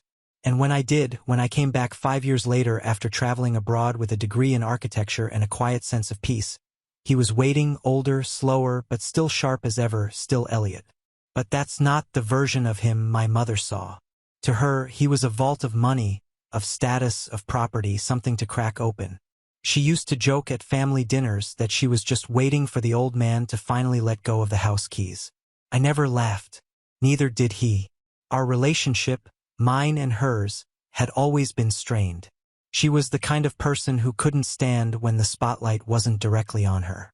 Everything was about appearances, about who wore what to church, who got invited to what. I remember once when I was 10, she screamed at me for crying in public because it made her look like a failure. Elliot didn't say anything that day, but later when she left for one of her endless errands, he brought me a chocolate milkshake and told me, "Some people only know how to take. That doesn't mean you have to stop giving. It just means you give smarter." I think about that quote more than I probably should. So when Elliot fell ill, things got ugly fast. I flew home immediately, took leave from work, moved into his guest room to help care for him. He was in and out of the hospital with heart complications, but his mind was still sharp. We spent hours talking at night. Some days he was too tired to speak, so I just sit there and read the newspaper out loud to him, knowing he hated the silence. And through it all, my mother circled like a vulture. She'd pop in with takeout and a fake smile, offered to help organize his finances or make sure his estate was in order. It didn't take long to figure out what she was really after. He told me, plain as day, a few weeks before his last hospital stay, "I'm changing the will again. This time, I'm putting everything in your name." I told him he didn't have to, that I didn't want the money. He just nodded. "I know. That's why it's you."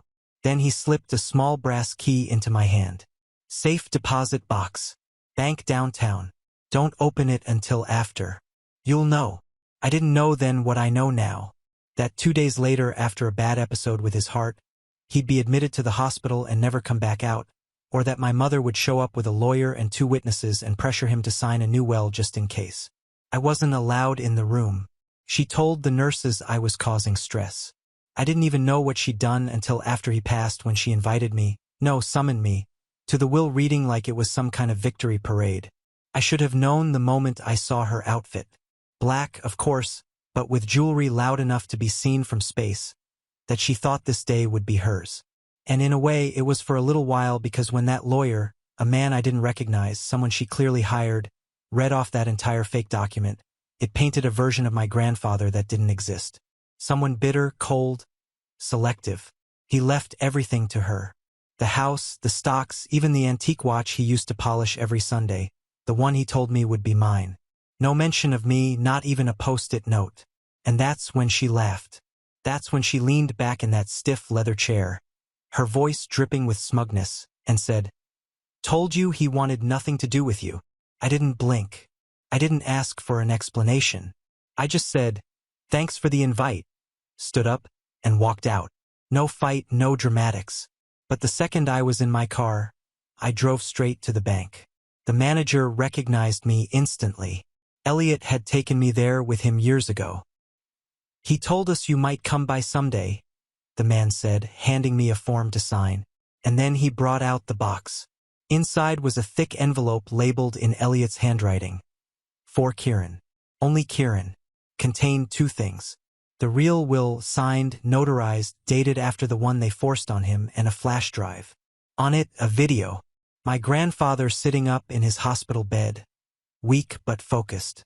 He looked straight into the camera and said, "If you're seeing this, it means your mother pulled exactly what I thought she would. But don't worry, you've got everything you need. Let the lawyers handle it. And don't feel bad. She made her choice. You made yours." I watched that video 4 times that night. The next morning, I contacted a real lawyer. One Elliot had already arranged to handle this mess. Apparently, his name was Lawrence, and he was a quiet, calm man who said things like, "We've dealt with worse, and don't worry. She can't touch this." He told me not to say a word to anyone yet, to let her think she won. And so I did for 2 weeks. I went silent, didn't return her calls, didn't answer texts from nosy cousins asking about the will. I kept my head down. Meanwhile, Lawrence prepared everything. The real will, the video statement, the motion to contest and void the forged will, and most importantly, the plan to make it very public. And that's where this story is headed, the moment it all explodes. Because tonight, there's a celebration dinner at my mom's house. She's invited the whole family, a little gathering to toast, moving on, and honoring Elliot's legacy, which in her case just means showing off her inheritance and rubbing it in everyone's face. She doesn't know I'm coming. She definitely doesn't know what I'm bringing. Let's just say I won't be showing up empty-handed. And by the time dessert is served, every single guest will know exactly what she did. The air was heavy that evening, the kind of thick summer humidity that clings to your skin and makes even a breath feel like work. I pulled into the cul-de-sac a few minutes before the celebration dinner officially began and parked half a block away. Her driveway was already packed. There were at least 10 cars crammed up the curb and more filtering in slowly. She really invited everyone. Cousins I hadn't seen since high school. Family friends who had no real connection to Grandpa but would never say no to free wine and catered appetizers. Typical. It wasn't grief. It was theater.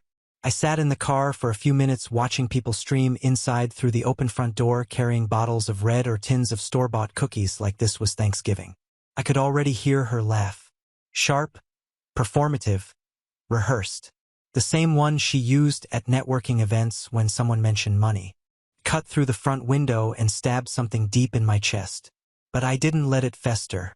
I just reached into the passenger seat and picked up the manila envelope.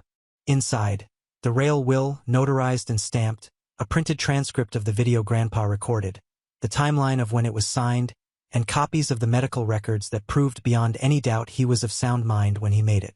I debated whether to just let the lawyers handle it all quietly. But that decision was stolen from me the moment she made this dinner public. She wanted to parade around his memory like a trophy. Fine, let her. But I'd make sure everyone knew whose trophy it really was. I slipped the flash drive into my inside jacket pocket. I didn't bother with a tie. I wanted to look casual, not petty, not angry, not bitter, just calm. I'd read once that nothing unsettles a liar more than the person they wronged showing up with peace on their face. And I had peace. Cold, still peace, the kind that only comes when you already know the ending. I walked in through the front door without knocking. Her house was decked out in floral centerpieces and those weird fake candles that flicker with battery-powered dignity. The walls were filled with old photos of Grandpa. One she pulled from storage just for the night, trying to make herself look like the loving daughter. One giant print of him at the lake cabin sat above the fireplace, framed in gold. I had taken that photo. She never even asked. "Oh, look who decided to show," my Aunt Marilyn said as she passed by with a flute of champagne. "He lives." I gave her a polite nod and scanned the room. There she was, my mother, wearing a black dress far too tight for someone hosting a dinner in memory of her father, laughing with my cousin Dylan and some man in a blue blazer I didn't recognize. She hadn't seen me yet. Someone handed me a plate and asked if I'd tried the shrimp cocktail. I waved it away and stepped farther into the living room. Just then, she turned. "Oh," she said flatly, like I was a stray cat that wandered in from the street. "You made it. Wouldn't miss it," I replied, keeping my voice light. "I wasn't sure you'd want to be here," she said, sipping her wine. "I mean, considering." "Considering what?" I tilted my head. She smiled tightly. "Well, it can't be easy knowing he, you know?" I waited. Let her dig. "Left you out of the will," she said louder this time, like she wanted everyone in a 10-foot radius to hear. "He made his wishes clear." A few people nearby glanced over, pretending not to eavesdrop. I shrugged. "Yeah, wills can be complicated, especially when there's more than one." The smile cracked, just for a second. A flicker of unease passed over her eyes before she caught herself. "Excuse me?" she asked, still trying to keep the tone playful. I reached into my jacket pocket, pulled out the envelope, and handed it to her without ceremony. "Thought you might want to take a look." She frowned, clearly confused, and opened it. As she scanned the first page, I saw her mouth tighten.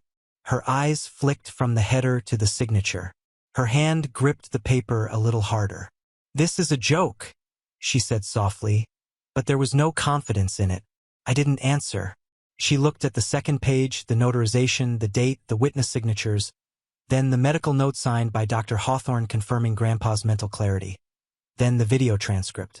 By the time she reached the part where he directly names me as the sole beneficiary, her hands were shaking.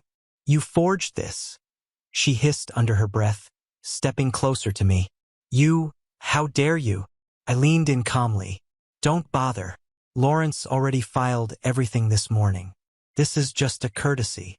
"You won't get away with this," she snapped, voice rising. "Actually," I said, pulling the flash drive from my pocket, "I think I already did." I nodded toward the TV on the wall, the same one they were using earlier to play some old slideshow set to Coldplay. "Mind if I borrow the screen?" It was Dylan who stepped up then, the cousin who had always been a bit of a tech nerd. "Got a USB port right here," he said, already taking the flash drive from my hand. I didn't stop him. He plugged it in, scrolled through the folder, and found the file labeled, "To be played only if they lie." As the screen flickered and the video loaded, I finally turned to the room, to the aunts and uncles sipping wine, the cousins whispering to each other, the friends of the family who barely knew me, but were about to get a front row seat to the truth. "Before we eat," I said, "I think it's only fair everyone hears what Grandpa really wanted." And then the screen lit up and there he was. Grandpa Elliot, tired but composed, sitting up in that hospital bed, looking right into the camera with those sharp, unmistakable eyes. "If you're seeing this," he began, "then my daughter has done exactly what I feared she might. But don't worry, I wrote a new will. The real will, and it's legal, witnessed, and locked in a safe box. This is just to make sure no one gets confused. The room went dead silent. I watched her expression crumble in real time, from smug to confused to horrified. She glanced around, seeing every face turned toward her, mouths slowly falling open, wine glasses lowering in stunned disbelief. And the best part? He hadn't even gotten to the part about why he left it all to me. Grandpa's voice filled the room like a sermon from beyond the grave, steady, deliberate, with that distinct gravelly tone that always demanded attention. Even in a hospital gown, he had a presence. And right now, he had the whole room under his spell. "If you're wondering why I left everything to Kieran," he said, folding his hands on his lap, "it's simple. He showed up. When I needed help, he was there. When I couldn't breathe without a nurse present." He read the newspaper out loud because he knew I hated silence. He didn't ask me what he'd get. He didn't angle for a penny. He just showed up.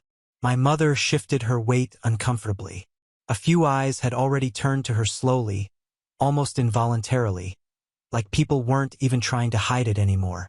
"I know this won't be popular," Grandpa continued, and here his expression grew colder, almost sharper. "Especially with you, Meredith." There it was, her name clear as day. My mother flinched. "You've spent your whole life performing love and calling it loyalty. You show up when there's a spotlight, not when there's struggle. And when you brought in that lawyer and tried to get me to sign the papers you drafted, I let you. I signed them because I knew something you didn't. I knew they weren't the real ones." People were gasping now. One of my uncles actually muttered, "Oh my God," under his breath. "I let you think you won. I needed to see how far you'd go. And now that I have, let me be clear.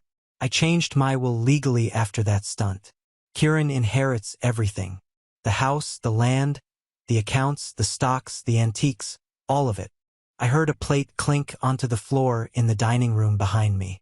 "I'm not doing this to punish you," Grandpa said. "I'm doing this because I want my legacy to go to someone who didn't treat me like an ATM with a pacemaker. I spent my life building this family, and Kieran is the only one who treated me like a human being in the end. You can be angry, you can scream, but you won't change it." The video ended abruptly there. No flourish, no goodbye, just a screen gone dark in a room too stunned to breathe. The silence that followed wasn't just awkward. It was seismic, the kind of silence that hums behind your ears and makes you second-guess your own heartbeat. Everyone was looking at me now or at her. My mother, her face had gone pale. The wine glass she'd been holding was trembling in her hand like it weighed 1,000 pounds. "What is this?" she whispered to no one in particular. "This isn't real. It can't be real." "Already verified," I said quietly. "Witnessed, notarized, filed this morning."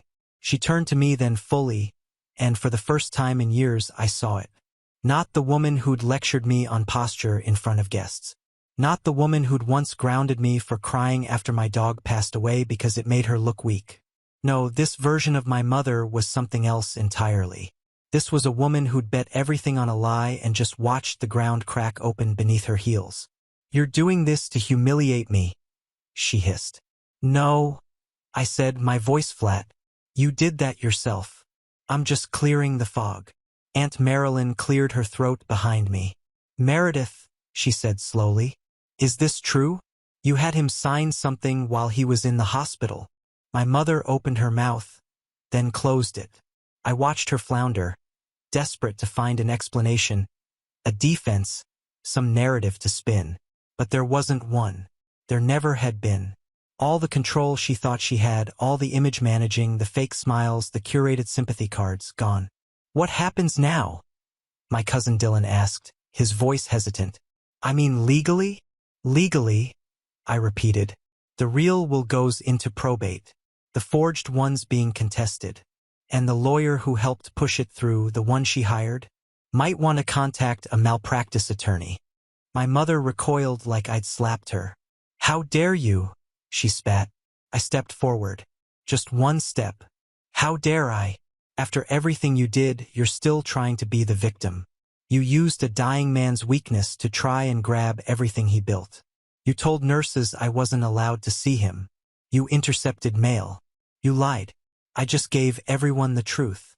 More murmurs now, conversations forming in corners, cousins whispering to spouses.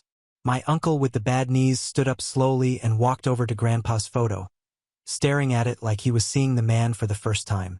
And in the middle of all of it, my mother stood frozen, trapped in a moment that she couldn't manipulate. I looked around the room. I wasn't smiling. I wasn't triumphant. I was just done. I turned toward the door and reached for my coat. "Where are you going?" someone asked. Maybe my aunt, maybe no one. "Home," I said. "I've got a lot to sort out. Lawyers, documents, properties. All the things she thought were hers." And as I walked down the steps and out into the quiet dusk, I could hear her voice again behind me, cracking through tears and rage, shouting my name like it still meant something. But I didn't turn around. I didn't look back as I stepped into the night. Her voice chased me down the steps, angry and trembling, but it bounced off me like rain on stone. I'd spent too many years trying to earn something that was never hers to give. Approval, respect, a sense of belonging. That part of me had died with Grandpa. What remained was something quieter, colder, and much, much stronger. The days that followed moved in slow, deliberate waves. There were no fireworks, no final screaming matches, just paperwork, lawyers, and consequences rolling in with the steadiness of a tide. On Monday morning, Lawrence filed the full motion to invalidate the forged will, attaching every page of documentation, the video testimony, and even the nurse's written statement confirming that Meredith, my mother, had aggressively pressured Grandpa into signing legal documents during a vulnerable moment. Her lawyer, the one she'd hired in secret and thought would just make things easier, tried to backpedal so hard he practically slipped, claimed he had no idea Grandpa had mental clarity issues, claimed he was just helping out as a favor. Didn't matter. The forged will was ruled invalid less than 2 weeks later. It was so clear, so egregiously timed, so carelessly thrown together that the judge didn't even need a full hearing. Just a few quick testimonies, a couple of depositions, and boom, gone. The real will stood. Grandpa's estate. Every bit of it was officially mine. And it was overwhelming. I thought I'd feel powerful when it happened, vindicated. But when I sat down in the quiet office at the bank to sign the documents and transfer ownership of the cabin, the lake house, the trust accounts, and even his vintage car collection, I didn't feel triumphant. I felt tired. Tired of the fight. Tired of the years I'd spent wondering why my mother couldn't see me the way Grandpa did. Tired of chasing peace through people who thrived on chaos. Lawrence, ever perceptive, waited until I finished signing the last document before sliding over one final envelope. "What's this?" I asked. "It's from Elliot," he said gently. "He left it with us under specific instruction to be delivered to you after the estate's official transfer." I opened it slowly. Inside was a single sheet of paper handwritten in Grandpa's familiar scroll. "Kieran, don't waste time being bitter. Use what I left you to build, not to destroy. You've got your whole life ahead of you, and I want you to fill it with things that matter. Love someone good. Make something lasting. And never, ever let anyone tell you that your kindness was a weakness. It's the only thing that ever made you stronger than them." I sat there for a long time staring at that note. When I left the office that day, I didn't go back to my apartment. I went to the lake house. It was quiet, eerily so. The kind of silence that used to scare me as a kid, but now felt comforting. I stepped inside, dropped my bags, and wandered through the place. Everything was exactly as he left it. The fishing rod still by the back door, the old wool blanket still draped over the armchair, his slippers still tucked neatly by the hearth. I lit a fire that night and read his journal again. Page after page of hard-won lessons, small stories, and scribbled diagrams of weird contraptions he never got around to building. And somewhere around midnight, I made a decision. I wasn't going to sell anything. Not the house, not the cabin, not the watch, not even the dusty old Chevrolet sitting in his garage that hadn't run since I was 16. Every piece of this legacy, his legacy, was going to stay intact. But I was going to put it to use. Over the next few months, I made some big moves. First, I turned the lake house into a nonprofit retreat for teens aging out of foster care. Grandpa had grown up in the system. Most people didn't know that. He always had a soft spot for kids who'd been dealt a rough hand early on. And I figured there was no better way to honor him than to offer them a place to breathe, to reset, and to feel maybe for the first time like they mattered. I used the trust fund to hire staff, counselors, maintenance, and even a few of Grandpa's old friends as mentors. The ones who still remembered his war stories and dry humor. The ones who showed up to his funeral not for the inheritance, but because they genuinely lost someone. And then there was the car, the beat-up '72 Chevy with the broken radio and rusted hood. I restored it not because I needed a car, but because he'd started teaching me how to fix it when I was 13, and we never finished. It became a weekend project, something that gave me both peace and purpose. I talked to him while I worked, just out loud, like he was in the passenger seat. Yeah, I finally learned how to flush the radiator. You were right. It's a pain. Some weekends I drive it down to the farmer's market and just sit there watching the water sparkle across the lake. The breeze rolling through the trees the same way it always had when I was a kid. Word eventually got around about what I'd done. Aunt Marilyn sent a card, handwritten surprisingly, saying how proud Grandpa would have been and how sorry she was for staying silent so long. A few cousins reached out offering to volunteer or donate to the retreat. Even Dylan sent a text. Hey man, I didn't know the full story. That video blew my mind. You good? And my mother? She vanished. Not literally. She still lived 2 cities over, still hosted brunches for the kind of friends who only stayed for mimosas and gossip. But in every way that mattered, she was gone. She stopped reaching out after the ruling, didn't try to appeal it, didn't try to apologize. She just disappeared into the shadow of her own failure. I found out later that she tried to refinance her house and was rejected because of the pending fraud investigation. Lawrence told me the DA had opened a quiet inquiry into the forged will and that if she kept pushing, charges would be filed. She didn't push. I didn't need revenge in the end. Not really. Watching her lose the one thing she valued most, control, was enough. She could keep her brunches and pearls and silent afternoons pretending none of this happened. Meanwhile, I'd taken everything she tried to steal and used it to build something real. One night, 6 months after the will reading, I was sitting on the cabin's front porch with a mug of coffee and a hoodie wrapped around my shoulders. The fire pit crackled softly nearby. It was early fall, the air sharp with the promise of winter. I heard a knock on the porch railing and looked up. It was Caleb, one of the boys staying at the retreat. 17. Sharp as a tack with more walls than a fortress and a way of speaking that always sounded like a dare. You said I could ask you anything, right? He asked. Sure. I nodded. He kicked at a leaf and glanced away. Why'd your grandpa leave you all this? I thought for a moment. Then I smiled. Because I didn't ask for it, I said. I just showed up. He nodded slowly like he was still chewing on it, then sat beside me and stared out at the water. We didn't talk after that. We didn't need to. And in that quiet, as the stars blinked awake above us and the trees rustled like they were whispering secrets, I realized something I never thought I'd feel. I was home.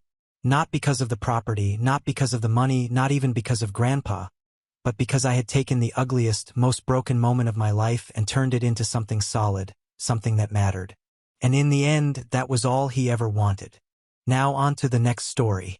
Story 7. I never thought I'd get to this point. A few weeks ago, I was a simple 25-year-old living on my own in an apartment that I loved. I worked a boring office job, but the routine was comforting. I had friends, hobbies, and a life that was mine.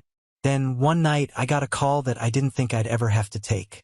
It was from my mom. We need you to come back, she said, her voice shaking with that desperation I hadn't heard in years. No one's doing the housework. Your dad can't do it, and your brother's too busy with his job. Please, we can't manage without you. I'm really struggling here. I didn't know how to respond at first.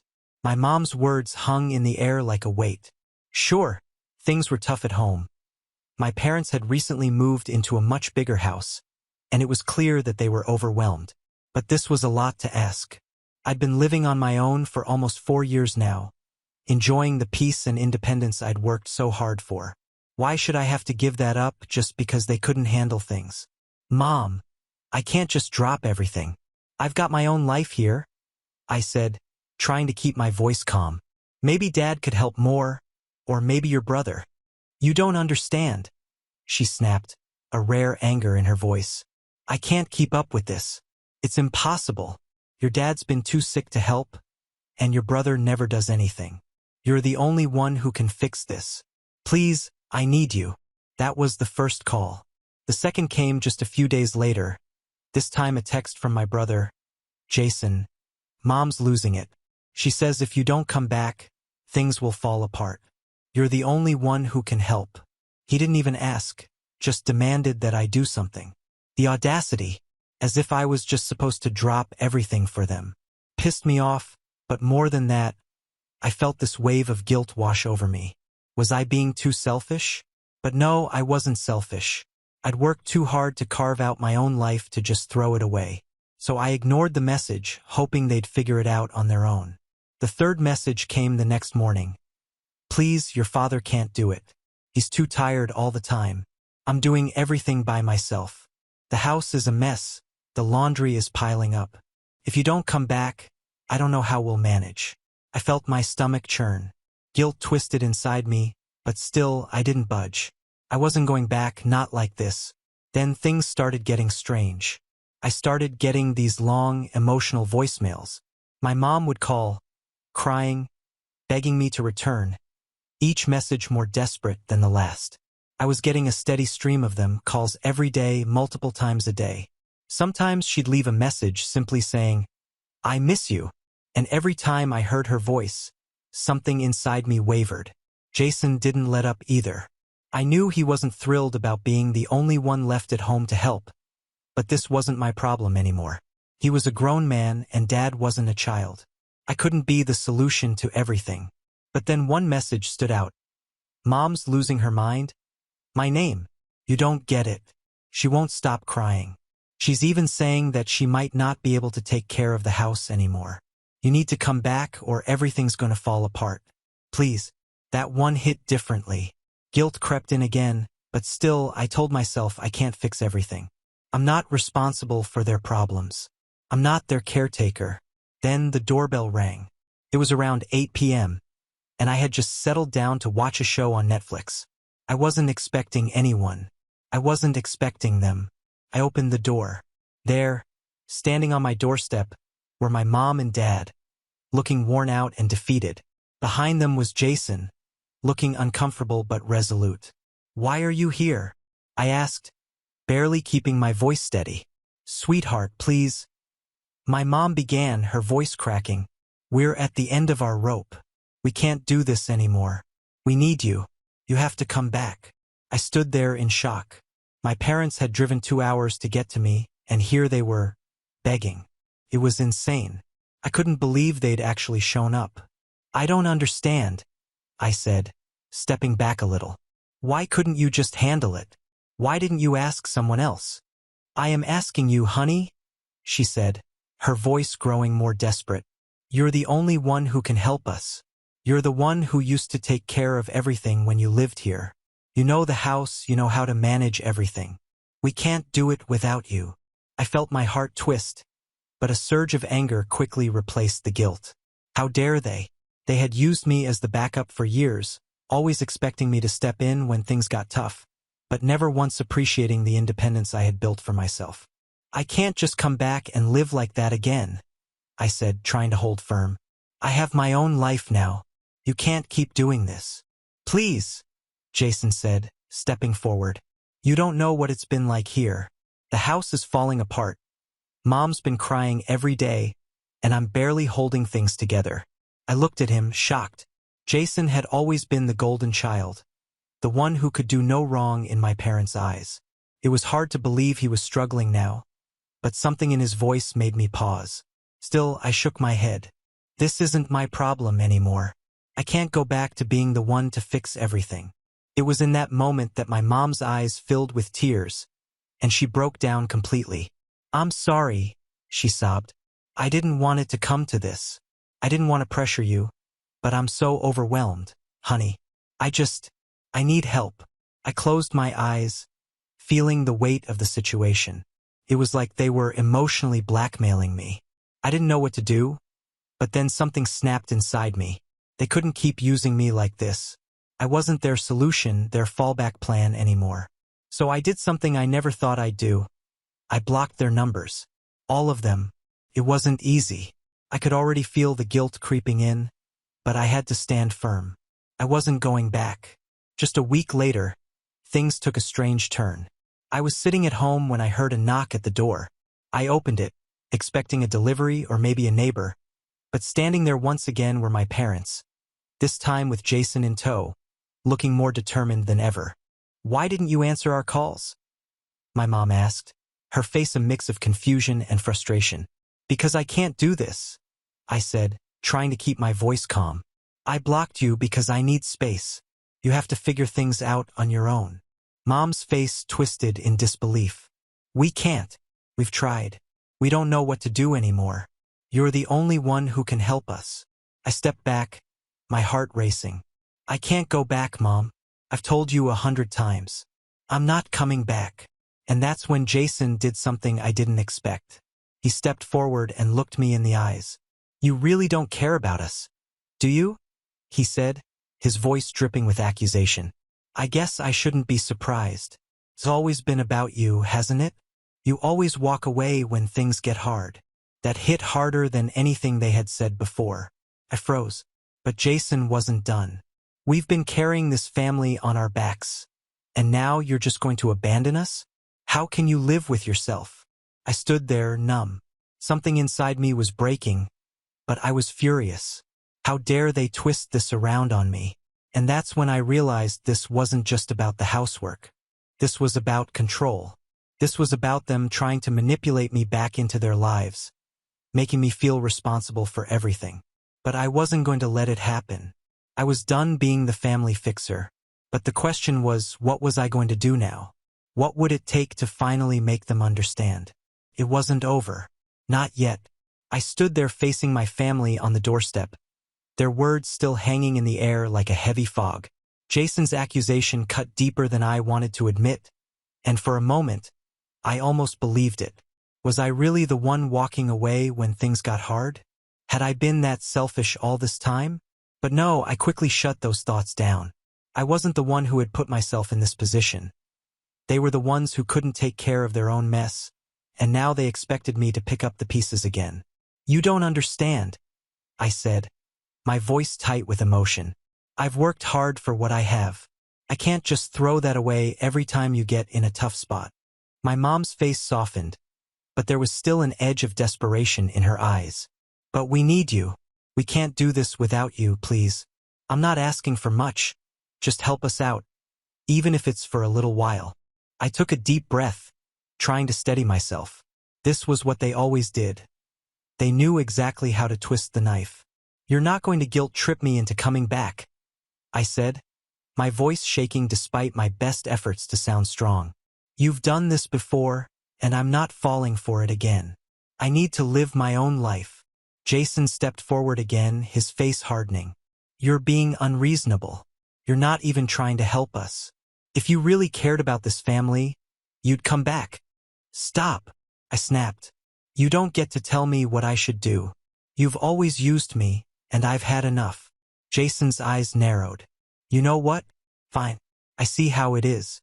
But don't come crying to us when everything falls apart. We won't be there to fix it for you."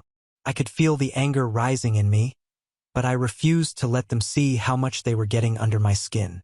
"You won't be there to fix anything because I'm done being your backup plan." With that, I slammed the door in their faces. I stood there, leaning against the door, trying to catch my breath. My heart was pounding, and I could feel the adrenaline coursing through my veins. I knew it had to be done. It had to be over. I couldn't keep letting them drag me back into their mess every time it got too difficult. But still, something inside me felt wrong. Could I really just turn my back on them like this? I shook my head, banishing the thought. No, I had to stay firm. This was the only way they'd learn. If I kept giving in, they'd never change. I had to hold my ground. For the next few days, everything was quiet. No more calls, no more texts.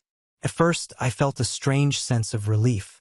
I could go back to my life, my routines. I didn't have to worry about being dragged into their chaos anymore. But then, as the days dragged on, the guilt started creeping in again. Maybe I was being too harsh? Maybe they were really struggling and I was being a selfish, cold person? But no, I couldn't go back, not again. A week passed. The silence had become almost unbearable. I was starting to feel like I had made a mistake, like maybe I should have helped. Maybe if I just gone back for a little while, it wouldn't have been so bad. But then, just as I was starting to second-guess myself, the doorbell rang again. I froze. My heart stopped for a moment, and the guilt hit me like a punch in the stomach. I didn't even want to answer it, but something inside me knew I had to. So I walked over to the door, my hand shaking as I reached for the handle. When I opened the door, I couldn't believe what I saw. There, standing on my doorstep, was my mom, my dad, and Jason. But this time, there was something different. They weren't crying, and they weren't pleading. They weren't even angry. They looked defeated. My mom spoke first, her voice almost flat. "We need to talk." I swallowed hard, trying to steady myself. "I've told you everything I need to say.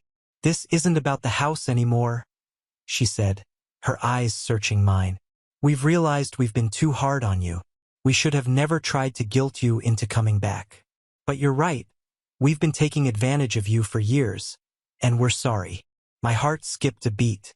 Was this a trick? Were they setting me up for another round of emotional manipulation? Couldn't be sure. Jason stepped forward, his expression unreadable. "Look, I don't know how to say this, but I was wrong. I didn't understand what you were going through. I didn't see how much you had to sacrifice just to keep everything from falling apart." I stared at him, unsure of what to make of this sudden shift in tone. Was this real? Was my brother actually apologizing? We need your forgiveness," my mom continued. "We didn't mean to make you feel like you were responsible for everything. We never should have put that pressure on you." I felt the knot form in my stomach. What was happening here? Was this the moment where everything changed? Were they finally seeing things from my perspective?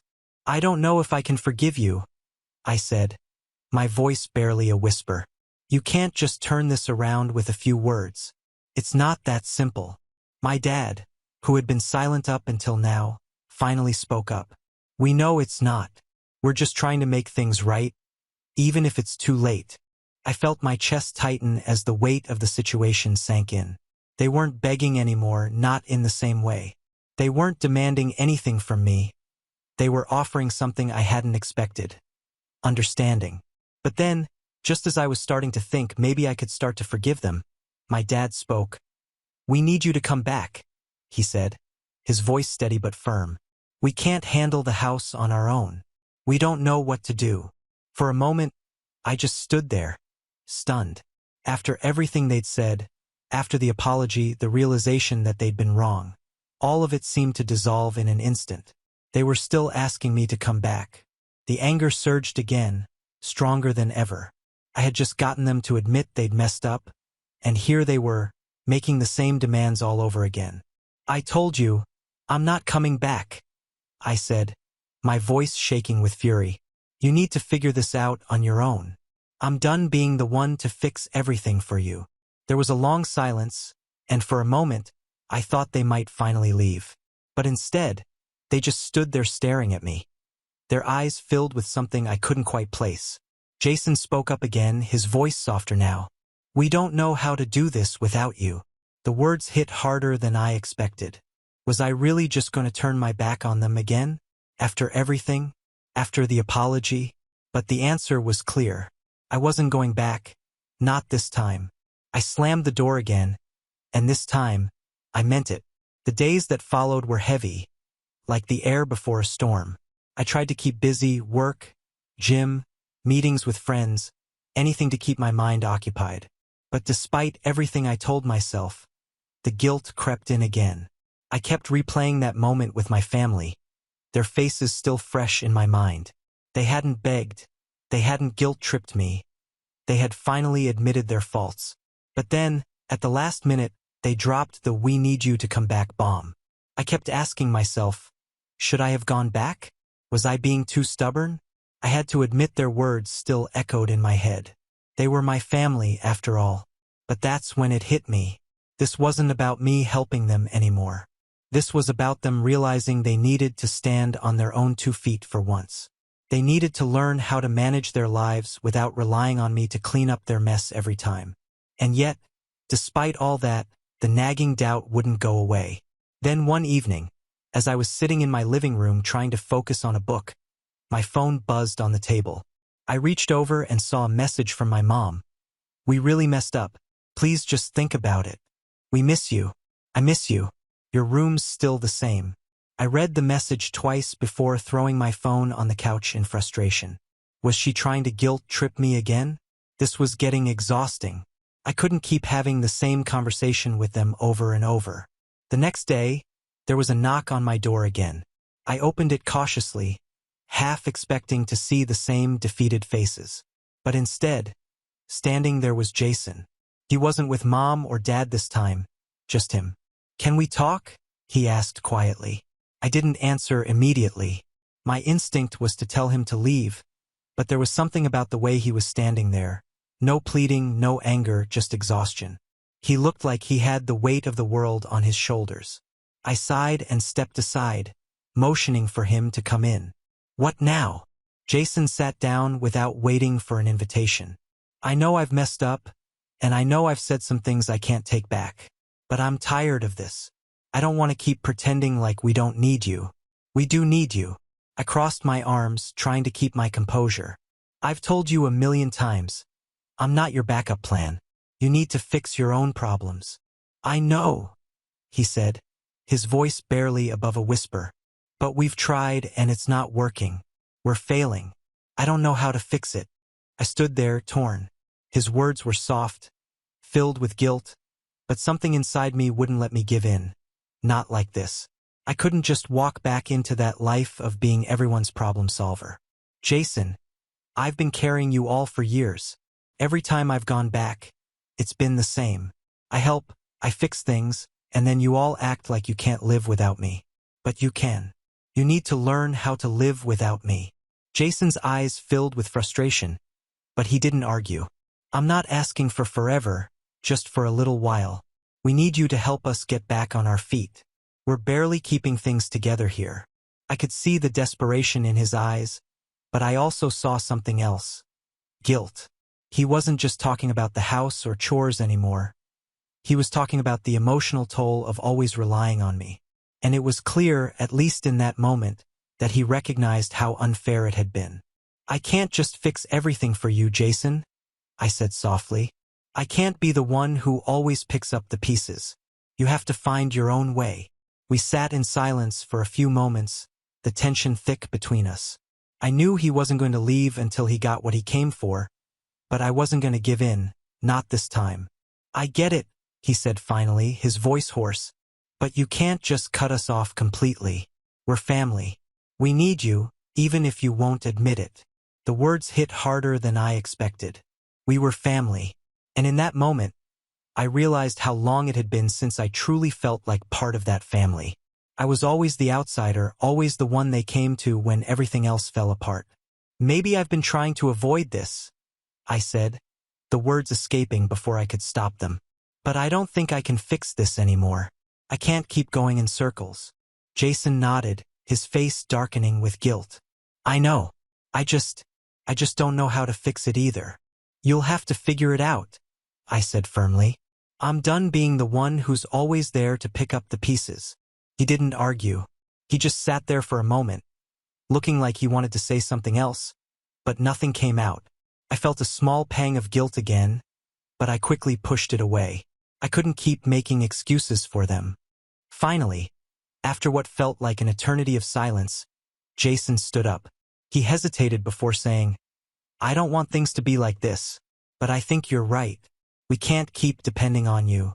Maybe it's time we all learn to do things on our own." And with that, he left. I stood there in the middle of my living room, still processing everything that had just happened. Part of me wanted to feel victorious. I had finally stood up for myself. I had finally put my foot down. But another part of me, one I didn't want to acknowledge, felt empty. Was I doing the right thing? Was I being too harsh? I didn't know. But I knew one thing for sure. I couldn't go back to the way things were. The following weeks were quiet. Too quiet. I didn't hear from my family at all. No more texts. No more calls. I kept thinking about what Jason had said, about things needing to change, but I couldn't shake the feeling that it wasn't over yet. Something was still unresolved, and I could feel it building like a storm on the horizon. Then, one afternoon as I was grabbing groceries from my car, I saw a familiar face in the driveway. It was my mom, and she wasn't alone. She was holding a box, and my heart skipped a beat. Before I could even say anything, my mom walked up to me, her expression serious. "We need to talk," she said, her voice uncharacteristically cold. And this time, I'm not asking. I felt the hairs on the back of my neck stand up. My heart raced, and for a moment, I considered closing the door in her face. But something inside me, some mix of guilt, curiosity, and exhaustion, made me hesitate. I stood there for a few seconds before I opened the door wide enough for her to step inside. "Come in," I said flatly, my voice betraying none of the emotions that were swirling inside me. She walked past me without saying a word, her eyes scanning my apartment like she was inspecting a crime scene. I followed her into the living room, and she set the box down on the coffee table before sitting down across from me. Her face was unreadable, but her posture, stiff, defensive, told me she wasn't here to apologize. "Why are you here, Mom?" I asked, trying to keep my voice steady. "I told you what I needed. I've been clear." She didn't respond right away. Instead, she glanced at the box, then at me. Her eyes softened for just a second, but only for a second. "This isn't about what you need," she said, her voice low. "This is about what we need, and what I need from you. For once, I need you to listen." I crossed my arms. "You always say that, but you never listen to me, do you? You just tell me what you want and expect me to drop everything to fix it." She winced at the words, but she didn't argue. "I know you're angry," she said, almost apologetically. "But this is different. I've been thinking a lot about everything, about how we've treated you. And I know you've been carrying all of us for so long, and I've never truly appreciated it." My chest tightened. She was talking about accountability. But was it sincere? Had she really changed? Or was this just another attempt to get me back into the fold? The silence between us grew thick, and I couldn't shake the feeling that something else was coming. Something important. "Then why now?" I asked quietly. "Why the change now? You've always relied on me, and then you let me go, expecting me to just be fine, to move on like it was nothing." She looked down, her fingers picking at the edge of the box. "Because it's not nothing. What we did to you, it's not right. And it's time for us to face it. To face you." I couldn't tell if she was being genuine, or if she was just trying to avoid the real issue. But something in her voice told me this time might be different. Maybe she did get it. Maybe she was finally seeing me, not as the fixer or the helper, but as someone who had their own needs, their own life. But I couldn't just trust her words, not after everything. "You say you've been thinking about it," I said, leaning forward. "Pero, what are you actually doing about it? Because I've been carrying your weight for years. And I'm tired, Mom. I'm tired of being the one who always fixes things. I can't be that person anymore." Her eyes filled with something I hadn't seen before. Regret. "I know. And that's why I brought this." She gestured toward the box, her hand trembling slightly. My curiosity piqued. I glanced down at it. "What's in the box?" She paused for a moment before speaking. "I've been doing some thinking, and I realized I need to stop treating you like a crutch. I can't keep making you feel like you owe us. So I've made some changes. We've all made some changes." I reached out and opened the box. Inside was a folder stuffed with papers. My eyes quickly scanned them. It was a set of documents, a formal plan, one that laid out clear expectations, household responsibilities, financial arrangements, a timeline for getting their lives in order. It was a contract. I felt my mouth go dry as I read through the list. They weren't just asking for help anymore. They were making it clear they were taking responsibility.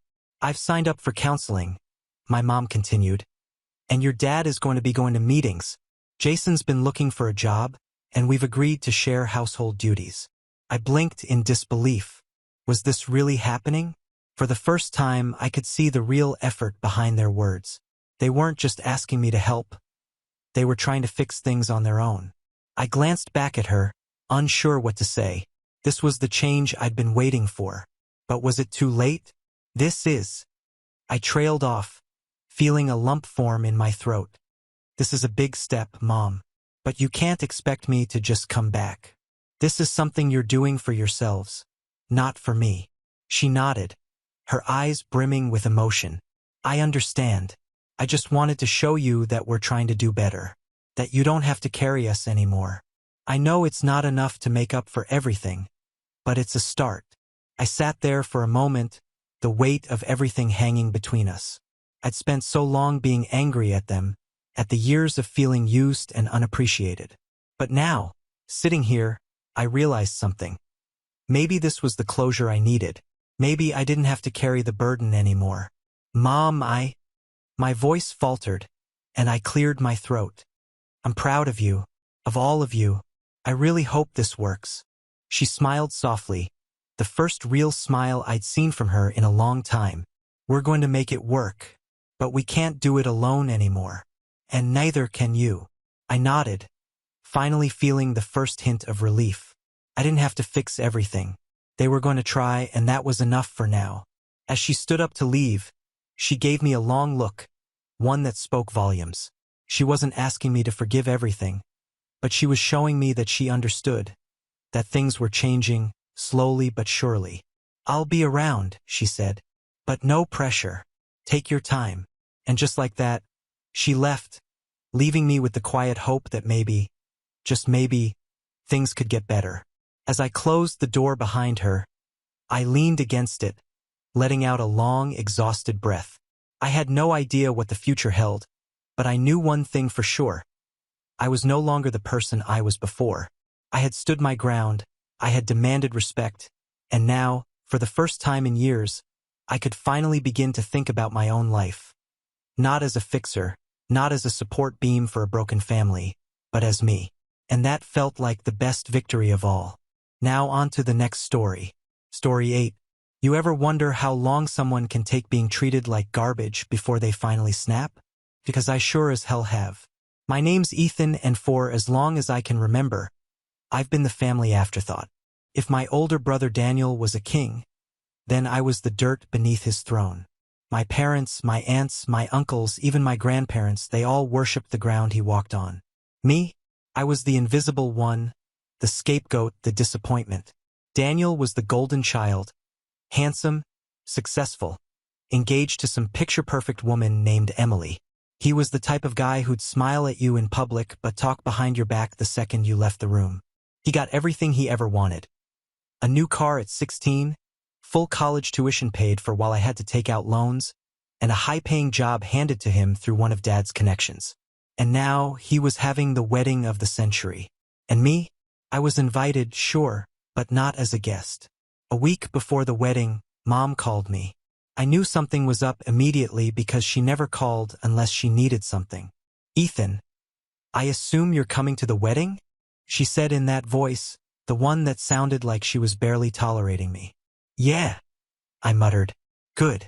We need you to help out during the event. I frowned. Help out how? You know, just small things. Watching the kids. Making sure everything runs smoothly. Maybe helping in the kitchen if needed. I clenched my jaw. So, you don't actually want me to be a guest. You just want free labor. She scoffed like I was being dramatic. It's Daniel's big day, Ethan. The least you can do is pitch in. You're not doing anything important anyway. I bit my tongue so hard I tasted blood. I should have expected this. Of course, they didn't see me as part of the celebration. I wasn't a guest. I wasn't family. I was just the unpaid help. Fine, I said through gritted teeth. Not that she noticed my anger. Good. And please don't embarrass us. Just stay out of the way and don't make a scene. That was it. The final straw. Because they had no idea. They had no idea that this wedding, the one where they expected me to be their errand boy, was about to be a day they'd never forget. I arrived at the family estate 2 days before the wedding.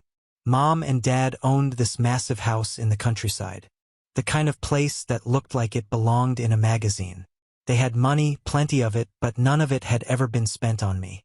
The second I walked in, I knew I was an outsider. Daniel was at the center of it all, laughing with Emily, surrounded by relatives fawning over him. He had that smug, self-satisfied grin on his face, the one that always made me want to punch him. Mom barely acknowledged me when I walked in. "Oh, Ethan, you're finally here. Like I was late. You'll be sleeping in the guest house. Not in the main house. Wouldn't want the family failure tainting the Golden Boys' special weekend." I gritted my teeth and nodded. The next 2 days were a nightmare. I wasn't a guest. I was a servant. I was handed lists of things to do. Pick up dry cleaning, move chairs, carry boxes, watch the little kids while everyone else drank champagne and laughed about what a magical day it was going to be. Daniel made it worse. Whenever he saw me struggling with something, he'd smirk and throw in a passive-aggressive comment. "Careful with that, Ethan. Wouldn't want you screwing up my wedding, too. Man, you really look like you belong in the service industry. You should be grateful Mom and Dad even invited you." I wanted to strangle him. Emily wasn't much better. She was beautiful, sure, but she had that same fake sweetness Daniel had. The one that made you think she was nice until she opened her mouth. At dinner the night before the wedding, she turned to me with a pitying smile. "Ethan, you must be so happy for Daniel. He's so successful. I bet it's inspiring." I stared at her. "Sure," she giggled. "So, do you have a girlfriend?" "No." "Oh." Her eyes flickered with something. Judgment? Amusement? "Well, maybe someday. Daniel said you had trouble with confidence." Daniel snickered. "He doesn't have trouble with confidence, babe. He just never had much going for him." Everyone at the table laughed, but I sat there gripping my fork so tightly my knuckles went white. I could feel it building, the anger, the humiliation, the years of resentment boiling under my skin. They thought I was nothing, but tomorrow they were going to learn exactly who they'd been messing with. That night, as the house buzzed with final preparations, I sat alone in the guest house staring at the ceiling. I had spent years swallowing their cruelty, letting them treat me like trash, playing the role of the quiet disappointment, but not anymore. Because tomorrow at the wedding, in front of all their friends, their high society guests, their perfect little world, I was going to humiliate Daniel in a way he'd never recover from. I smiled to myself in the darkness. This wedding was going to be unforgettable. The morning of the wedding was pure chaos. Guests were arriving. The estate was buzzing with caterers, florists, photographers, all working to make Daniel's perfect day even more perfect. And me? I was shoved into the background like always. I woke up early, dressed in the suit my mom had picked for me, cheap, ill-fitting, and nothing like Daniel's custom-tailored tuxedo. No surprise there. When I stepped into the main house, the first thing I heard was Mom barking orders. "Ethan, what took you so long? There's so much to do." I clenched my jaw. "Like what?" "Like setting up chairs, greeting guests, making sure the kids don't run around like wild animals. Just be useful for once." Be useful for once, thought I. I swallowed the insult. Not yet. Not yet. The humiliation continued. Everywhere I turned, people treated me like I was just some hired help. My relatives barely acknowledged me except to hand me more work. "Ethan, go tell the DJ we want different music." "Ethan, can you make sure the food is out on time?" "Ethan, don't get in the photos." "Okay." Meanwhile, Daniel strutted around like a damn prince, basking in the attention. Emily was glued to his side, looking flawless in her designer wedding dress. Her bridesmaids cooed over her, while Daniel's groomsmen cracked jokes and toasted to the best guy they knew. And then, just when I thought my patience was wearing thin, Daniel decided to rub salt in the wound. I was standing near the reception area, watching as people took their seats, when he strolled over with his signature smirk. "Hey, little bro." His tone was condescending as ever. "Big day today. Got to admit, you must be feeling pretty lucky." I frowned. "Lucky? Yeah. Lucky to be here at all." He chuckled, clapping me on the shoulder. "I mean, let's be real. If it weren't for Mom and Dad, you wouldn't even be invited. Not exactly wedding material, you know? His friends laughed. My blood boiled. I wanted to wipe that smug look off his face. But I wasn't ready. Not yet. So I just forced a tight smile. Yeah, lucky me. Daniel didn't notice my clenched fists. He was too busy basking in his own importance. And that's when I saw it. Daniel's phone. He had it in his hand, half distracted as he texted someone while talking to his groomsmen. And just for a second, I saw the name on the screen. Anna. My stomach twisted up because Anna wasn't his fiancée. She was his side chick. See, I'd known for a while. Daniel was cheating on Emily. And not just with one woman, he had a whole damn rotation. I found out months ago, purely by accident. I'd gone to a bar downtown after work one night, just wanting a drink to clear my head. And that's when I saw him.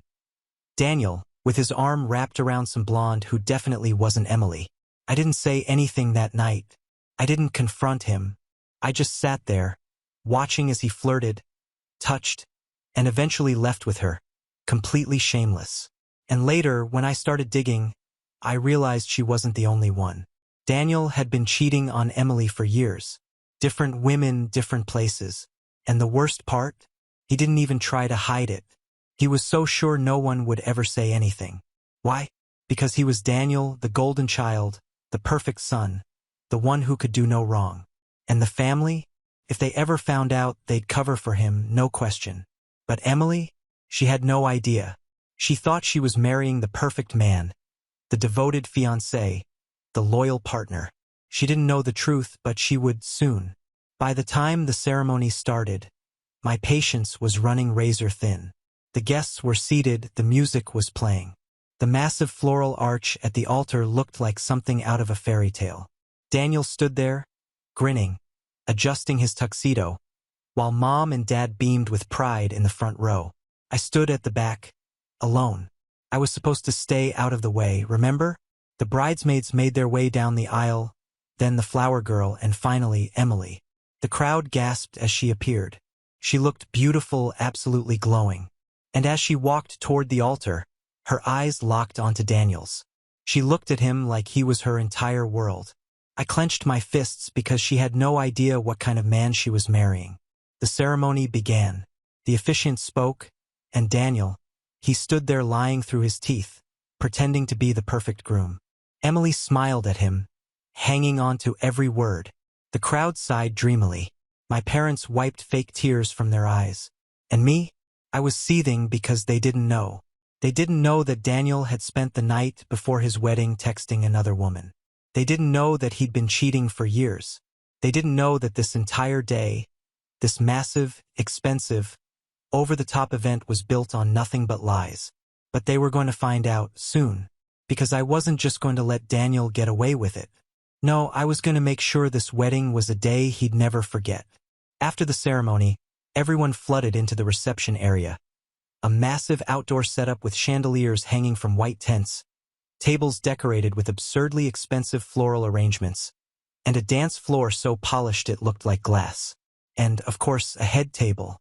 A long, beautifully decorated table where Daniel, Emily, my parents, and the important people would sit. I, of course, had no seat there. Instead, I was expected to sit at the far end of the venue, near the catering staff. I walked toward my designated table, trying to ignore the bubbling rage in my chest, when I heard Daniel's voice behind me, loud, arrogant, mocking. Man, I really dodged a bullet. I stopped in my tracks. Slowly, I turned. Daniel was standing with a few of his groomsmen, drink in hand, grinning. His friends were laughing like they were in on some kind of joke. Dodged a bullet? One of them asked. Daniel smirked. I mean, can you imagine if I actually married Anna? My blood ran cold. Anna, the woman he had texted last night, the side chick, one of many. Dude, you were seriously thinking about it? Another groomsman laughed. Daniel shrugged. For like half a second. But, come on, let's be real. Emily's the better deal. Her family's loaded, and she's so in love with me she'd never suspect a thing. His friends burst out laughing, and Daniel, he took a casual sip of his drink. Like he hadn't just admitted to marrying Emily for her money. Like he hadn't just admitted to playing her like a fool. I felt something inside me snap. It wasn't just the cheating. It wasn't just the lying. It was the fact that he was so damn proud of it. Emily was standing just a few feet away, chatting with guests, completely unaware that her new husband was mocking her behind her back. And my parents? They were laughing, too, like this was normal, like it was funny. And suddenly, I realized something. They all knew. Maybe not about the cheating, maybe not about Anna specifically, but they knew Daniel was a selfish, manipulative piece of garbage, and they didn't care. Because in their eyes, he could do no wrong. But that was about to change because I was going to make sure of it. I took a slow, deep breath and could feel my hand shaking. Not with fear, with anticipation. Daniel had no idea what was coming. Neither did my parents. Neither did Emily. But they would. And when I was done, this wedding would go down in history. I turned back toward the reception, my mind racing, heart pounding. I had everything I needed, all the proof, all the leverage. And now it was just a matter of when. I glanced up at the stage, where the microphone stood, waiting for the next speech. A slow smile spread across my face. Soon, I stood there, gripping my glass so tightly I thought it might shatter. Daniel was still laughing, still grinning like he hadn't just exposed himself as the absolute garbage human being he was. His friends clinked their drinks together, throwing around more jokes about Emily, about how easy this whole thing had been for him, about how stupidly blind she was. My stomach twisted. I turned my gaze toward Emily, still glowing, still completely unaware, chatting with relatives who were just as oblivious as she was. The wedding had been perfect so far. Too perfect. But that was about to change. I took a slow sip of my drink, letting my mind race through all the ways I could make this go down. Daniel's confidence was dangerous. He wasn't just arrogant, he was certain that nothing could touch him. That was the thing about golden children, wasn't it?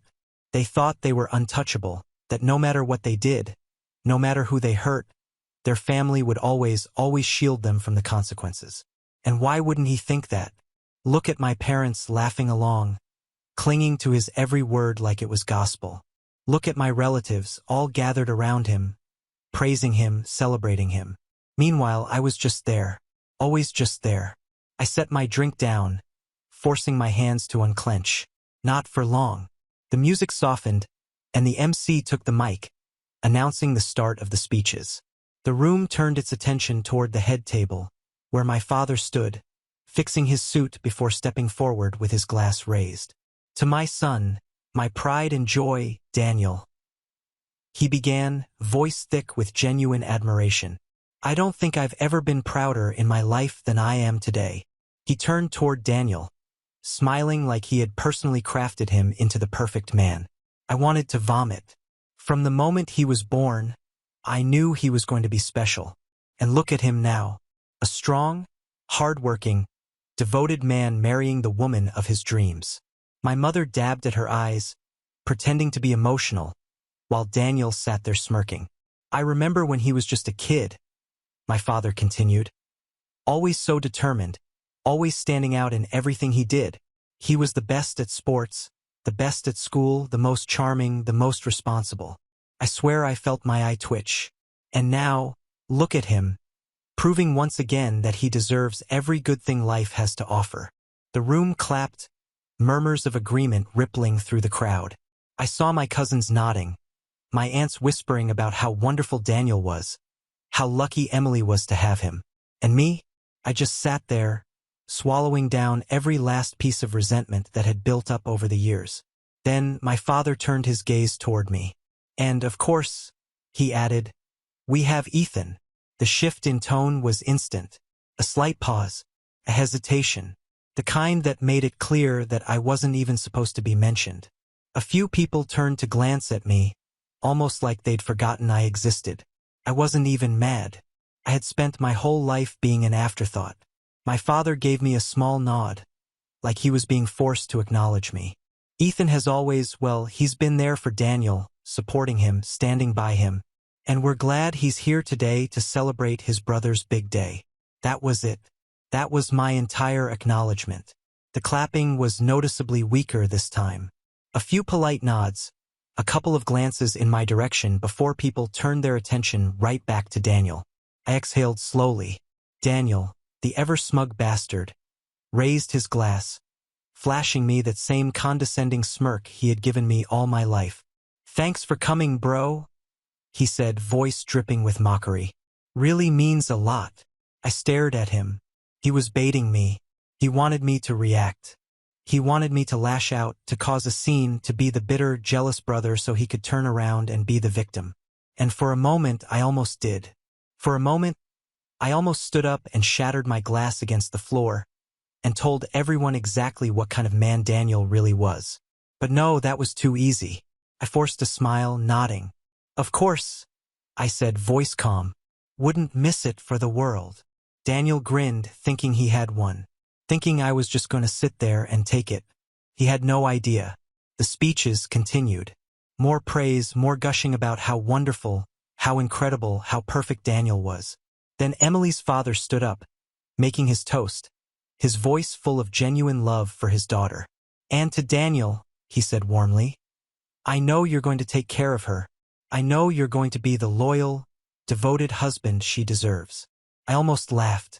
Daniel lifted his glass again, smiling, nodding, pretending. Then he glanced at me, just for a split second. A flicker of amusement, of challenge. And that's when I made my decision. I wasn't just going to ruin this wedding. I was going to end him. I took a slow breath, feeling the weight of the moment settle over me. The wedding hall was buzzing with conversation, laughter, and the clinking of glasses as people mingled and celebrated. Celebrated him. Daniel, sitting there with his perfect smile, his perfect life, his perfect web of lies, completely at ease because he knew that nothing could touch him. But he was wrong. I stood up. The sound of my chair scraping against the floor wasn't loud. But in the brief pause between speeches, it cut through the noise just enough to make a few heads turn. I felt the shift in the air, the subtle change in energy as people realized I was about to speak. I saw Daniel's eyes flicker with amusement, his lips curling in that familiar, condescending smirk that made my blood boil. I picked up my glass, raising it slightly. "I just want to say a few words," I announced. My voice was steady, calm. Too calm. It was the kind of calm that preceded a storm. The kind of calm that made people listen, made people wonder what was coming next. Daniel leaned back in his chair, completely relaxed, like this was all part of the show. My parents, however, looked less thrilled. My mother's grip on her napkin tightened. My father shot me a warning look, as if to say, "Don't embarrass the family." "Oh, don't worry, Dad. I won't embarrass the family. I'll just destroy the illusion you've built around your precious son." I turned my gaze toward Emily, who was smiling politely, completely unaware. "First of all, Emily," I said, "you look absolutely stunning today. I mean that. I don't think I've ever seen a happier bride." I saw her blush slightly, Daniel squeezing her hand as if he was some adoring husband-to-be. I smiled, but there was no warmth in it. "And you're marrying Daniel, the man of the hour. The man everyone here has spent the last hour telling us is loyal, devoted, responsible, and just an all-around perfect guy." I let the words linger for a second. I mean, who wouldn't be lucky to have a man like Daniel? A few chuckles from the crowd. Daniel's smirk widened. "Glad you finally see it, bro," he said, voice dripping with arrogance. I ignored him. "But you know, since we're here to celebrate honesty, love, and commitment, I think it's only right that we all get to know the groom a little better." I turned, making eye contact with Daniel. He still wasn't worried. "Not yet. After all, Emily, if you're spending the rest of your life with him, it's only fair you know everything about the man you're marrying, right?" Now the mood shifted. I felt it. A few nervous laughs, a few side glances. My mother sat up straighter. My father's jaw clenched. And Daniel, for the first time tonight, his smile faltered. Just slightly. I took my phone out of my pocket. Casual, unhurried. And then I turned back to Emily. "I just have one question," I said, tilting my head slightly. "Do you know a woman named Sophie?" Dead silence. Emily frowned, confused. "Sophie?" she repeated. And that's when I saw it. The first crack in Daniel's mask. It was quick. A flicker of something in his eyes. A tiny, barely noticeable stiffening of his posture. But I caught it. Oh, I caught it. I smiled. Yeah, Sophie, I said, unlocking my phone with a few taps. You see, she's someone very special to Daniel. I turned the screen toward Emily, showing her the messages, screenshots. Hundreds of them. Texts, photos, videos. The color drained from her face. My mother gasped. People started whispering. My father stood up halfway, like he was about to storm over and stop me. But I stepped back, raising a hand. No, let's not interrupt. This is important. I turned back to Emily, my voice gentle now. She wasn't my enemy. She was just another person Daniel had fooled. Go ahead, I said. Read them. Her hands trembled as she took the phone. She scrolled. Her eyes widened. Her breathing grew unsteady. And then she looked up at Daniel. What is this? Her voice was barely above a whisper, but the shock, the betrayal, the sheer devastation in it was deafening. Daniel shot to his feet. Ethan, what the hell is this? His voice was shaking now, no longer amused, no longer in control. This is a joke, right? Some kind of stupid prank. Oh no, it's real, I said, my voice sharp. Very real. Unlike the little fairy tale you've been selling to Emily and her family. I turned, addressing the entire room now. You see, Daniel here isn't just a charming, devoted fiancé. No. He's a cheating, lying piece of garbage. A collective gasp rippled through the crowd. Relatives started murmuring, looking between Emily and Daniel, judging, watching. Emily was still frozen, still staring at the messages. Then, suddenly, she slammed the phone down on the table. How long? Her voice cracked. How long have you been cheating on me? Daniel ran a hand through his hair, glancing around, realizing that everyone was watching. His confidence was gone. Emily, babe, just listen. How long? He hesitated just for a second, but it was enough. Emily let out a shaky breath, then turned toward the crowd, toward her family, toward her father, who looked like he was about 3 seconds away from murdering Daniel. Then she stood up. Without another word, she grabbed her bouquet, took a deep breath, and walked out. A stunned silence followed. Then, all at once, the wedding exploded into chaos. The aftermath was exactly what I wanted. Emily's family tore into Daniel the moment she left. Her father nearly knocked him out before security had to step in. My parents? Oh, they tried to spin it, to blame me, but it was too late. The evidence was there. The whispers had started. Daniel's perfect image, shattered. Emily called off the wedding immediately. She moved out that same night, blocked him on everything, and from what I heard, her family made sure he paid for every single expense. As for my parents, they never forgave me. They called me vindictive, cruel, a disgrace. But I didn't care. The extended family started seeing through their lies. People stopped treating them like royalty. And Daniel? He tried to bounce back, of course. But his name? Ruined. His job? Gone. His reputation? Destroyed. Turns out, cheating on your fiancé and getting exposed at your own wedding isn't a great look. The golden child finally fell from grace. And I walked away without looking back. We have reached the end. If you enjoyed this video, please be sure to like and subscribe to the channel for more videos like this, and give us your thoughts about the stories in the comments section. Thank you and see you in the next video.